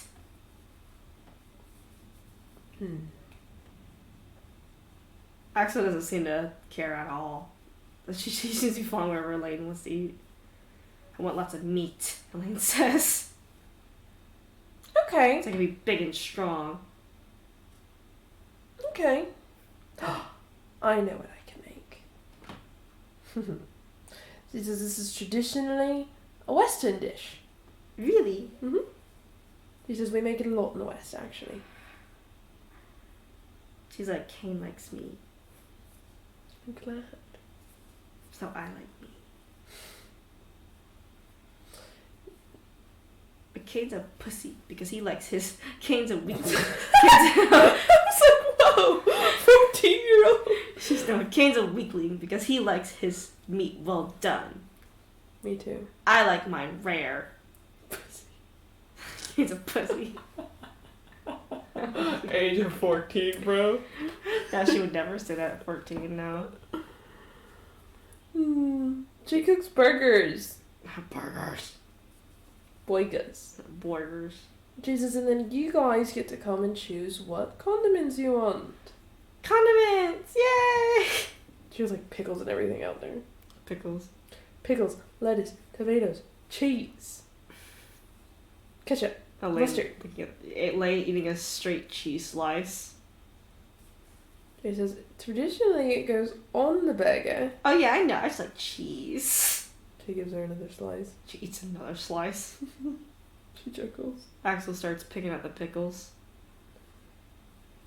You like pickles? Axel nods. Me too. She gives him another pickle. He eats another pickle. She's like, well, make your plates. She hands him a plate. Yeah, they start making their burger. Elaine stacks hers really fucking high. It's like 3 layers. This is... Then you eat it with your hands, like this. Kind And of like a she's like- sandwich. She's like, oh yeah, no, we eat a lot of stuff with our hands here. Mm-hmm. And they grab the burgers and they start eating it. She says, well, what do you think? I like burger. Elaine literally says, I like burger. She chuckles. Axel seems to be enjoying it because you can see he's eating it. Like, he has a little smile on his face. So, what are you thinking? Kate already ate his burger. I'll take that as you loved it. He grabs another burger. And she made a shit ton. She's like watching Kate eat, like, have more. Another thing. Kate eats another. He just literally swallows it whole. That's so Elaine finishes her fucking 3-decker burger. Dang. Good on you. And then she like looks at Kane. She's like, I bet you couldn't eat another one. I can eat more burgers than you. Kane like glares at her. You can't beat someone who won the eating contest 20 years ago. She chuckles. He's like, I bet I can. They start fucking swallowing burgers. Oh God, I'm gonna throw up. Like just watching. Yeah, she is. She's like, I wonder who's gonna throw up first. Who's gonna throw up first? Well, Elaine's probably gonna throw up first because Kane's con saves are fucking gnarly. This bitch don't. Elaine got no con save. She's just eating her burger casually. Like she just like has 2 burgers and she's just like watching them swallow burgers. It's just bread, cheese, and burger. That's what I bet it is. Cheeseburger. Cheeseburger. Can I have the Roblox sound? It's like, can I have cheeseburger? I need to go find it. I know what it is because I fucking heard the kids. Yeah, Elaine is not gonna get this shit. Oh, not with the nat one. Oh, Elaine's so gone. So Kane eats a total of 7 burgers in a row. And Elaine only does 2 before she's like, gone. Her head's on the table like, Oh, are you okay? she's like, and Kane's like, he's like, I told you you'd lose. She's like, curse you. And she literally says, curse you. She chuckles. She's like, are you okay? She's like, yeah, I'm fine. Don't throw up. I don't feel like I'm gonna throw up. I just know I'm gonna be on the toilet later. That's what she literally says straight up. She chuckles. And Kane's like celebrating his victory. She's like, good job, Kane. He's like, I should have known better. Than going against somebody who ate 10 pounds of meat within an hour. She's like, yeah, probably. And who's also like 3 times your size? You think she's alright, she's just exaggerating. She's so exaggerating. I should have known better. Yeah, she's so exaggerating this. You think she's definitely so full, but she's not like gonna be throwing up for anything. She's just like, curse you. And Axel just finishes 1 burger. Did you like it, Axel? He nods his head. Good. She says, I have a lot of recipes from the West that I figure that you guys haven't actually tried. Yeah, we tried a lot of East recipes. Kane's gotta make you his soba noodles though. His what noodles? His soba noodles. What's that? They're like a thick, like hot noodle in a nice bowl of like just broth. Ooh. I always love it when Kane makes it when we're sick. Oh, that sounds good. Yeah, and also it's hard to tell when Kane's sick. No, it's not. Kane's like, what? It's not hard to tell when you're sick. Yes, it is. She chuckles. What? She says it's not hard to tell. What's the signs? You get the sniffles. That's the telltale sign. You get the sniffles. And then you sneeze. And then Elaine's like, hopefully you don't get sick because of how cold it's been. Not if I have anything to say about it. Kane's like, well, I haven't got sick yet, so I think I'll be alright. Don't worry, I have greater restoration in case he does. No more sickness. Elaine's like, no more sickness. Not in this house. Elaine's like, I'm going to go to bed. I'm so full. Okay. Axel follows her to the bedroom. Sleep well. She's like, wait, no way. Kane's gotta tell us one of his hero stories before we go to bed. And Kane's like, no. Yeah, And tell he's us like- your hero Elaine's stories. like, tell us the funny one. Yeah. Have you the told Electra the funny one? No. Elaine looks like she has a mischievous smile. She's like, Kane doesn't tell me anything. because he doesn't think they're important. Even though they're so important. kid's like, I have too many stories to tell. I don't think I could go over all of them. I feel like you're a liar. I have too many. It'd take maybe like a week for me to go through all of them. Okay. Electra, you don't have enough time for me to sit down and tell all my stories. No, but we can split it up. He's like, yeah! He actually tells us a bedtime story.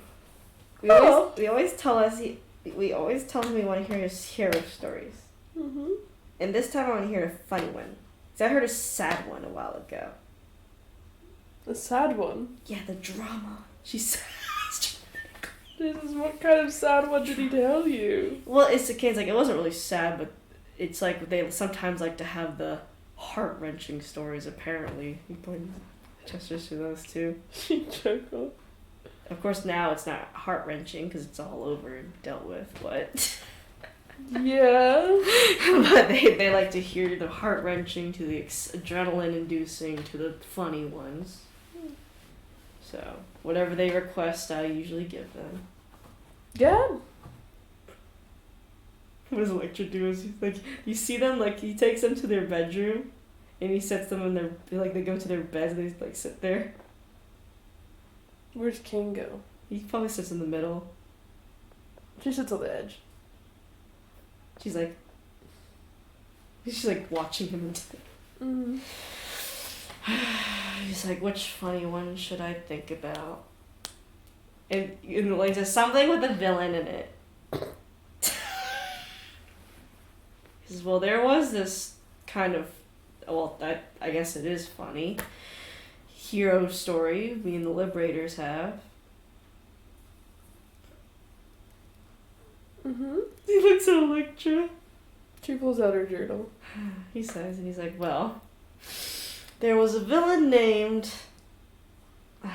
He's like, it was a kind of a funny name at the time.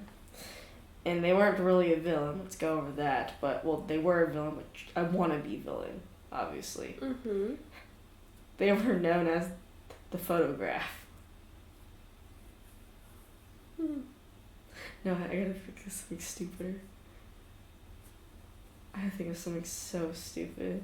Slow-mo. The sloth. Slow poke. I know what I'm gonna do. Yeah, he said their name was the Slowpoke. And the two kids giggle at the name. So, apparently there was a threat of somebody who would try to race people and scam them for all their money. At first, we investigated because we really had nothing else to do. So why not? We just got off of a big adventure. It's been a week. This seemed like probably something that's just nice and easy to take on. Mm-hmm. So we thought this, as much as this, how stupid the villain name was, we thought there was a whole muggling ring going on under this whole racing track and something, whatever, right? Because these rich people were being scammed out of their money. Mm-hmm. Well, not rich people, but just everyone was being scammed out of money, even like the innocent, right? Mm-hmm. So we looked into it. Apparently there was a horse racer, that would have won everything no matter what. And no one could find how they were cheating. Turns out that when we went to go investigate, Tisha saw that the person didn't move at all. It was an illusion? No. It was a physical illusion. They didn't have any magic. Oh. They would just stay at the finish line as they sped up the race, and it would act like they already reached the finish line before that. It was really complicated, but also how the heck did anyone believe that? So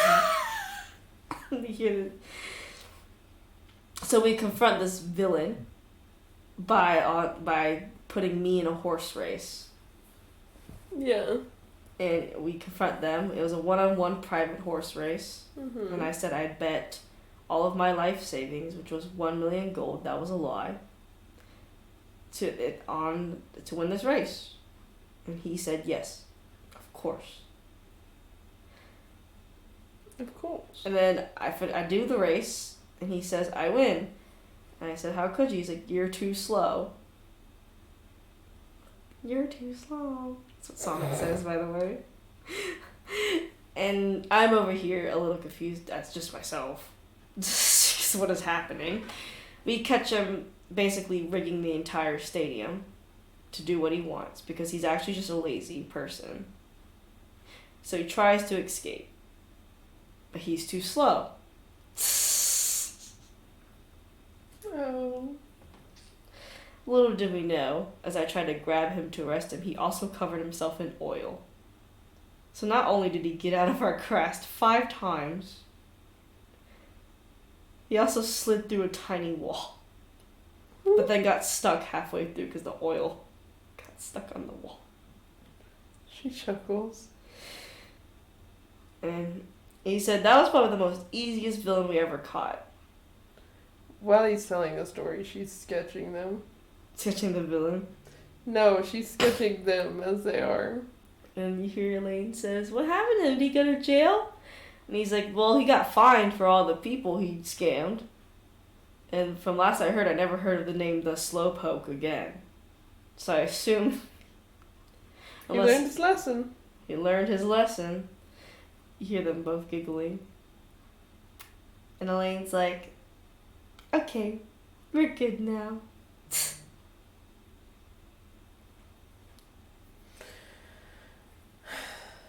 She says, that was a lovely story, Kane. You know, as much as I have a lot of crazy villains, you won't believe the amount of weird and silly villains you'd find in between all of those. I'm sure you have a lot, actually. Let's not forget about the tree hanger, the tree hugger. Tree hugger? That was a villain. Not really a villain, another new rising villain, the tree hugger. Merlin's villain. It was Merlin's villain. And Elaine's like, I love the tree hugger story. Oh? It's really funny. Seems I have a lot of stories I need to learn. He has a lot of funny ones. You wouldn't believe the amount of funny ones he has. I really wouldn't, because Ollie tells me all the bad ones. And he says, you should also tell her about the time you were on a raft and y'all got slid down an entire mountain. You got slid down a mountain? Kane's like, it was kind of like a water ride. Oh? We were trying to escape from an explosion. The fastest way was to go down a log down a river. But Merlin decided it was fun to also have it spinning. Smart ideas all around, it seems. Because he was panicking, so he made the entire log spin, almost drop. When is Merlin not panicking? And he's funny, but he tucks them into bed. He says, wake up early for school. They're like, yes, sir. Like he's there in the army. Yes, sir. Good night. Good night, Electra. And he closes the door to their room.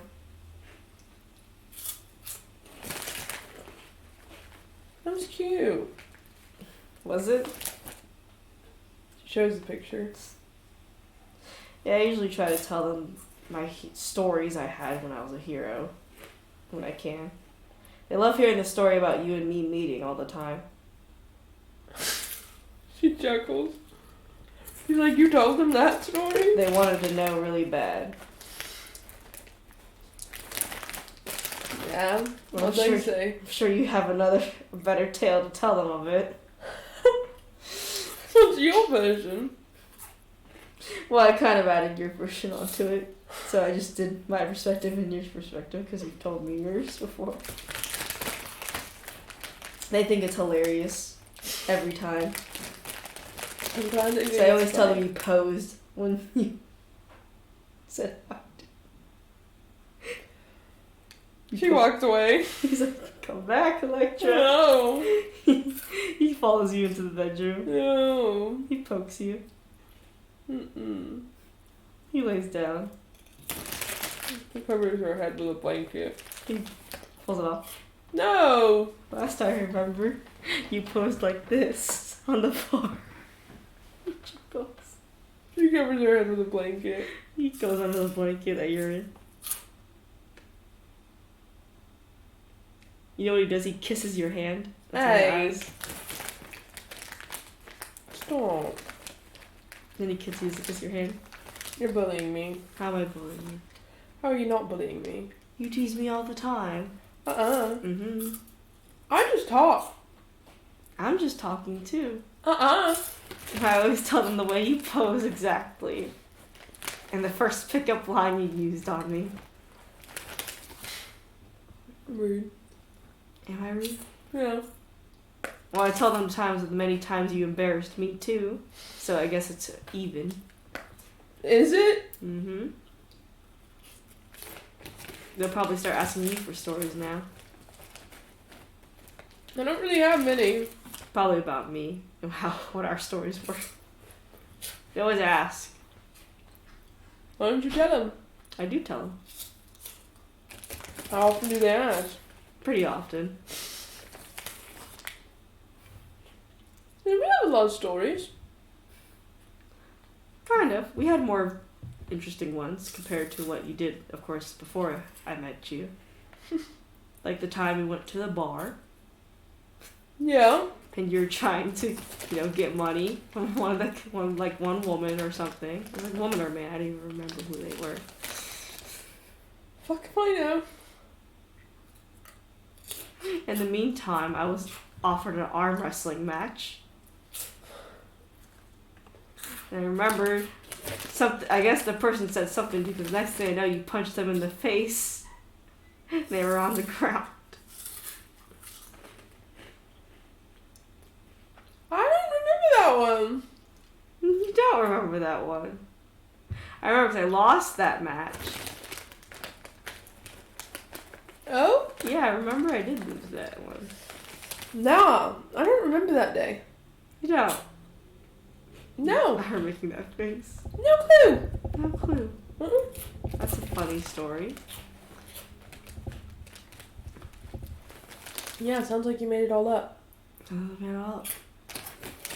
Well, the one time we were trying to escape on a carriage because we both kind of pissed off the town that day.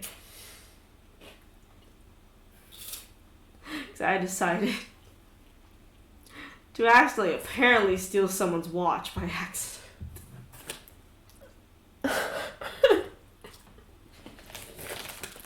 So we're trying to escape on carriage. How'd you manage that again? He's like, so remember my horn actually hooked onto that display stand a bit, and then it took that watch off of it. That's right. And as me, I'm trying to de-escalate, be like, oh no, here's the watch. I guess you were on my side for some reason. Yeah.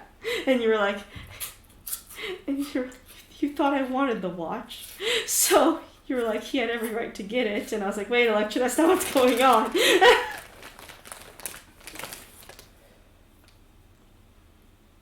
It could have been. She was like, I told you I wasn't trying to steal it, but I think you thought I was trying to steal it. So I didn't think you were trying to steal it. you did it. Uh-uh. I just don't think you should ever have to apologize to anyone ever. Exactly. So we had to leave on carriage, but as the carriage was moving really fast, the carriage broke away from the horses, and we were tumbling around in it for a while. But I had to hold on to you the entire time because I would have crushed you.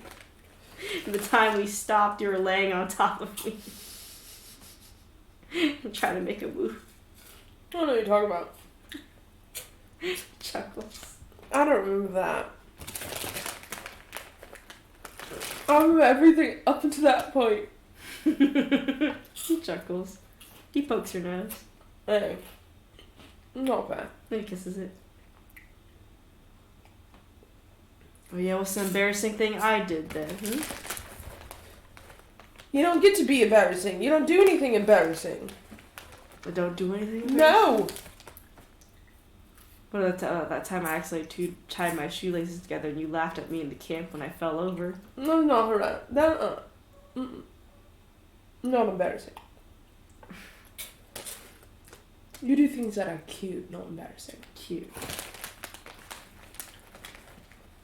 Everything you do is adorable. Everything I do is adorable. Yeah. So remember the time I tried to give you flowers, but they got ruined, so it's only the stems, but you still kept them? Adorable! That's so true. Or the time I tried to give you a rose, but you didn't know how to take it. I mean, how was I supposed to take it? It was a red rose. But they have thorns. I know. And so I scraped off the thorns with my hand. And I started bleeding. I know! And then I cared more about your hand bleeding than the rose. He chuckles. What else am I supposed to do? Giggle. Chuckle. You already chuckle at some of my little embarrassing stories, huh? I don't giggle. Or chuckle. What do you do? That. I stare at you. You stare at me. No. I think that's taking a page out of your book. Really? I just look at you adoringly. Adoringly. You stare. Mm-hmm. I look at you adoringly. He chuckles. Yes, and I always get caught off guard when I see you look at me adoringly. I do my best. You do your best. That's the goal. Well, it's always working. Too bad you didn't realise this until 4 years later.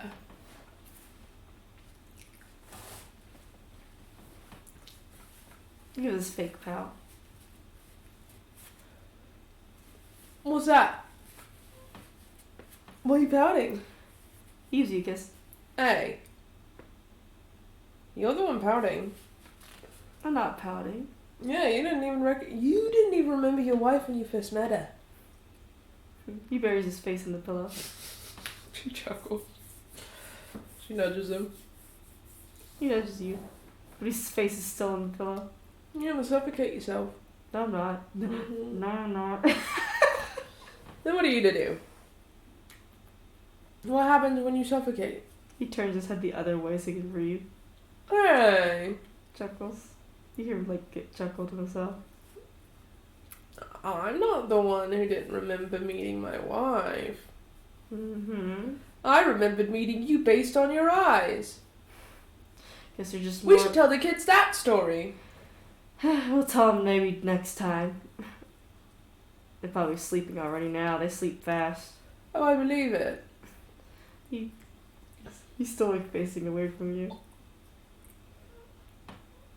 She leans over to look at him.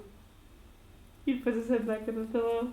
Hey. That's not fair. What's not fair?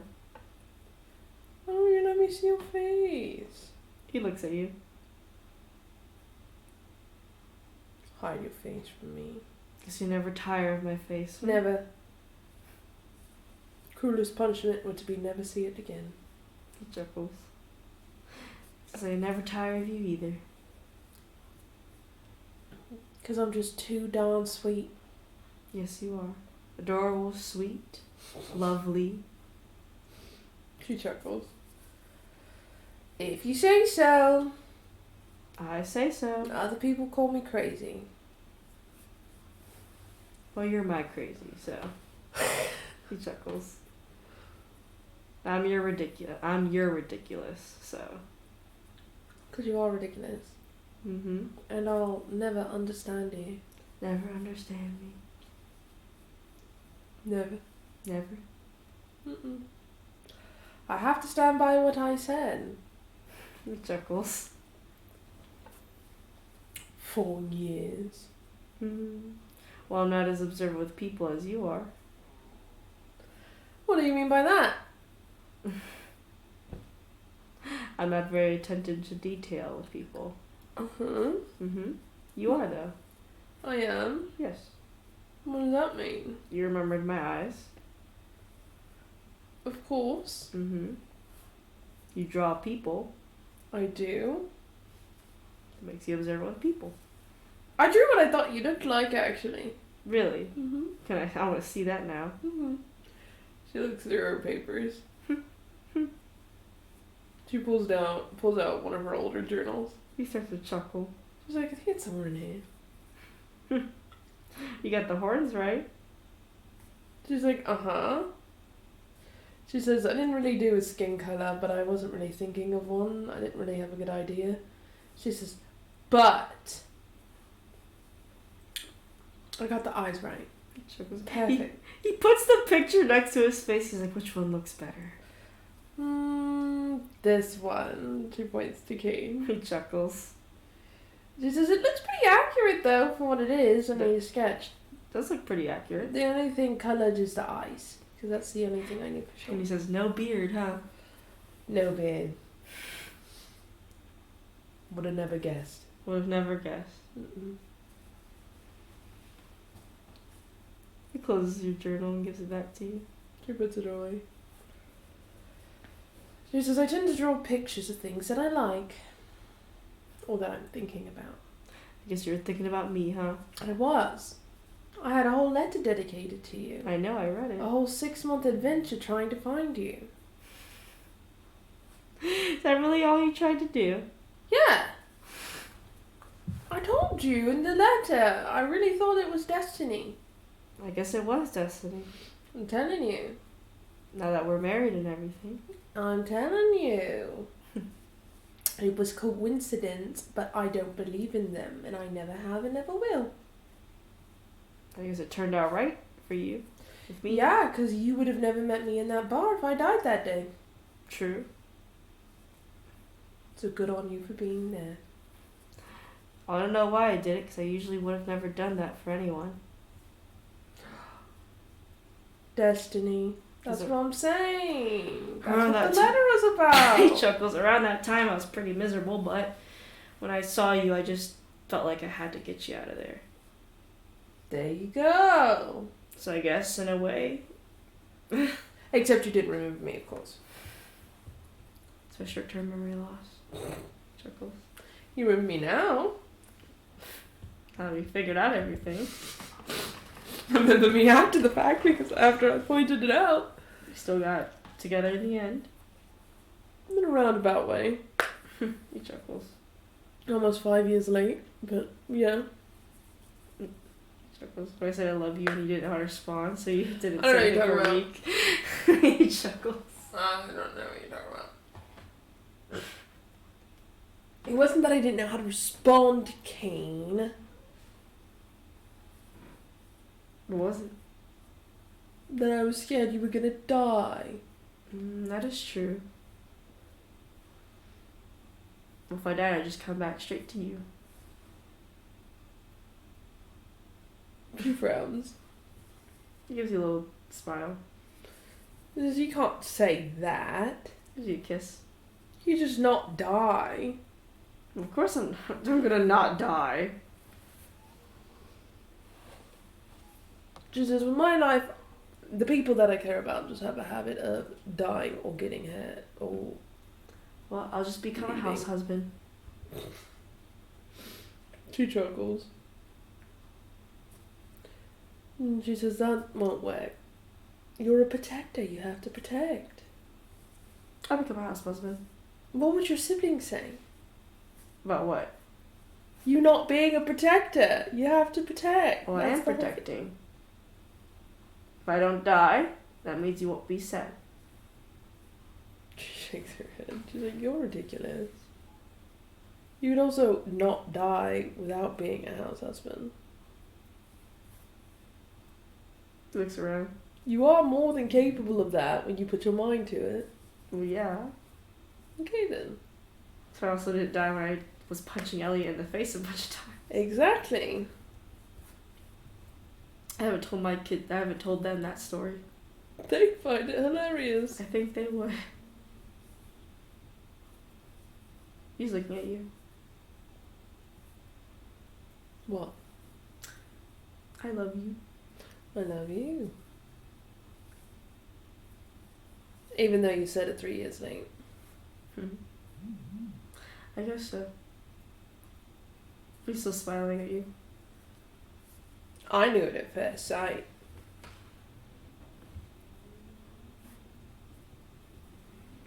But you remember your wife. Forever gonna hold it against you. Everyone's gonna see.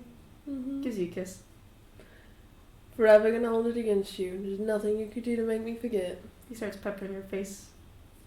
Never, never, never, never gonna forget. Never? Nope. I guess I'll stop kissing you then. Yeah. I guess you have to. He gives a dramatic sigh as he buries his face in the pillow. She's like, no. He gives a little sulk. I was joking. He pokes him. He looks at you. I was joking. Well, now I have to ask for permission. No, you don't. Can I kiss you? No. You're ridiculous. You are my husband. I think I've said I do 1,000,000 times. What's one more? Chuckles.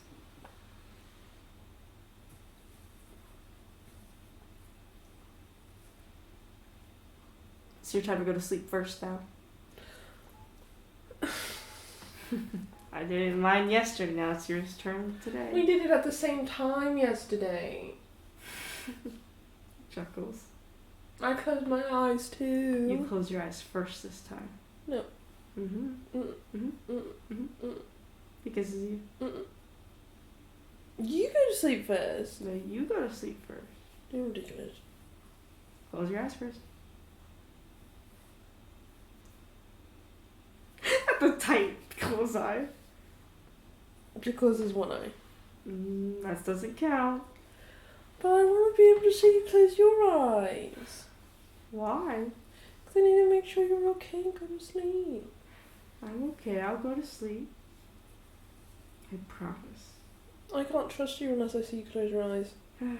Fine. He closes his eyes. She closes hers. This kid doesn't do that. She opens her eyes and looks at him. Looking at me, aren't you? I had to make sure you actually go to sleep. He actually pulls you to his chest so you can't see his face anymore. Hey, that's not fair. That's rigging. You're rigging the game. I am reading the game. What am I supposed to do now? Gonna close your eyes. Fine. She closes her eyes. You don't know if his eyes are closed, but you hear his heartbeat slowing. She trusts it. I don't think you can automatically do that on a whim. That'd be scary. Some people can. Yeah, some people can't. I know. That's why it's scary, dude. Like, how the fuck are you able to do that? Yeah, really, bro. That's fucking it, though. Mm-hmm. That's fucking it. That's fucking it. As you sew your blanket. Not sew your blanket. Crochet your blanket. I might make it into a tote bag instead of a blanket.